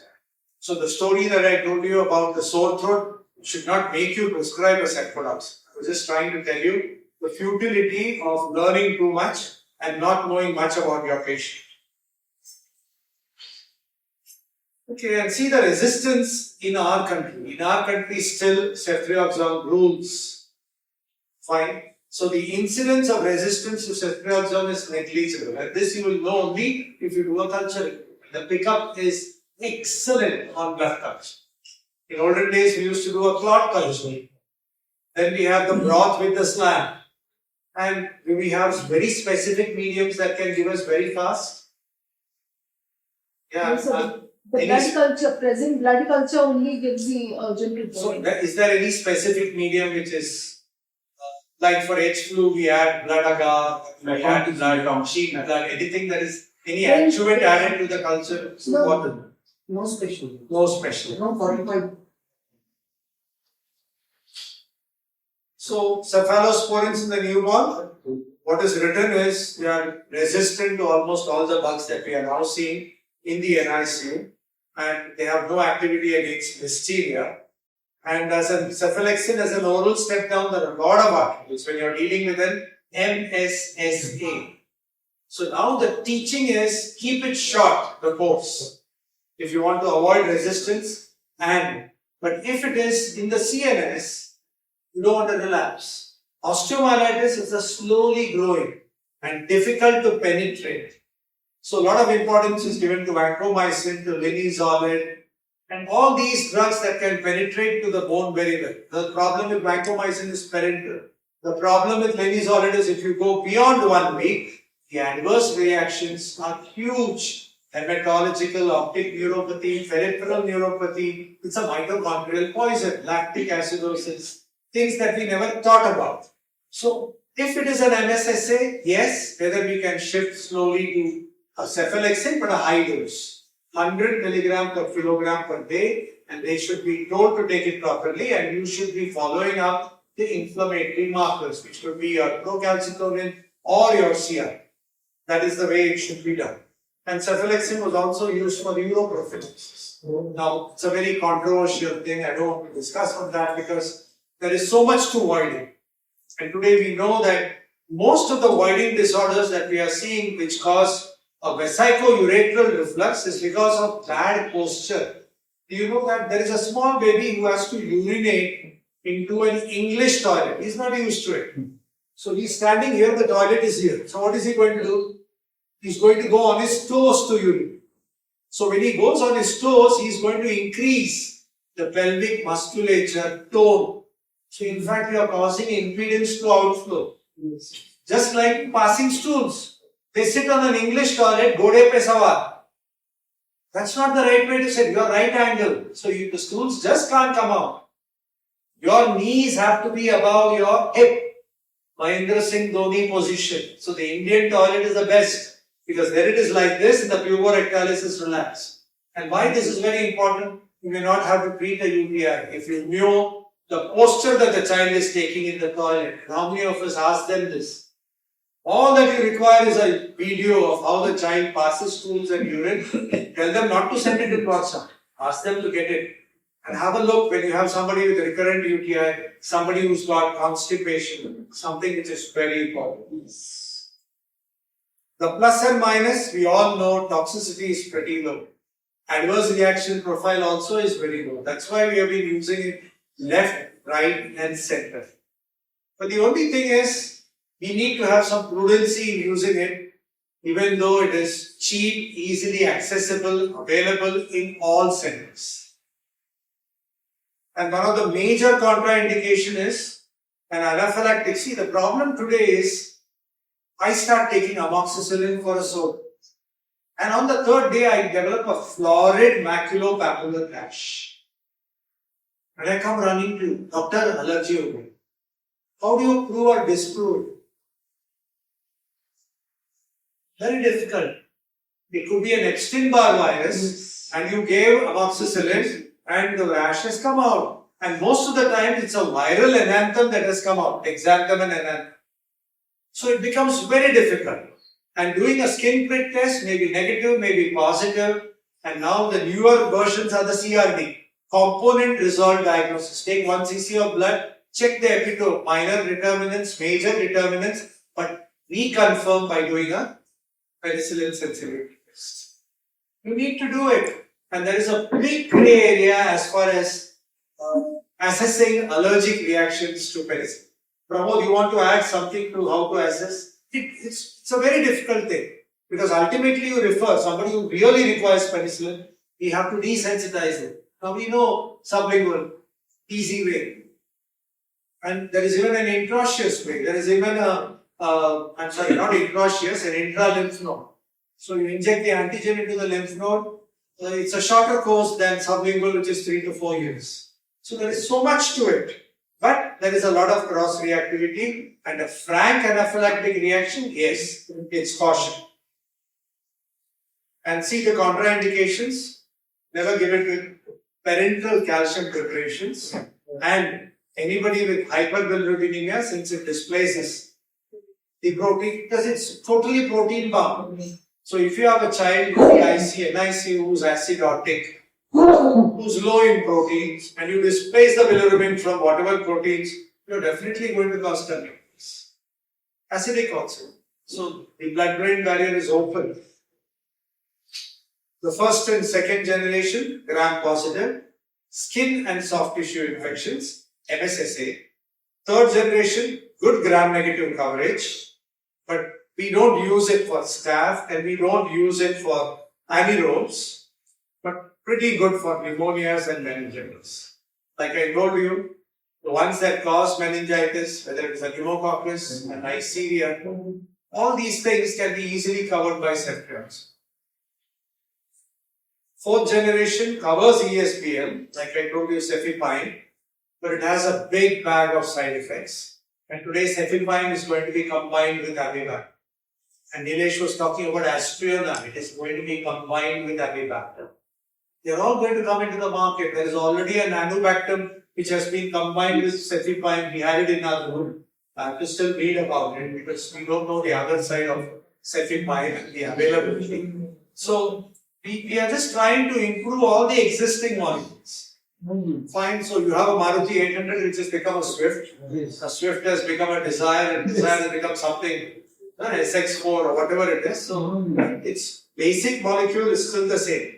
And the fifth generation, if you can see, great link, MRSA, PRE, vancomycin, resistant enterococcal. And ceftobiprole and ceftolazone with an excellent anti-pseudomonal active.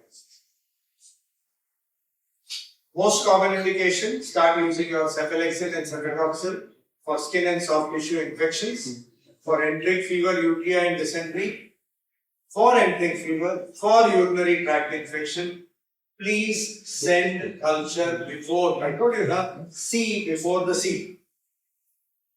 Okay, culture before giving your C. And for severe community acquired pneumonia, UTI, enteric fever, sepsis, meningitis, where they are not into the early phase of infancy, it's a great ceftriaxone. There was a mention of ceftriaxone for acute otitis media as a single dose, IM. Never do it. One of the most painful injections. And if you read, it is with a local anesthetic. One thing that Nilesh did mention is in olden days we had procaine penicillin. Great drug, once a day. Depot preparation, benzathine penicillin. Once in 21 days. Very painful. And the procaine molecule could cause infarcts in the lungs. And all these penicillins in the first generation had a lot of potassium. So when you are dealing with ICUs, where you are very bothered about your sodium content, ceftriaxone sodium. Metrogyl is full of sodium.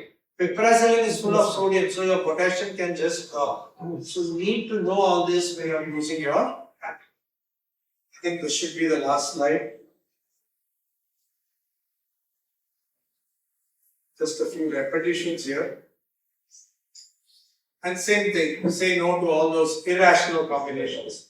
Thank you so much for your patience.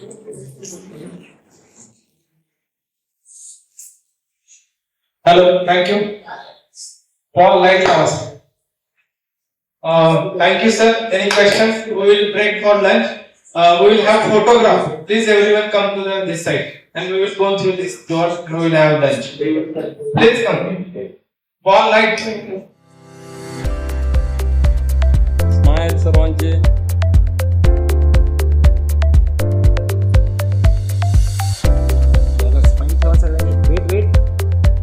Wait. Again, welcome back after the lunch, and as promised, we'll be trying to run through the next things with focus and highlight on the carrying home messages rather than going elaborate touch on each and every slide. So aminoglycosid. Let's come to the case number 1. A 2-year-old boy admitted with pyelonephritis. Improving after 48 hours of IV drugs, serum creatinine is 0.6 milligram. Urine culture report comes as, and it is showing E. coli and various resistant and sensitive patterns. What it is? That is typical resistant to ceftriaxone, third generation citalopram, as well as the next only sensitive to phenols, carbapenems and peptides. This is typical ESDMA. The commonest urine culture report we get nowadays. The child is better is planned to discharge. How can we plan outpatient treatment based on culture report? ESDMA. And we know the aminoglycoside susceptibility has been preserved here, and which can be a good choice of antibiotic to continue outpatient antimicrobial therapy, that is OPAT, at time of discharge. So, amikacin or gentamicin, either of them will be appropriate interventions. So, looking at aminoglycosides. So, streptomycin, earliest discovered, genta, neo, cana, tobra, these were the byproducts with some chemical alterations. Amikacin, by 2 means, was a semi-synthetic derivative, and plazomicin, a new one, actually helping us to cover the multi-drug resistant gram-negatives. All of them share a 6-member ring with an amino group. How do they act, and what about the technique? They inhibit protein synthesis by binding to 16S rRNA. They are bactericidal and concentration dependent. So a single dose achieving high level Cmax, coming down after a few hours, but with a good post antibiotic effect. That's why they are the ideal one, and once or twice a day dosage, even with intramuscular, achieving single high concentration targets, they are very useful.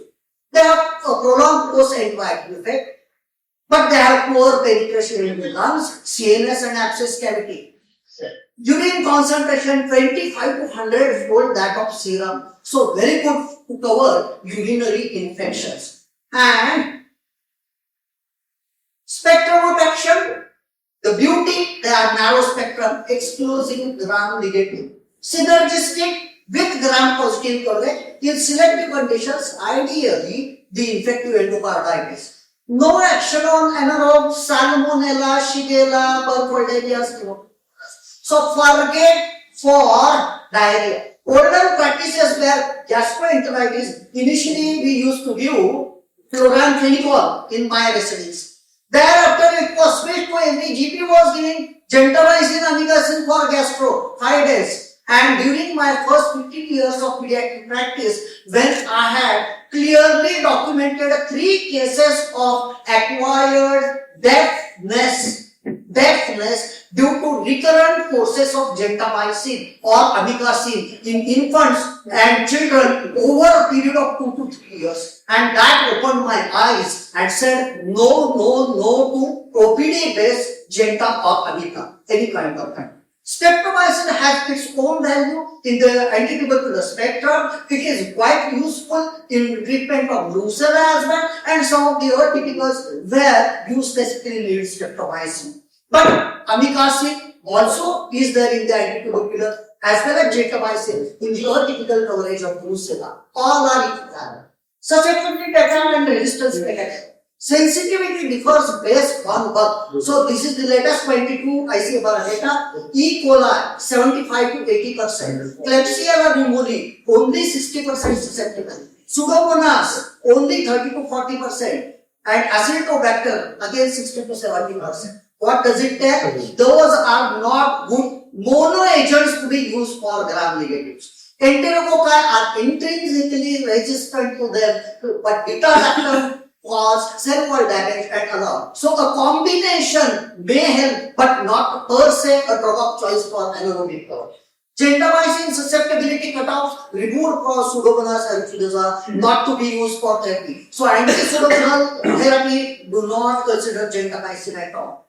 And what about dosing? You know very well, once a day dose, preferably in infusion. Amikacin 15 to 20 milligram per kg IVOD over infusion, or 7 milligram per kg IV once a day gentamicin or tobramycin. Special situations in resistant tuberculosis, now it's going down. Now the DRTB regimen are injection-free regimen. So here what you are not going to consider unless it is an exceptional situation where the antimicrobacterial susceptibility test is telling you to use, mandating you to use it. Otherwise, there is no role in short-term or long-term DRTB. Dose reduction in renal failure only for maintenance doses, not in the loading dose. Higher dose is recommended for cystic fibrosis. That is the real area where we have to go ahead with amino glycoside. But a rare one might see one case of CF once in lifetime, not more than that. Toxicity profile, as I said, very innocuous, very simple, very safe to adhere, but they are not. Nephrotoxicity, we are well aware of that, which is reversible, dose related. What about autos of toxicity? With a single dose of aminoglycoside, you get your otic cells damaged without any chance for regeneration. So it is irreversible impairment of ferric associated with each and every dose of aminoglycoside. That is the biggest concern and a practical concern. Neuromuscular blockade, the rare one, we have to keep in mind. Increased risk of acute kidney injury, especially when you are given, if the child is hypovolemic or is in shock or is on other nephrotoxic drugs like diuretic or NSAID. In those conditions, definitely the toxicity profile becomes more unsafe. So, therapeutic drug monitoring is required whenever you are using it on a long-term basis or high dosage. So, it is not all that safe. You need to monitor them when you are using for long-term. Both your nephrotoxicity has to be monitored as well as the hearing assessment has to be structurally done to see how much quantitative damage is there or adverse drug reactions are. What are the practical clinical uses of aminoglycosides in these days? Combination therapy with beta-lactam in enterococcal and streptococcal endocarditis. How many infected endocarditis do we see? Rarely. So forget it. Previously in our generation, as I remember, first was admit anti-genta. Enteric fever, ceftriaxone genta. कुछ भी करो साथ में genta निकाला दादा ही है. Forget that. Forget that. And that has killed many kids' years, and many deathnesses are accountable to our unscrupulous use of gentamicin and amikacin in previous generation. So, no combination therapy, that's a rare scenario. In carbapenem resistant gram-negative infection, as we have discussed, it's a matter of microbiologists. Unless they tell us after referring the antimicrobial or other susceptibility report, you are not supposed to use them. Only at the advice of the microbiologist. Neonatal sepsis, febrile neutropenia. Neonatal sepsis, definitely there is some role in empiric therapy, but again to be modulated according to the culture reports. Febrile neutropenia, yes, the growing number of patients in our practice, but again, a caution, there are better agents to go ahead with. Listeria brucella nocardia, out of that, brucella is one of the occasional organisms we make, there we have to use them. NDR XDR, I said, no more injectables. Then, bridge therapy of antitubercular therapy patterns of toxicity. A child developing drug-induced liver injury on ATT may have to be put on a short-term aminoglycoside therapy. NTM, yes, definitely there is some role in defined again after culture and association. Monotherapy, yes, only occasion. Switch. A child of pyelonephritis who is convalescent or recovered from the acute state and is to be discharged. That time, ESBL, when you can't continue with the beta-lactams, their monotherapy as a follow-up of switch to complete 2 weeks of therapy of pyelonephritis is the ideal indication for use of aminoglycoside. Tularemia plague, let's see when we face that. Local intraventricular intrathecal, again a rare condition, ventriculitis, meningitis, intrathecal infection, very rarely we come across. Again, in that time, we have to consult our microbiologists. Nebulization, tobramycin in bronchiectasis and chronic suppurative lung disease like cystic fibrosis is genuine indication and has to be done proactively. Of course, it's in the arena of pulmonology, not be routine. Coming to glycopeptides, the other group which has really helped us over last 1.5 to 2 decades, since when we are facing penicillin resistant streptococcus pneumonia. So meningitis nowadays, the guidelines say empiric therapy of meningitis to start with a combination of ceftriaxone with vancomycin up front, empirically, after sending the microbiological workup and modulate it according to the reports what you get after 3 days. So, empiric definitely there. As we have seen, this is not to take any chance for a serious infection, intracranial infection, where a resistant organism chance, even 1 in 100 is likely to change the outcome of the child with bad outcome as well as fatality associated. Here we can't take risk. So we have to start empirically with glycopeptide, that is vancomycin, but again to be reviewed after 3 days after the microbial. So case number 1, 1-year-old child admitted with fever, right knee septic arthritis, blood and pus cultures are reported as growing MRS. Leave apart blood culture. Let me tell you, these days the incidence of MRSA in Indian community according to the ICMR is highly risen up. Even a simple boil, a simple cellulitis can be MRSA and the chances are toss of a coin.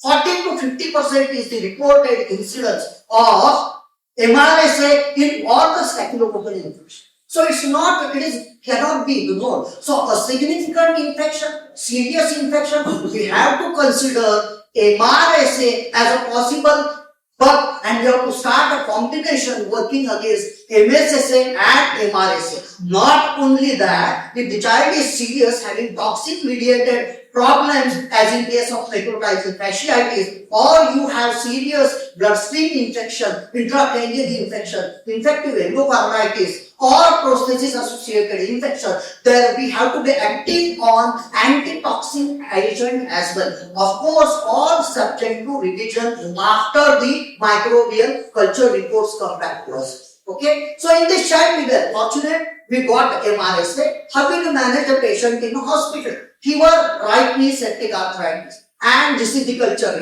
It is showing again MRSA. So cefoxitin, oxacillin resistance is there, and you know what are the 2 options or the 2 possibilities with MRSA? One, previous classification, community acquired and hospital acquired, or so that was the classification. Nowadays that classification doesn't hold true. So you just cannot go ahead with empiric treatment with clindamycin, cotrimoxazole or doxycycline, assuming it is community acquired MRSA. So MRSA, you have to go for microbiology. You have to get specific tests done and which type or other the susceptibility report has to be there. If it tells you that your clindamycin, if your cotrimoxazole or doxycycline are going to work, then you are going to use. Because the resistance to clindamycin, cotrimoxazole, doxycycline has risen up to 20 to 25%, which is not a small figure. So we have to keep in mind, treatment of MRSA start empirically, combination of NSSA, MRSA, get the microbiology done, look at the report. If it tells you it is going to be susceptible, you are lucky, you can switch or keep up using doxy, cotri or the other agents available or clindamycin. If not, most of the serious infection, significant infection, vancomycin is the choice. So ticoclanic is just a congener, a part of it. That's all. You have got option. The only advantage is that can be used once or twice a day and maybe intramuscular. Again, an agent to be considered for switch OPEC when you are discharging the stabilized patient to home. Typically, osteoarticular infection due to MRSA. Nowadays, we are treating with shorter injectable parenteral in hospital management and switching early as possible. Of course, with the criteria fulfilled, discharge criteria fulfilled, you can switch on to once a day or twice a day teicoplanin. That time it can be of help managing it on OPD basis. So, two main drugs, Vanco and Tico, they inhibit the cell wall synthesis only for gram-positive. Don't consider it for gram-negative. So, no empiric if the possibility is not a gram-positive bacteria. Okay? Are inferior to sphazoline and fluoxetine for MSSA. This is a message. Vanco alone is not a good drug of choice to cover MSSA. It is inferior to fluoxetine and cefazolin for MSSA. So Vanco is not panacea for gram-positive. Mind it well. Current CLSR breakpoint, Vanco for stat 4 is less than 2. If I see more than 1, it can be a figure. So that's a gray area. So you have to have a keen look at. So whenever drug-resistant bugs are there, always consult your microbiologist for help to have a guided treatment of the patient. Resistance to S. aureus and pneumococcus is not yet reported in India. In that case, you have to go for other anti-MRSA agents like linezolid or other daptomycin and other, but don't consider them right now. Currently, vancomycin is the best drug even for MRSA in Indian subcontinent. Enterococcus, yes, Enterococcus is one of the bug for which vancomycin works well, but VRE is increasing incidence. So vancomycin resistance is increasing, and if you have to treat it vancomycin, again a microbiological culture report to substantiate that, endorse that, and then you have to go ahead. PKPD, they are bactericidal. Then area under cover under MIC is the parameter we use. Target AUC divided by MIC for successful activity, and it is 400 to 600. CNS penetration is only at higher level, not a good agent. But inflamed meninges, they do work. That's why in meningitis, vancomycin is recommended for possible penicillin-resistant streptococcus pneumoniae. Excretion via glomerular filtration, we know very well. Nephrotoxicity is a problem. Consider very much when we are treating a bad child in ICU or a child with high risk, when we are treating with multiple nephrotoxic agents like aminoglycosides or amphotericin B. In that case, we have to be very, very cautious using all these combinations. Dosing and toxicity. So, loading dose in severe infection 20 to 30 milligram in infusion, continue 10 to 15 milligram every 6 hours. Teicoplanin, the dose is 16 milligram loading, 10 milligram per kg IV 12 hourly, or can be given even intravascular twice a day on OPAP. Okay? Neonatal doses are lower and postnatal age weight dependent. Again, neonate are the area where you have to consult your microbiologist for the PKPD issues and nephrotoxicity. Dose reduction in renal failure definitely is a consideration.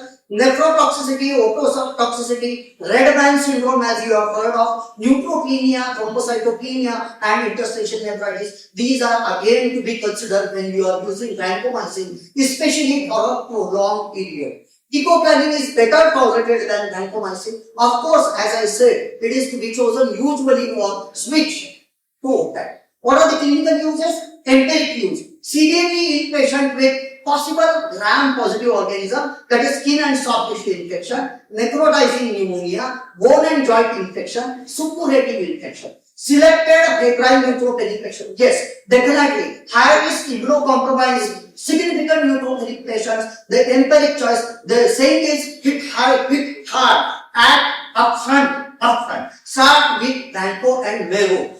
Start with Vanco and Mero without delay. Again, go for the microbiological methods to help you in deciding how to continue, how much to continue, and whether to change. Then, nosocomial infection in ICU with high MRSA rates for hospital-acquired infection. Suspected pneumococcal meningitis, nosocomial meningitis, prosthetic valve endocarditis. These are some of the uncommon situations where vancomycin is definitely to be considered. Teicoplanin, again, little inferior, not preferred for bloodstream infection, intracranial infection, endocarditis, is an agent to be used for SSK and bone and joint infection for the convenience. Can be used in bacteremia without endocarditis, but not with endocarditis.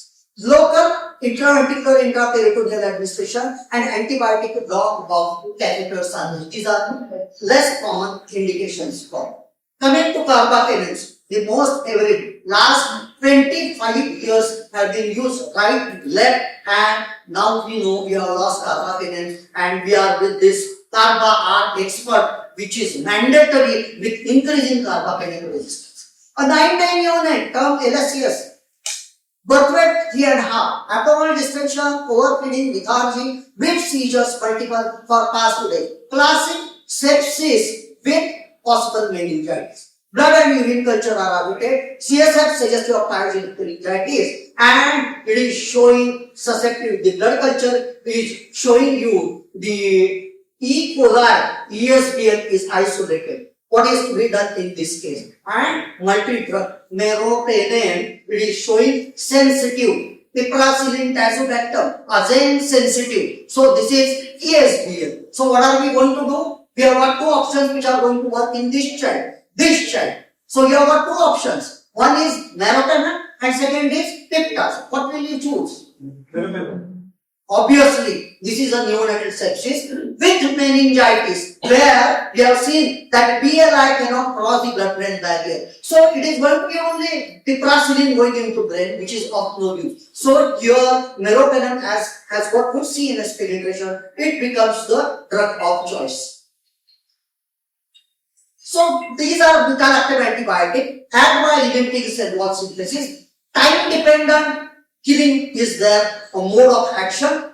That's why time above MIC is the determinant. That's why with initial times when we had all these carbapenem resistant negative organisms, DROs, without availability of the newer agents like ceftazidime, avibactam, what was the way out? Administering the same meropenem over infusion, 3 to 4 hours infusion, keeping the time above MIC maximum was the way sorted out. Now we have got the newer agents with carbapenem resistance. We have to go for carba-R expert test to guide us with selection of the last level of gram-negative agent.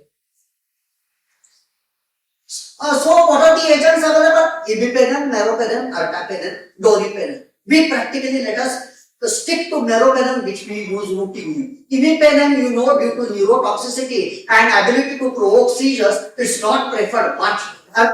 Let us stop discussing. Meropenem, we are well versed with it, and let us look at that. So what are the places where we should consider it? Neonatal sepsis meningitis. Definitely with the changing spectrum of the NICO microbes and the colonizations, now it has become the first line agent, of course, in combination with another agent for enteric therapy. Severe community acquired UTI, intra-abdominal infection where ESBLs are suspected. Not only that, it has got good anaerobic cover. So it's a good therapy for intra-abdominal infection where a good cover for resistant gram-negatives as well as anaerobes is given by one agent, that is meropenem. Febrile neutropenia, nosocomial infections and immunocompromise, again it becomes one of the drug of choice to treat empirically with higher spectrum intended.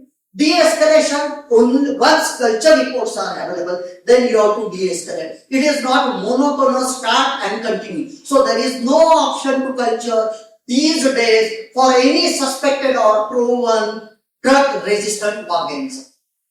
Not appropriate first line agenting, mind you well, we have seen cephalosporins are not useful for those 4 things. Lame, LAME we have seen, Listeria, atypicals and all those like that where meropenem is not going to work. Community acquired pneumonia, no role of meropenem. Pneumonia, they are dealing with gram positive. Always think of either beta-lactams and going ahead to vancomycin or gram positive coverage. Never look at gram negative unless it's a small kid below 3 months or a neonate or a immunocompromised child. So pneumonia, gram positive. Look at Streptococcus pneumoniae.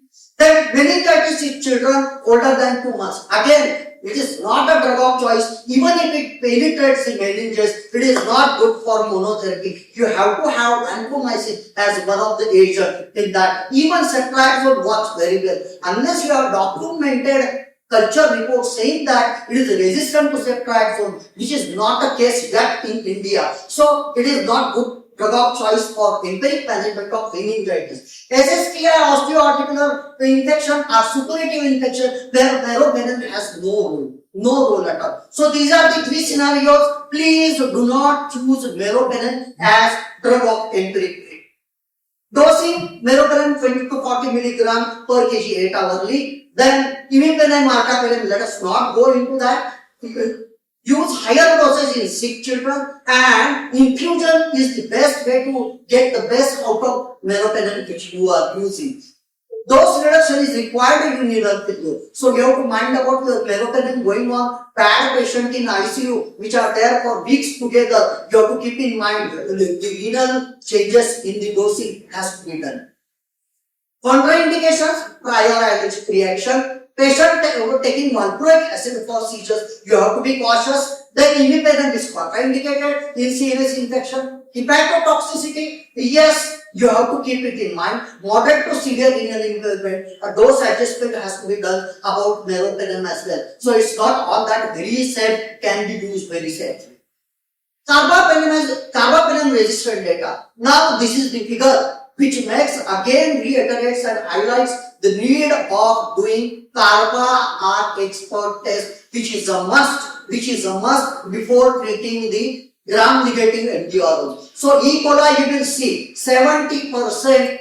So this is resistant, 30% E. coli, 60 to 70% Klebsiella, 40 to 50% Pseudomonas, and 80 to 90% Acinetobacter. So none of the gram-negatives serious infection can be treated empirically with carbapenem year 4. Mind you well, so doing microbiology culture or carba in a serious patient is mandatory. There is no way out. You can't treat them empirically. Every question will be asked if you treat this infection empirically. You have to have a microbiological side for that. Directed therapy, ES-Ben infection, carbapenem versus BLBLI. The questions we asked in the first case. When you can use peptides, when you have to use meropenem. Then GNB highly ability to produce concomitantly multiple ESBLs and AMC. So in that case, tazobactam is influenced by inoculopathy.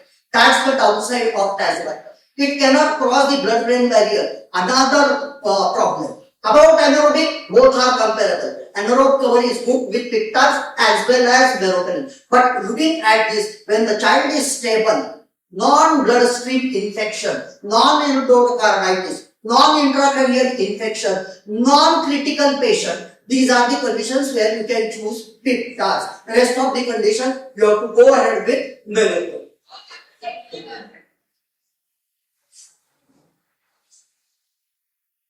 So, AMC beta-lactamases, Enterobacter pyogenes, Klebsiella and Citrobacter funda, avoid ceftriaxone or ceftazidime and BLBLI combination. Even if an isolate, initially it is susceptible to. So these are the unusual agents you have to keep in mind where you are not supposed to use these agents empirically. Okay.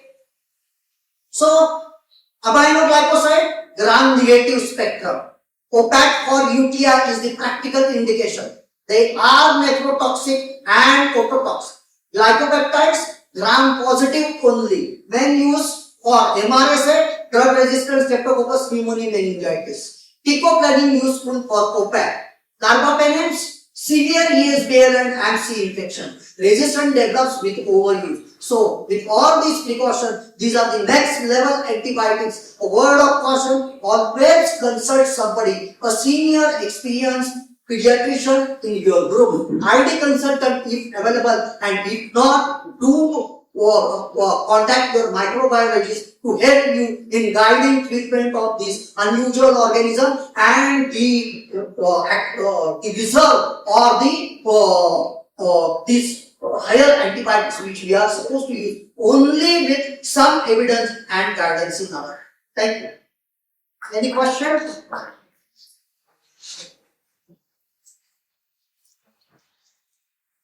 Just one thing for nephrotoxicity. When you are giving an aminoglycoside, it's usually anuric. There is no oliguria. So one test that has come now is called renal tubular cast count. So you do renal tubular cast count. That is the earliest that picks up aminoglycoside toxicity. It's not the creat. And as far as hearing, he was talking about irreversible hearing. Hair cells are affected. So fine, because in a critical care unit, you are giving multiple antibiotics. You have a diuretic there, you have a vanco there, you have an aminoglycoside there. They are all adding on. In fact, some of them are 1 plus 1 is equal to 3, not even 2. Synergistic. So you have to know this. So we have oral meropenem suspension. Yeah, so that is not oral. That is not meropenem. That's another group. In carbapenems, Pramod, oral carbapenem. Forget it is the only message. That is called pharopenem. Okay. That is a penem. That is not meropenem. In meropenem, in the carbapenem groups, you have one diapenem and tiapenem. The thiapenem is oral. It's not yet hit the market, luckily. Pharopenem has got a wonderful spectrum. It covers a lot of things, but does not cover pseudomonas. The only anti-pseudomonal agent oral that we are all using is ciprofloxacin and levofloxacin.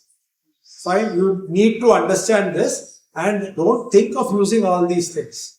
Keep it as a reserve. India is one of the biggest market for pharopenem. Unfortunately. Our next speaker is our batsman Dr. Piyush sir. Sir is serious pediatrician practice in Solapur since almost 20 years. He is also attached to marking their special role.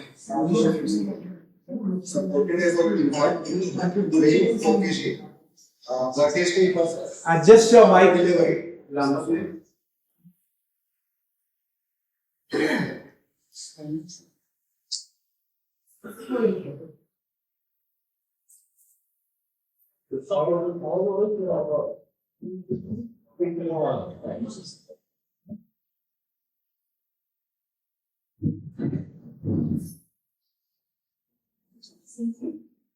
Days old infant presented with cough more than 10 days. Has to vomit after every bout of severe cough. Occasional apnea after cough with mild cyanosis. Child was wailing between the bouts of cough. What is the diagnosis? What can you think of? Investigation reveals total count of 26,600 with pulmonary 30% and lymphocyte 67% with normal platelet and X-ray normal. Anybody can guess? Pertussis. Choice is microleads. Here second case, 6 years old girl, fully immunized. She was complaining of cough, fever around 100 degree Fahrenheit with leg pain, malaise and headache for 3 days. She was mildly tachypneic, chest wise. On examination, there are scattered crepes all over chest. In SpO2 of 95% at room temperature. X-ray was showing segmental fluffy opacities. She received amoxicillin, clavulanic and lisolid, but there was no response. Which is the likely bug for this? Mycoplasma. Good. It's mycoplasma, antibiotics against microlead. What are these microlead group of antibiotics? These are the antibiotics which are derived from streptomycin species. A group of antibiotics consists of microlead group ring. It is a large lactone ring, which one or more deoxy sugars are attached. And depending on this number of the rings, they have been classified. The first microlead to be invented was erythromycin way back in 1950, and since then it was being routinely used, predominantly because it was a second because they have a similar antimicrobial activity similar to like penicillin G. That's why with patients sensitive to penicillin, they have been used this erythromycin. But it has got some limitations. Since it is acid level, we have to give it with enteric-coated tablets. It has a very narrow spectrum of antimicrobial activity. Since it activates motilin receptors and increases the gastric contractility, stomach contractility, the gastric side effects are there. And it has got very short half-life, around 1.5 to 2 hours. That's why you have to give it in multiple doses throughout the day. To overcome these limitations, new synthetic macrolides have been invented in around 1980s. These are clarithromycin, roxithromycin, and azithromycin, which has got broader spectrum of antibiotics. They are orally effective. They achieve high blood concentration, have longer half-life, and they are less toxic compared to erythromycin. How they act? All microglids they inhibit protein synthesis by binding to the 50th ribosome subunit. Thus, they inhibit protein synthesis by inhibition of transportation of mRNA. Majority of them have bacteriostatic activity, but few susceptible organisms with high concentration they have a bactericidal activity. Let's see the pharmacokinetics of these three drugs which are being mainly used from this group. Erythromycin, food decreases the absorption. Absorption is variable. Clarithromycin and azithromycin, they are well absorbed regardless of presence of food. Erythromycin is destroyed by gastric acid. That's why to earlier mentioned, given with enteric-coated tablet. H2 are acid stable. All are eliminated hepatically. They are excreted mainly in the body. Very minimal excretion in the renal, so that you can give it in patients with renal dysfunction. Half-life is very low, short in erythromycin, it is around 2 hours. As compared to clarithromycin, it is around 3 to 7 hours, and azithromycin has the longest half-life of 68 hours. Clarithromycin and azithromycin have been extensively distributed and penetrated in the tissue. Even the plasma level is low, the tissue level are very high, and they are slowly released in the body. That's why they have got longer half-life. They have got very minimal CSF penetration. Azithromycin has more anti-inflammatory action as compared to clarithromycin. The main side effect they have got, they have drug interaction with many drugs. As they causes hepatic oxidation of all many other drugs. They are inhibitors of cytochrome 450, which is the metabolic system in the liver. They may increase the concentration of digoxin, theophylline, carbamazepine, phenantine, and many other drugs. Erythromycin and clarithromycin has been associated with prolonged QT intervals, some arrhythmias also. So you have to do it cautiously. All other drugs when they are using with erythromycin, this macrolide group. Microlide spectrum of activity. They are potent against atypical bacteria. All have excellent activity against chlamydia, mycoplasma, legionella, and pneumonia. Gram-positive anaerobes, they are also active against gram-positive anaerobes, in which clarithromycin is more active compared to erythromycin and azithromycin. Streptococcus pneumoniae resistance is high. Group A, streptococci, MSSA, Caudibacter, they are also susceptible. Gram-negative aerobes, azithromycin is the only drug which is active against Salmonella typhi, but it is also active in all these three active against H. influenza, Varicella catarrhis. They do not have activity against any other enterobacterias. Other organisms which are active against these are Bordetella pertussis, Mycobacterium, avium complex. Clarithromycin is the drug of choice in treating along with other drugs in Mycobacterium avium complex. Other commonly are Brucella, single dose as in cholera, it has been used.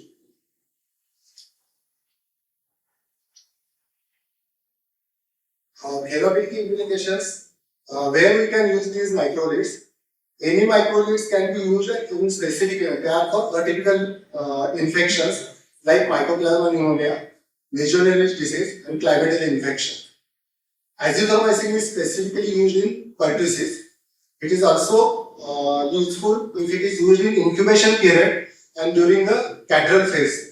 That will reduce the further stages of the disease and that can harm the disease. Erythromycin is used in diphtheria.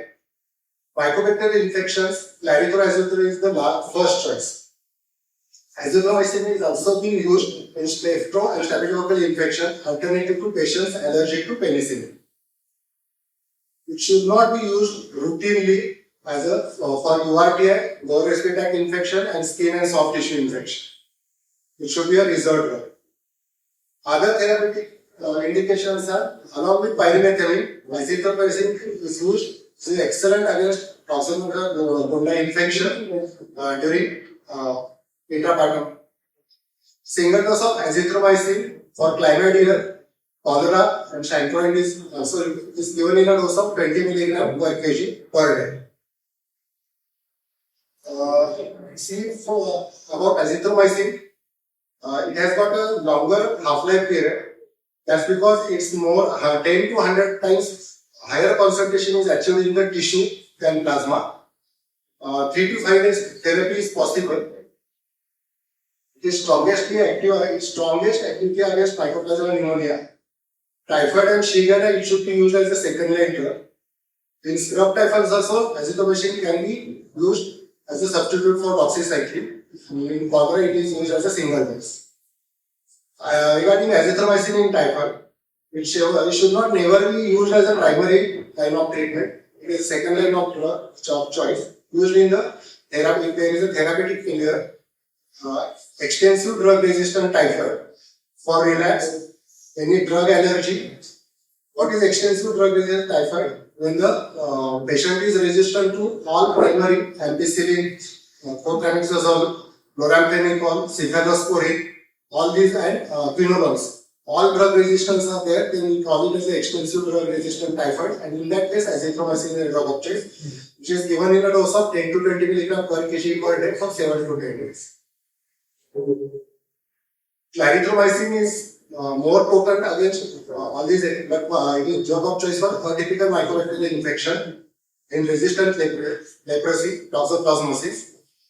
It is used along with open pump inhibitors and metronidazole for 14 days for H. pylori infection eradication.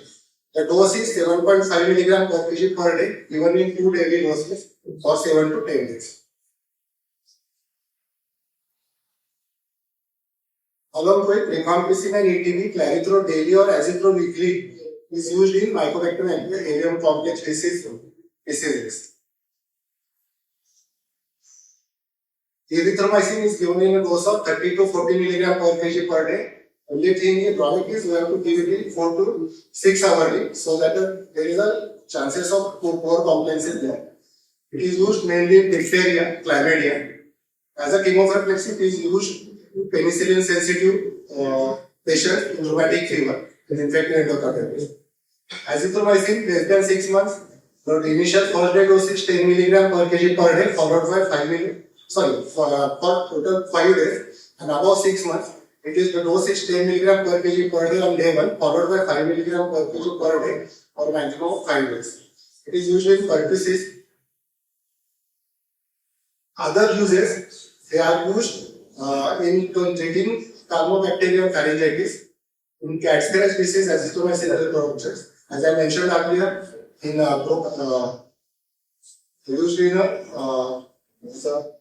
prokinetic effect is having, that's usually in children, in smaller children. But azithromycin, there is no proven that there is association of azithromycin used below 1 month with hyperpyloric stenosis. Doses, already mentioned. Side effect, as I mentioned earlier, they are associated with GI disturbances like nausea, diarrhea is minimal, abdominal pain is there, maybe because of increasing activity and contraction of the stomach. They are associated with headache, dizziness, abnormal LFT, hepatitis like the symptoms you will produce specifically with histolect type of containing base containing drug, which is reversible. Chronic conditioning count is very rare. As I mentioned earlier, QT prolonged QT interval is there with erythromycin and azithromycin.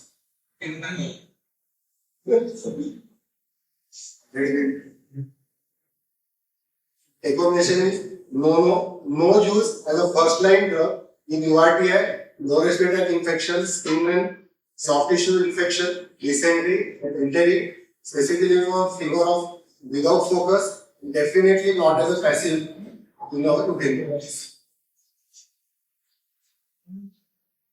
Thank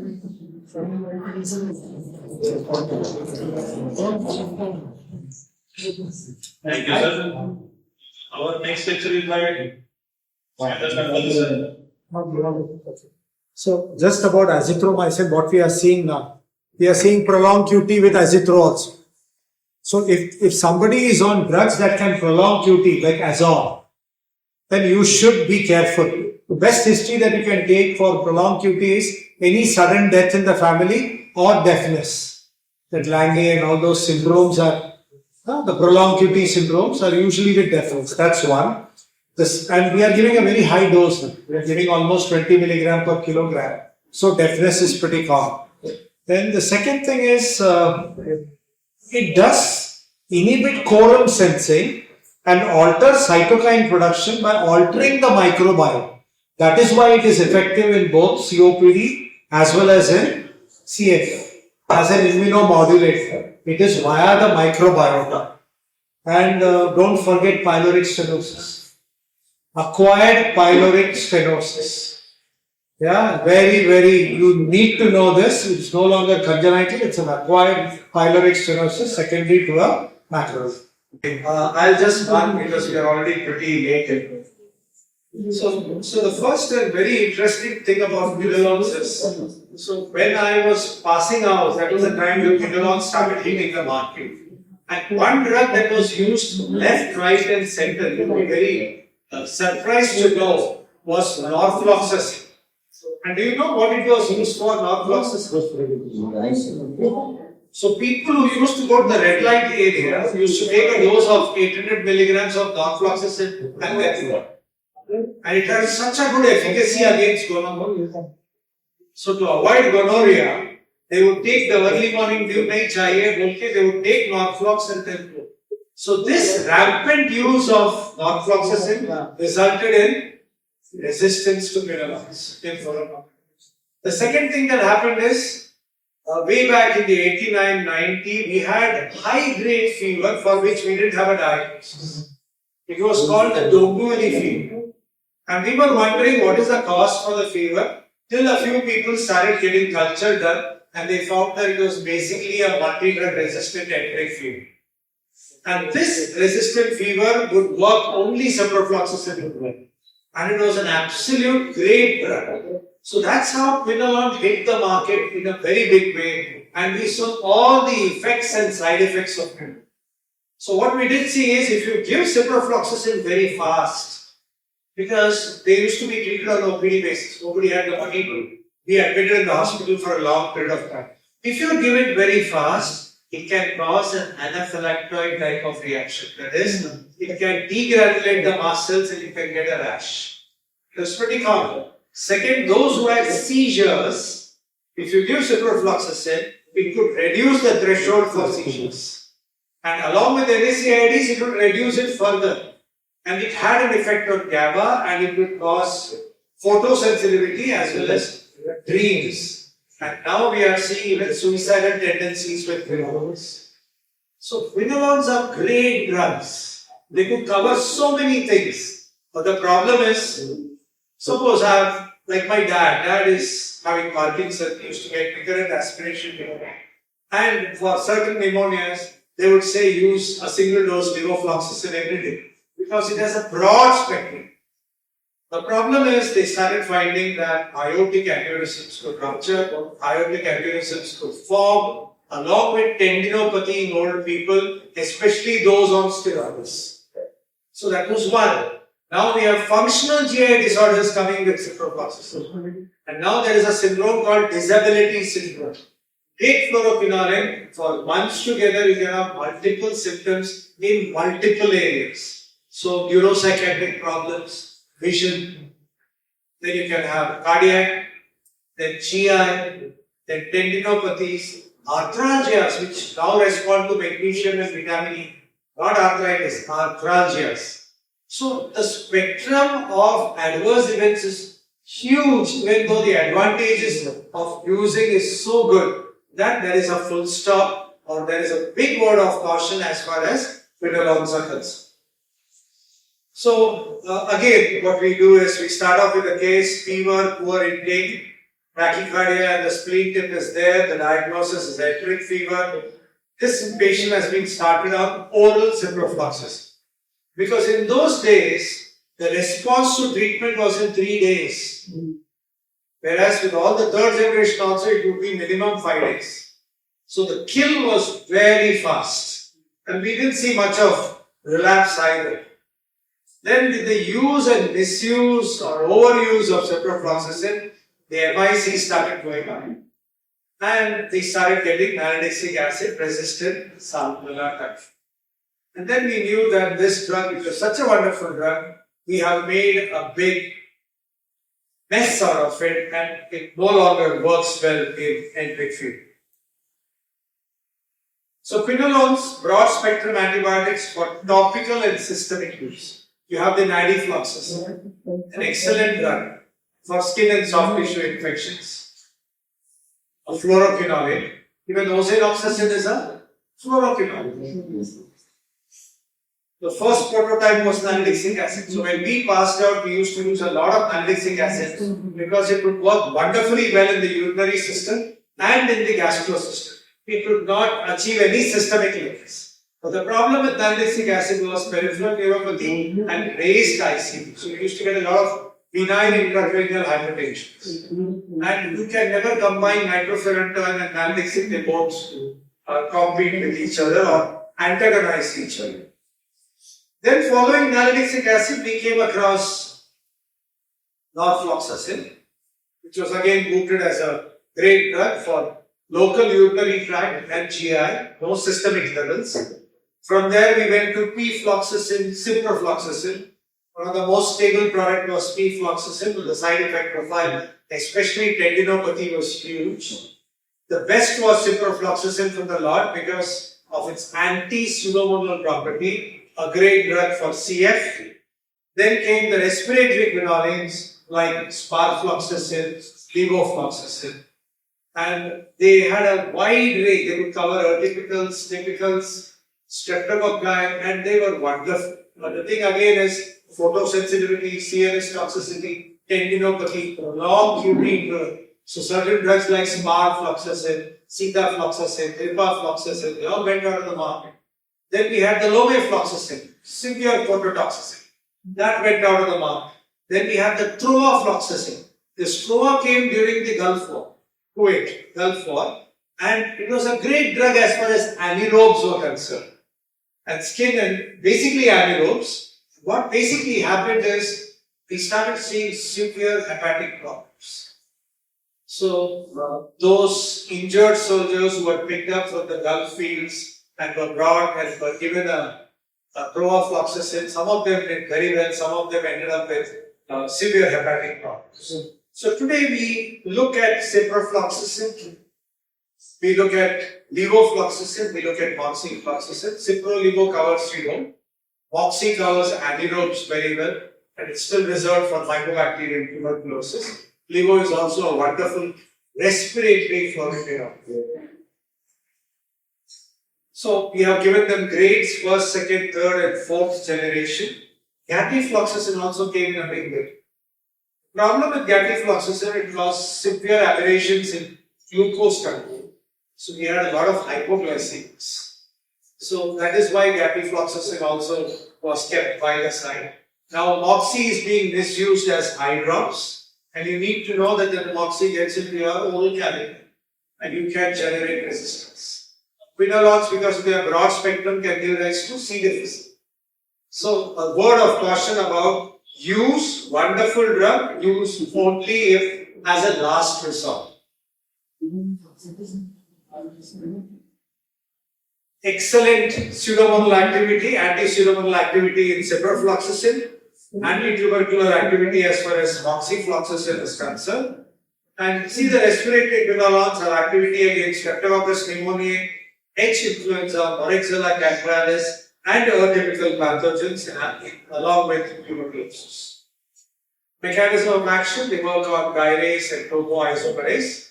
These are the ones that are concerned with binary fission, sister DNA particles, and then fusion, DNA repair. And that is how they work on the DNA and cause breaks and are very efficacious as far as the cidal activity is concerned.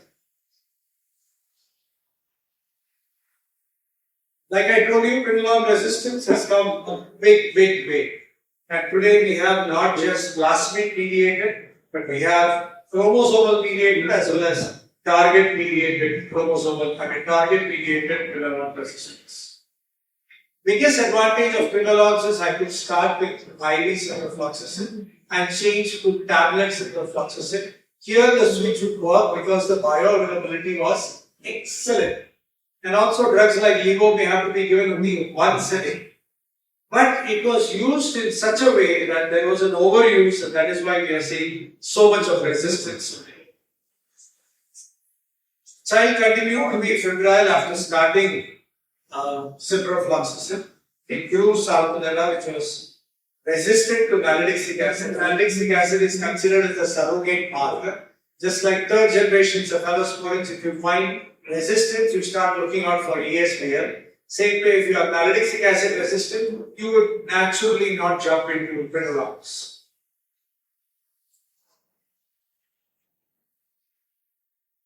The second case is an 8-year-old boy for polytrauma mechanical ventilation at the urinary catheter. Develops high-grade fever with chills on day 8, and the urine culture shows Klebsiella nigra. And this is the culture report. I think the picture on the screen is quite difficult to interpret. I'll just tell you that this bug is only sensitive to piperazine and tazobacter, the aminoglycosides, meropenem, trimethoprim sulfamethoxazole, tigecycline, imipenem, minocycline, norfloxacin, nitrofurantoin, and it is intermediate to cefepime. So what antibiotic will you use? So there is Cipro and Norflox, which is quite sensitive. Should we use the quinolone as per this report? UTI by Pseudomonas aeruginosa or other multi-drug resistant organisms. CSOM or malignant otitis media caused by Pseudomonas aeruginosa. Acute osteomyelitis caused by aeruginosa. This happens when you get a puncture wound of the feet. Osteomyelitis following a puncture wound, very likely to be Pseudomonas. CF, where you have Pseudomonas staph, Pseudomonas, and the Burkholderia, the usual pathogens, and mycobacterial infections. These are places where quinolones come to the fore. Indications for quinolones: gram-negative infections in immunocompromised hosts, GI infections by multi-drug resistant Shigella, Salmonella, Vibrio or Campylobacter species, septicemia with culture demonstrated in vitro resistance. You need to understand that they don't cross the CSF very well. Serious infections with quinolone sensitivity in the presence of allergy to other drugs. Anthrax is another indication for the use of quinolones. Norfloxacin you wouldn't use in a febrile UTI because it only accumulates locally. There is no systemic level. Levofloxacin would be a great respiratory quinolone. Ofloxacin, the isomer is levofloxacin. Ofloxacin should never, the usual combination of ornidazole and ofloxacin or a quinolone and metronidazole should always be avoided when we are treating dysenteries. And the method of administration is you have parenteral, and this can be followed by oral once you have control of the infection. You have topical formulations, some of them can cause corneal problems, especially the ciprofloxacin. Concurrent administration of food does not have an effect, but anything which is 2+, zinc, calcium, magnesium, the antacids, the multivitamins, because people tend to give antacids with fluorophenols, they tend to give multivitamins, probiotics, which have a zinc, which have a magnesium, iron, calcium, all these can block the fluorophenol from getting absorbed because they form complexes. In the topicals, we use as eye drops, ciprofloxacin, oxy, oflox, they're all used as eye and ear drops. And for arthritis externa also, when you have the stick-borne antipanostomie tubes. And in skin conditions, we have an adifloxacin as well as an ozenoxacin that are used for skin and soft tissue infections as ointment and creams. These are the usual dosages that we give in various conditions like enteric fever, a urinary tract infection, or a respiratory condition, or in tuberculosis.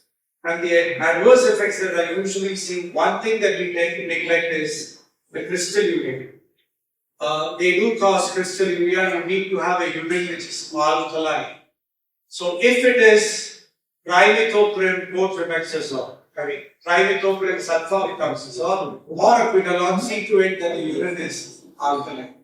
And if you have an alkaline urea because of a protease organism, don't try to acidify the urine. That urine is not going to get acidified because the protease breaks down urea into ammonia and causes an alkaline pH. So you have to give an antibiotic that is working on an alkaline pH. That's the way it is.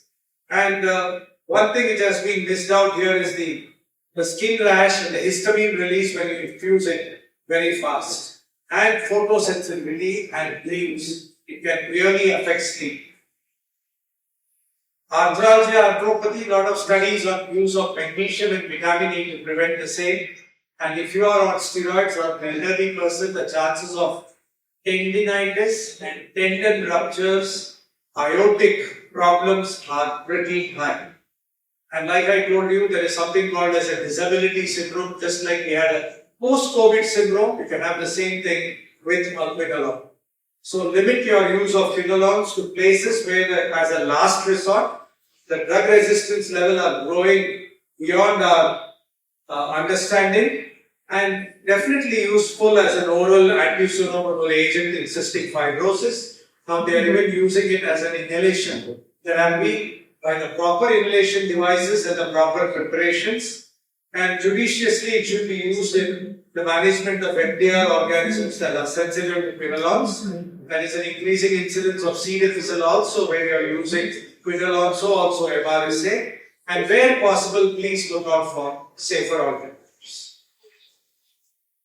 Going to cotrimoxazole. So again, here you have a 10-year-old girl who complains of fever with chills, weakness, no response to previous antibiotics. Started on paracetamol, given oral fluids, and advised investigation. So 15 days is too long a time not to have intervened. So the investigations are done, and you have to have a look at this urine report. So when you look at this urine report, certain things that we tend to miss out on. One, please look at specific gram. Because if you have a concentrated urine, it totally changes. If you have a dilute urine, it totally changes. Here you have 1005. Anything between 1015, 1030 is okay. Above 30 concentrated. Below 1015 is dilute. So adequately hydrated. Look at the pH. Anything which is acidic, all the beta lactams work wonderfully well. In fact, everything works except for quinolones and cotrimoxazole. So you require an alkaline urine for them to work, and also you need to understand that one of the side effects of cotrimoxazole is crystalluria with blockade of tubules, like you have acyclovir. So if you have an alkaline urine, the crystallization is almost zero. And these patients will complain of burning micturition when you have crystalluria. Then you go further to see whether there is calcium oxalate crystal. Even calcium oxalate crystal does not tell you it's stone. It basically means your hydration is not good. So you need to understand that. So give a lot of importance to urine report before jumping on to a medication that you are going to give to treat. Like I told you, protease, alkaline urine, don't try to acidify the urine. If you are going to give methenamine mandolate, fosfomycin, you need an acidic urine. So methenamine mandolate, you would use vitamin C. Okay, and if you have an acidic urine, everything works except for those two quinolones and this thing that I said, suboptimal coverage. So what did we get here? That this bug is sensitive to cotrimoxazole, and an ultrasound was done which showed a pelvic atelectasis along with a mildly dilated right ureter, and there was post-void residual urine which is very significant, and a grade 1 vesicouretic reflux on the right side. This patient was started on injection uric acid. Do you think we could have used cotrimoxazole as Klebsiella was highly sensitive to it? So let's get into cotrimoxazole as a molecule. A combination of trimethoprim with sulfamethoxazole. They work at two levels of folate synthesis. You have primary and secondary, so you have a dihydrofolate and a tetrahydrofolate, and ultimately the folate being synthesized from PABA, and this is blocked by trimethoprim and sulfamethoxazole in a combination of 1:5, and their half-life is more or less the same because sulfamethoxazole has a long half-life, and it was first introduced way back in the 1969, and it has a tremendous synergism to bugs that are sensitive to it. It does cross the blood-brain barrier also. Active against Salmonella, Klebsiella, so also Toxoplasma, the Pneumocystis, Isospora and Burkholderia infections, and does not work against anaerobes. So this you need to know. The resistance is plasmid mediated acquisition of dihydrofolate reductase with lower affinity, and it has spread all over the world, and we have almost 40% of isolates of group A Streptococci and Pneumococcus which are resistant. And this is why initially we used to get this in all our primary health centers for skin and soft tissue infection, also for respiratory infections. We no longer use it. Clinical indications: urinary tract infections of community acquired variety, chemoprophylaxis for recurrent UTI, Burkholderia infections, that is the melioidosis, ventilator associated pneumonias, drug of choice for Pneumocystis and Isospora diarrhea, and most of these are seen in immunocompromised individuals. And the severe skin reactions that we see, like Steven-Johnson erythema multiforme or the complete SJS spectrum, this usually is in this immunocompromised individual. And there is an aberrant immune system which predisposes them. So we are moving into a genetic world with genetic markers, and we live sometime before we start doing genetic markers, before we decide on which drug to give to which patient, like we do in chemotherapy. So you could give it in skin infections, especially the MRSAs, where you have a susceptibility. Enteric fever, there is a return of sensitive strains. Brucellosis, nocardiosis, like I mentioned sometime back in pediculosis capitis. And emerging use in nosocomial infections secondary to extensively resistant strains of microbes. In uncomplicated UTIs, we usually calculate as 5 to 8 milligram per kilogram of trimethoprim or 20 to 25 of sulfamethoxazole. And in enteric fever, it is 10 milligram per kilogram of trimethoprim including viral doses. In immunocompromised patients for Pneumocystis and Toxoplasma prophylaxis, it is 5 milligram per kilogram per day of trimethoprim, which is given once a day or twice a day for 3 days in a week or on alternate days. And in urinary tract prophylaxis, we always use 1/3 the dose as a single dose every day. But word of caution: malnourished, alcoholics, folic acid deficient babies, somebody who's had chronic diarrhea, has been on goat's milk for a long time, megaloblastic anemia, be very careful. It will aggravate it, and you may have the use of folic acid. Adverse reaction: blood dyscreases are very high on the list. In fact, the mother receives a molecule of cotrimoxazole just before delivery, and she delivers a baby. The baby can have hemolysis, the baby can have methemoglobinemia, we never think about it. The could even have jaundice. So there is a lot to do with cotrimoxazole and the neonate if the mother receives it. Anyhow, we don't give any antifolate preparations during pregnancy. Blood dyscreasis in a big way because it's a folic acid antagonist. So you can have neutropenia, megaloblastosis, thrombocytopenia, and if you are G6PD deficient, you can have hemolysis. Like I told you, the skin reactions, the Steven-Johnson spectrum, which is erythema multiforme, Steven-Johnson, and toxic necrolysis. We pray we don't get to see those. Mucositis, glossitis, the aplastic and hemolytic anemias, we don't want to see them. And renal disease, I told you, because of dysuria and blockage. We would have used otromexazole in the case that I discussed right in the beginning, as it still works well in UTI. It's a good alternative for UTI prophylaxis also, which has become somewhat a controversial subject now. Coming to a case 2, which is a fever of 10 days with weakness, with hepatosplenomegaly, with an impression of enteric fever. The child was started on ceftriaxone. And when you look at this report, you can see that this patient is sensitive to third generation cephalosporins and also sensitive to trimethoprim sulfamethoxazole and so also to the monobactam tigecycline. And this doesn't look like one of those which is the MDR or the XDR type of enteric fever. Could we have used this instead of ceftriaxone? The thing is, today we are in an era of safe pediatrics. So I would still use a third generation cephalosporin whose adverse effects are almost negligible and from which you can recover instead of risking a skin reaction with prophylactis. So that is the take-home point in this. And 98.8% of salmonella are coming back to susceptibility as far as 2 drugs are concerned, both with serious side effects. Bone marrow suppression and aplastic anemia with chloramphenicol, mitochondrial toxin, and clotrimexazole with all its blood dyskinesis as well as skin reactions.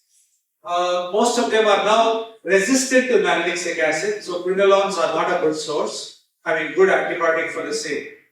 So it's re-emerging as a good choice for salmonella infection, still useful in UTI, a choice for Bacillus-associated pneumonia and Burkholderia infections. Pediculosis cavitis remains a drug of choice for chemoprophylaxis in a number of patients. Thank you very much.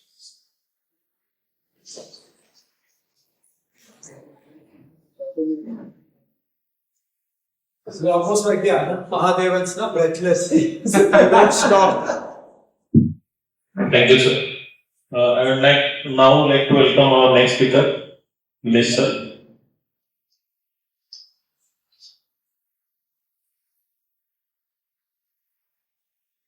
So everyone is tired. So I will be talking about the highlights. So here in short, you see about tetracycline and cholesterol. So I will just keep because we are in the Solapur, everyone know what this type of rash is. Bacha jata hai Solapur ka. I saw my first case of leakage in Solapur only. Dr. Atul sir has educated all this all over Maharashtra. People are following for treatment of rickettsial infection. So this is classical rickettsial rash. So actually it doesn't need any investigations. It is definitely medical diagnosis. What I want to re-emphasize that we should think of rickettsia that patient is not having focus coming from particular pocket where rickettsia is very commonly seen. And fever, flushing, rash increasing with flushing, severe myositis, unable to walk, some arthralgia. Even before appearance of rash, empirically, such children should be started on doxycycline. And we should not wait, and we should not wait for the this reports to come from rickettsia, because I think it is mostly clinical diagnosis.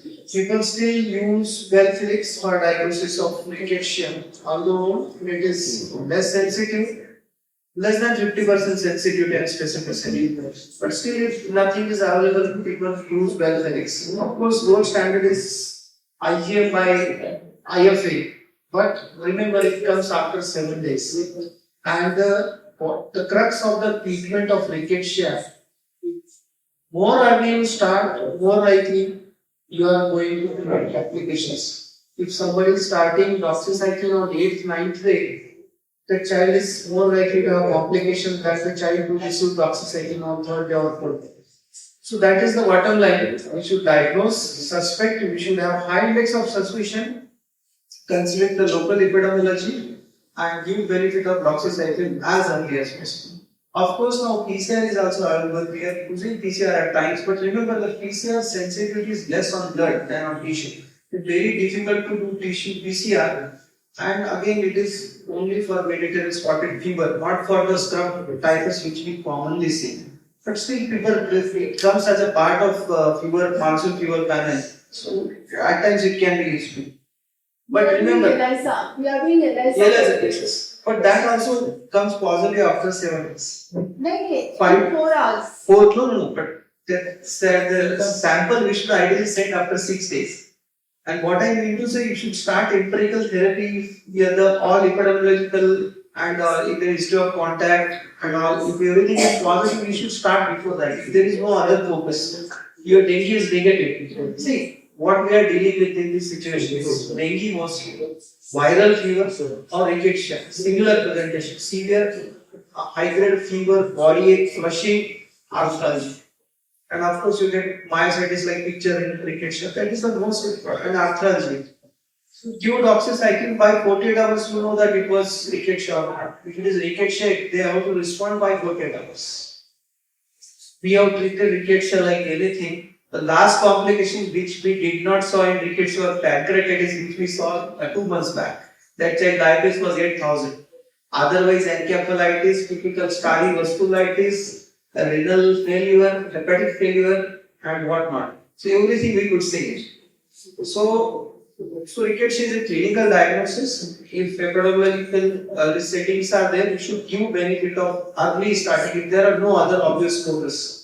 And you should not wait for investigations. Doxy is available, IV also, and oral is the best. If child's GI tract is okay, there is no active bleed, child's X-ray is okay, oral is equally good, it's got good oral absorption compared with IV. Otherwise, you can use IV. For other alternatives, azithromycin, but need not combine it, like 2 drugs will not work faster and need patients correct. Initially, we were thinking that we used to treat some 10 years back any rickettsial encephalitis with IV chloromycin. But remember that doxycycline has got a good CSF penetration. So even if child is not able to take only, we can use IV doxycycline. There is no need of chloropenicol, more toxic rickettsial. As far as the use of doxycycline, just now we were discussing that there was no mention of cartilage damage in fibrosis. So it is like that. There is no question, there is no controversy regarding use of doxycycline in children less than 8 years of age also, provided you are using it for the right purpose and the duration is limited for acute purposes. Only limitations of using doxycycline less than 8 years of age is brucellosis. Because in brucella we need to give antibiotics for 6 weeks. So in that case, less than 8 years, we prefer rifampicin with sulfamethoxazole and not the doxy with the sulfamethoxazole. Otherwise, for this routinely doxycycline, we can use in children. There is no controversy.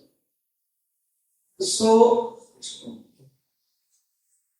it has got good CSF penetration. That's what I wanted to tell. So these are some indications of doxycycline. Of course, typical pneumonia, as already discussed, skin soft tissue infection, falciparum malaria, along with that. And there's new data is coming regarding use of local, you can say, the adults with the doxycycline tablet for recurrent aphthous ulcers because it has got some anti-prostaglandin and anti-inflammatory properties. So, in case of recurrent aphthous ulcers, we can use. So, coming to tigecycline. So, again, it is not a new antibiotic. It was there in 60s and 70s and it was then not used when again it has come to mention. So, we have got only 3-4 drugs over MDR, HDR and registered bugs. One is tigecycline, second is oxomycin, and of course, that ceftazidime with avibactam combination. So, The beauty about tigecycline is that it is a broad spectrum. It will cover MRSA also, and it will cover carbapenem resistant Acinetobacter also. So that is beauty. The spectrum of tigecycline is very good. It covers MRSA, it covers your vancomycin resistant Enterococcus, and also it will cover the carbapenem resistant Acinetobacter also. However, it doesn't work against Pseudomonas. So if at all you have to use tigecycline, first tigecycline should not be used as an empirical therapy. That is most important. You should use all these drugs for that matter, ceftazidime, avibactam, fosfomycin or tigecycline, only based on culture. You can't use it as an empirical therapy. And you have to remember few positives and negatives of each and every drug. Tigecycline again is a new generation tetracycline. Again known for resistance.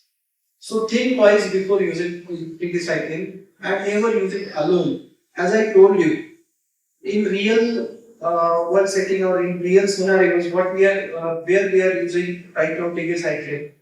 When culture is positive and we are dealing with skin and soft tissue infections, intra-abdominal infections, and VAP.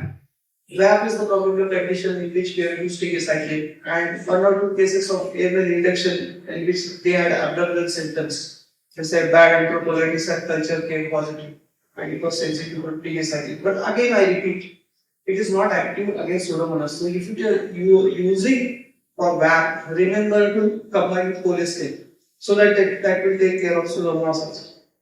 So bottom line is use only based on culture, nothing like empiric. So it is available as IV only, no oral preparation. So nothing is approved, but we have to use it because there is no other option.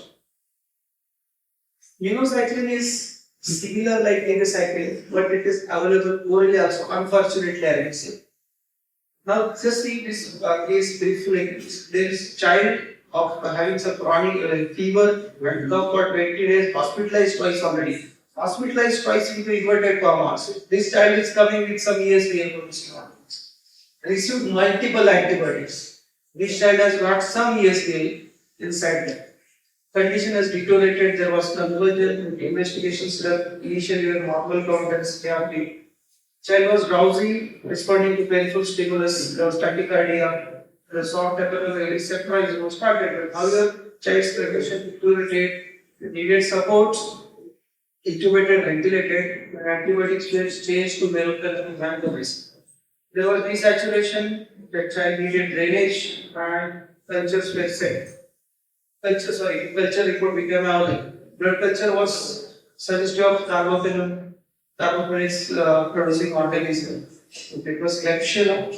And the cholesterol was added. Fever was persistent. There was no improvement of the blood marker. Chest X-ray was further deteriorating. And finally, BAL was done. That was suggestive of TAB-resistant Klebsiella. Again, here treatment will be totally dependent upon the culture.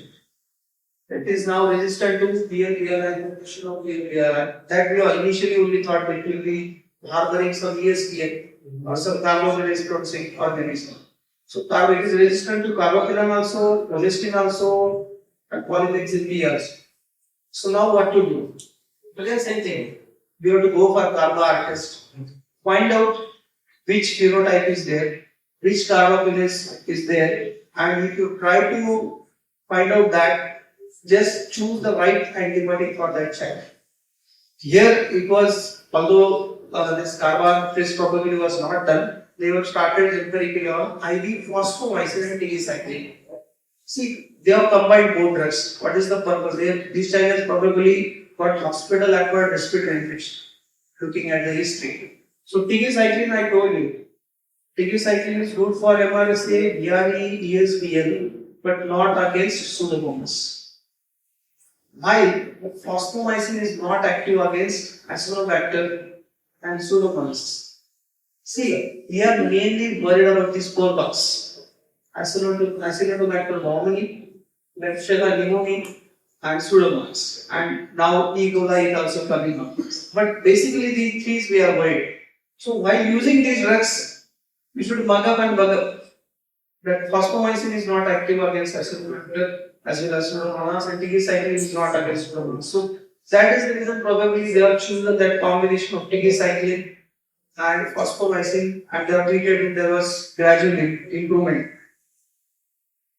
So coming to the cholesterol, so two basics of cholesterol. The cholesterol is one of the narrow spectrum antibiotics. It works only against gram negatives, no action against anaerobes, no action against positives. That's why, being a last line of defense, it is considered as a reserve. Again, it should be used only for carbapenem resistant bugs, never empirical. Only for carbapenem resistant bugs, we should use cholesterol because it is narrow spectrum and it has got a predominantly gram negative activity. Regarding cholesterol, there is this dose and all, we use polymethyl sulfate as a preparation and 75,000 international units per day we use it. Cholesterol and polymyxin B are practically same. Cholesterol is also called as polymyxin E. Actually, the difference is in the excretion. It is more concentrated in this cholesterol in the urinary tract, so we can use it in urinary tract, and while polymyxin we can't use it. And polymyxin B is little faster acting than cholesterol.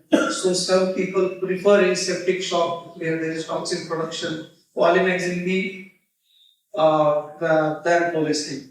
See, we are using, but most of the studies and most of the work is on cholesterol, and we are more, what we can say, more often using cholesterol over polymyxin B.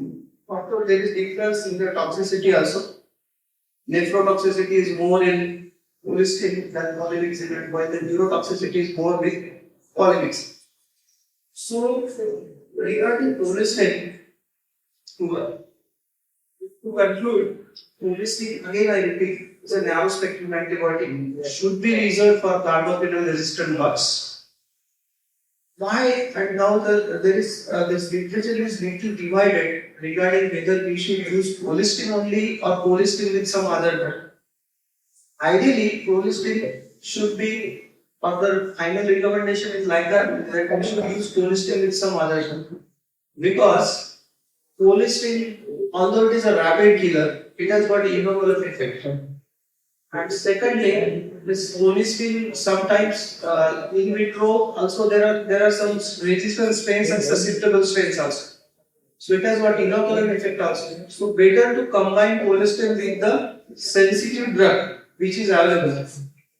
For an example, we never use cholesterol even if meropenem is shown resistant on culture. If MIC is less than 8, we can definitely use meropenem, but we should use meropenem as a prolonged infusion for 4 hours along with cholesterol, so that the cholesterol will be protected. But again, this drug is very prone for developing resistance. So, ideally, except in rare clinical situations like somebody is having some obstructive uropathy and has developed some carbapenem resistant bug UTI. In that case, because we know that cholesterol is concentrated in urine, in those situations only one can use cholesterol alone. Otherwise, it has to be combined with the sensitive drugs. And of course, I told you the meropenem is less than 8 MICs there, you use that as a prolonged infusion along with cholesterol. I think that was the summary of it. I tried to wind up because everybody is tired. Any questions you can discuss? Thank you, sir. Pratham, next.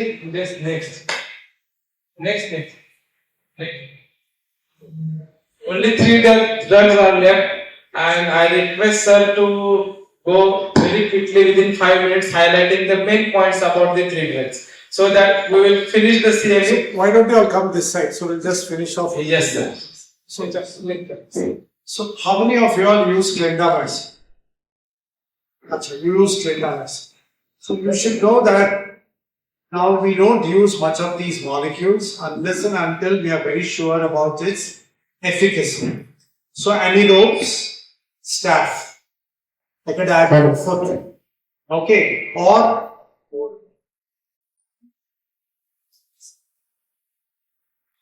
that is okay. Or oral. Okay, so oral biofilms. Okay, diabetic foot. But what is very essential, actually this, hello.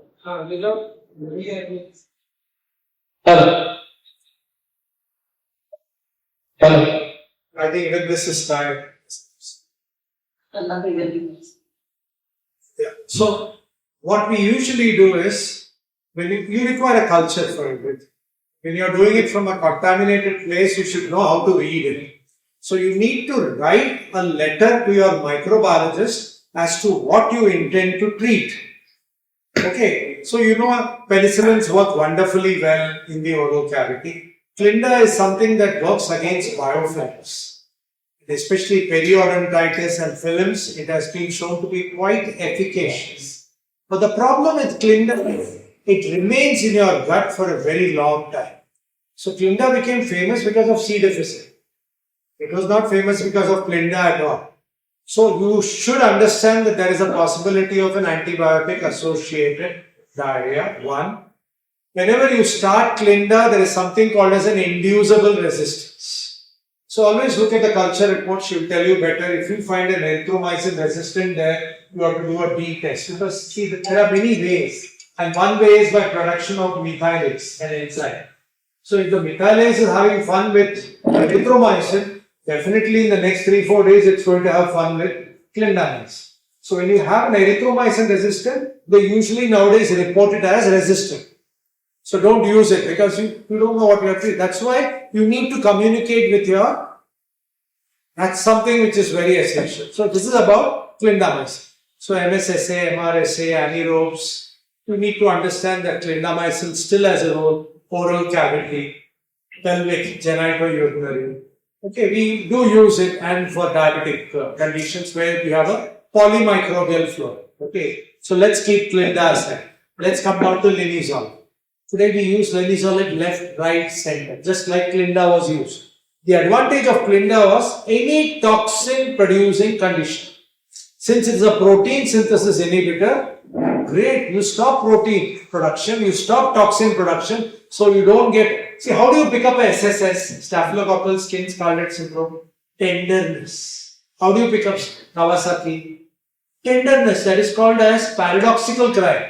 Usually when a baby is crying and you pick up the baby, they stop crying. Here they cry more because of tenderness of the skin. So the moment you give these drugs like Clinda, linezolid, because protein synthesis is inhibited, toxin production is stopped.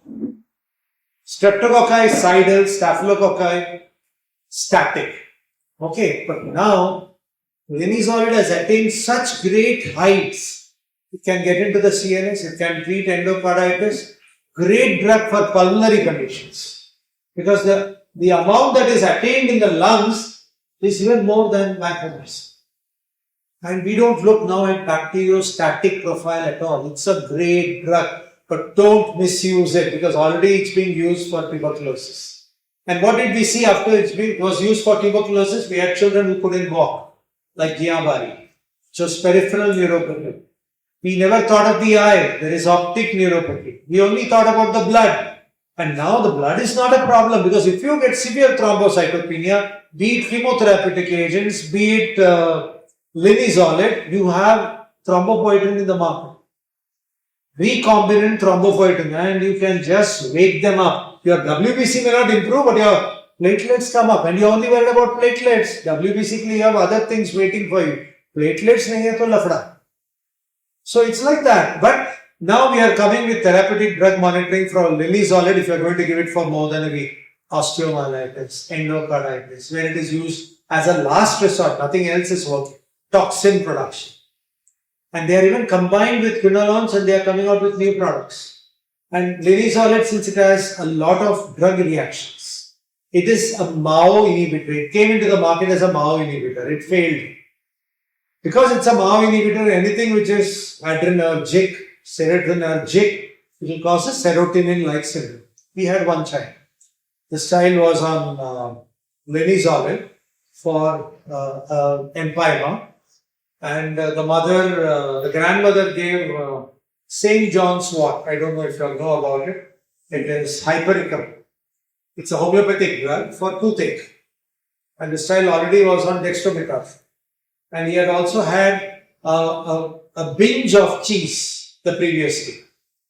He came with hyperactivity, very high temperature, tachycardia, high blood pressure. It can't be septic. But first thing that my resident felt is, कुछ तो MRSA का कुछ लफड़ा है, because we had drawn an MRSA and probably it has gone into the CNS. The child's LP was done, blood was sent, and then when we could not find anything, we started reading and we found the serotonin syndrome. Because it's a MAO inhibitor, there is a sudden shoot up because tyramine from the cheese, hypericum, dextromethorphan, tramadol for pain, everything has aggravated it. And all that you require is cyproheptadine and stop the drug. That's it. It's an emergency, you can die. So you should know this with linezolid in addition to all the putties that I gave you. See, immunotherapy after how many days usually we see? It's always 10 days and above. Nothing in the first week. In the first week, it is always hematological after 5 days. Usually after 10 days. After 10 days. So because, see, all the ones that we saw were all beyond 2 weeks. So that is why we have something called as TDM, therapeutic drug monitoring. And now we have levels for linezolid because it's all in mycobacteria, the MDR variety, where we started using it in high doses. But an absolute great drug, keep it for a bad day. Don't just use it for something. So what is the treatment for an abscess? Adequate incision, dependent drainage. Khatam. And a very short course of antibiotics. Yes. That's all, depending on MRSA or MSS. That's all, because the source has been removed. Fine. The mistake that we do is when we are not sure and we continue or we leave behind dead tissue, the source is still there, then it becomes a problem. If we know this, that's not problem.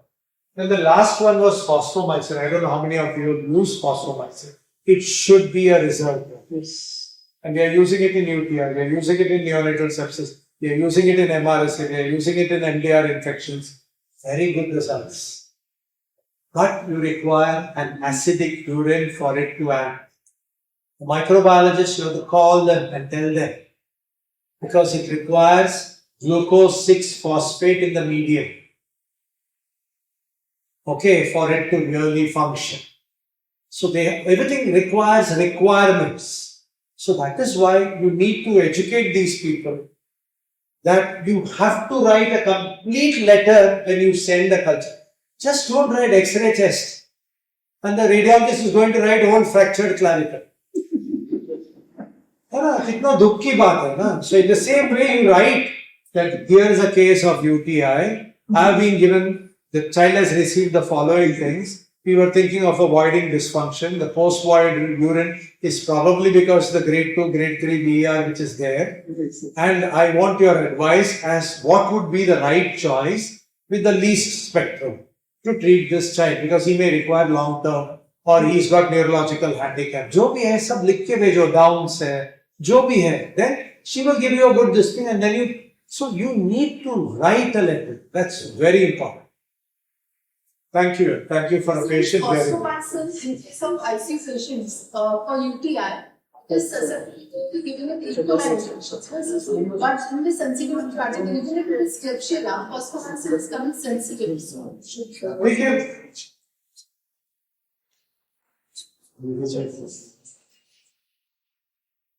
Hello. Thank you, sir. We have today we had a great day with eminent speakers from Mumbai, Dr. Sridhar sir, Dr. Pramod Kulkarni sir from Pune, and Solapur, Dr. Nilesh sir. So everybody has contributed in a great way. So this is a great day for antibiotics, I can say. And I just hope it's a great day for India too. Yeah, definitely. So I once again thank you, our National President Dr. G.V. Basavada sir, National Vice President Dr. Atul Kulkarni sir, Course Coordinator Dr. Pramod Kulkarni sir, and our in charge of module is Dr. Sridhar sir. Don't get me wrong, I am not the in charge. In charge means I am the usual scapegoat. you have written the module. I know written. You have contributed in the module as Dr. Alfred has said. So, Nilesh sir, thank you very much, Dr. K. sir and Dr. Sandeep Kulkarni sir. And most importantly, thank you to the CIPLA for providing us academic grant. And I cannot forget all the audience who have kept the patience for 6 hours. Thank you so much. Thank you so much once again. Just one last line. Anna has been very kind to pick me up from the station to base when it was raining, and I thought it was Kashmir when I landed. Today I realized it is back to Bombay in the afternoon, and I thought of stripping that one. Nilesh, wonderful presentation. Anna, PKPD, the way it was really very nice, and your connect. I thought you forgot you're not going to get dinner today for sure. Yeah, because it was excellent. We always require a microbiological backup. Most sincere. It's not just sincere. There is so much of grey matter. Yes. And I think we all should exploit that much more in reading reports rather than talking about antibiotics on the other side, which you get in news. Thank you. Thank you, sir.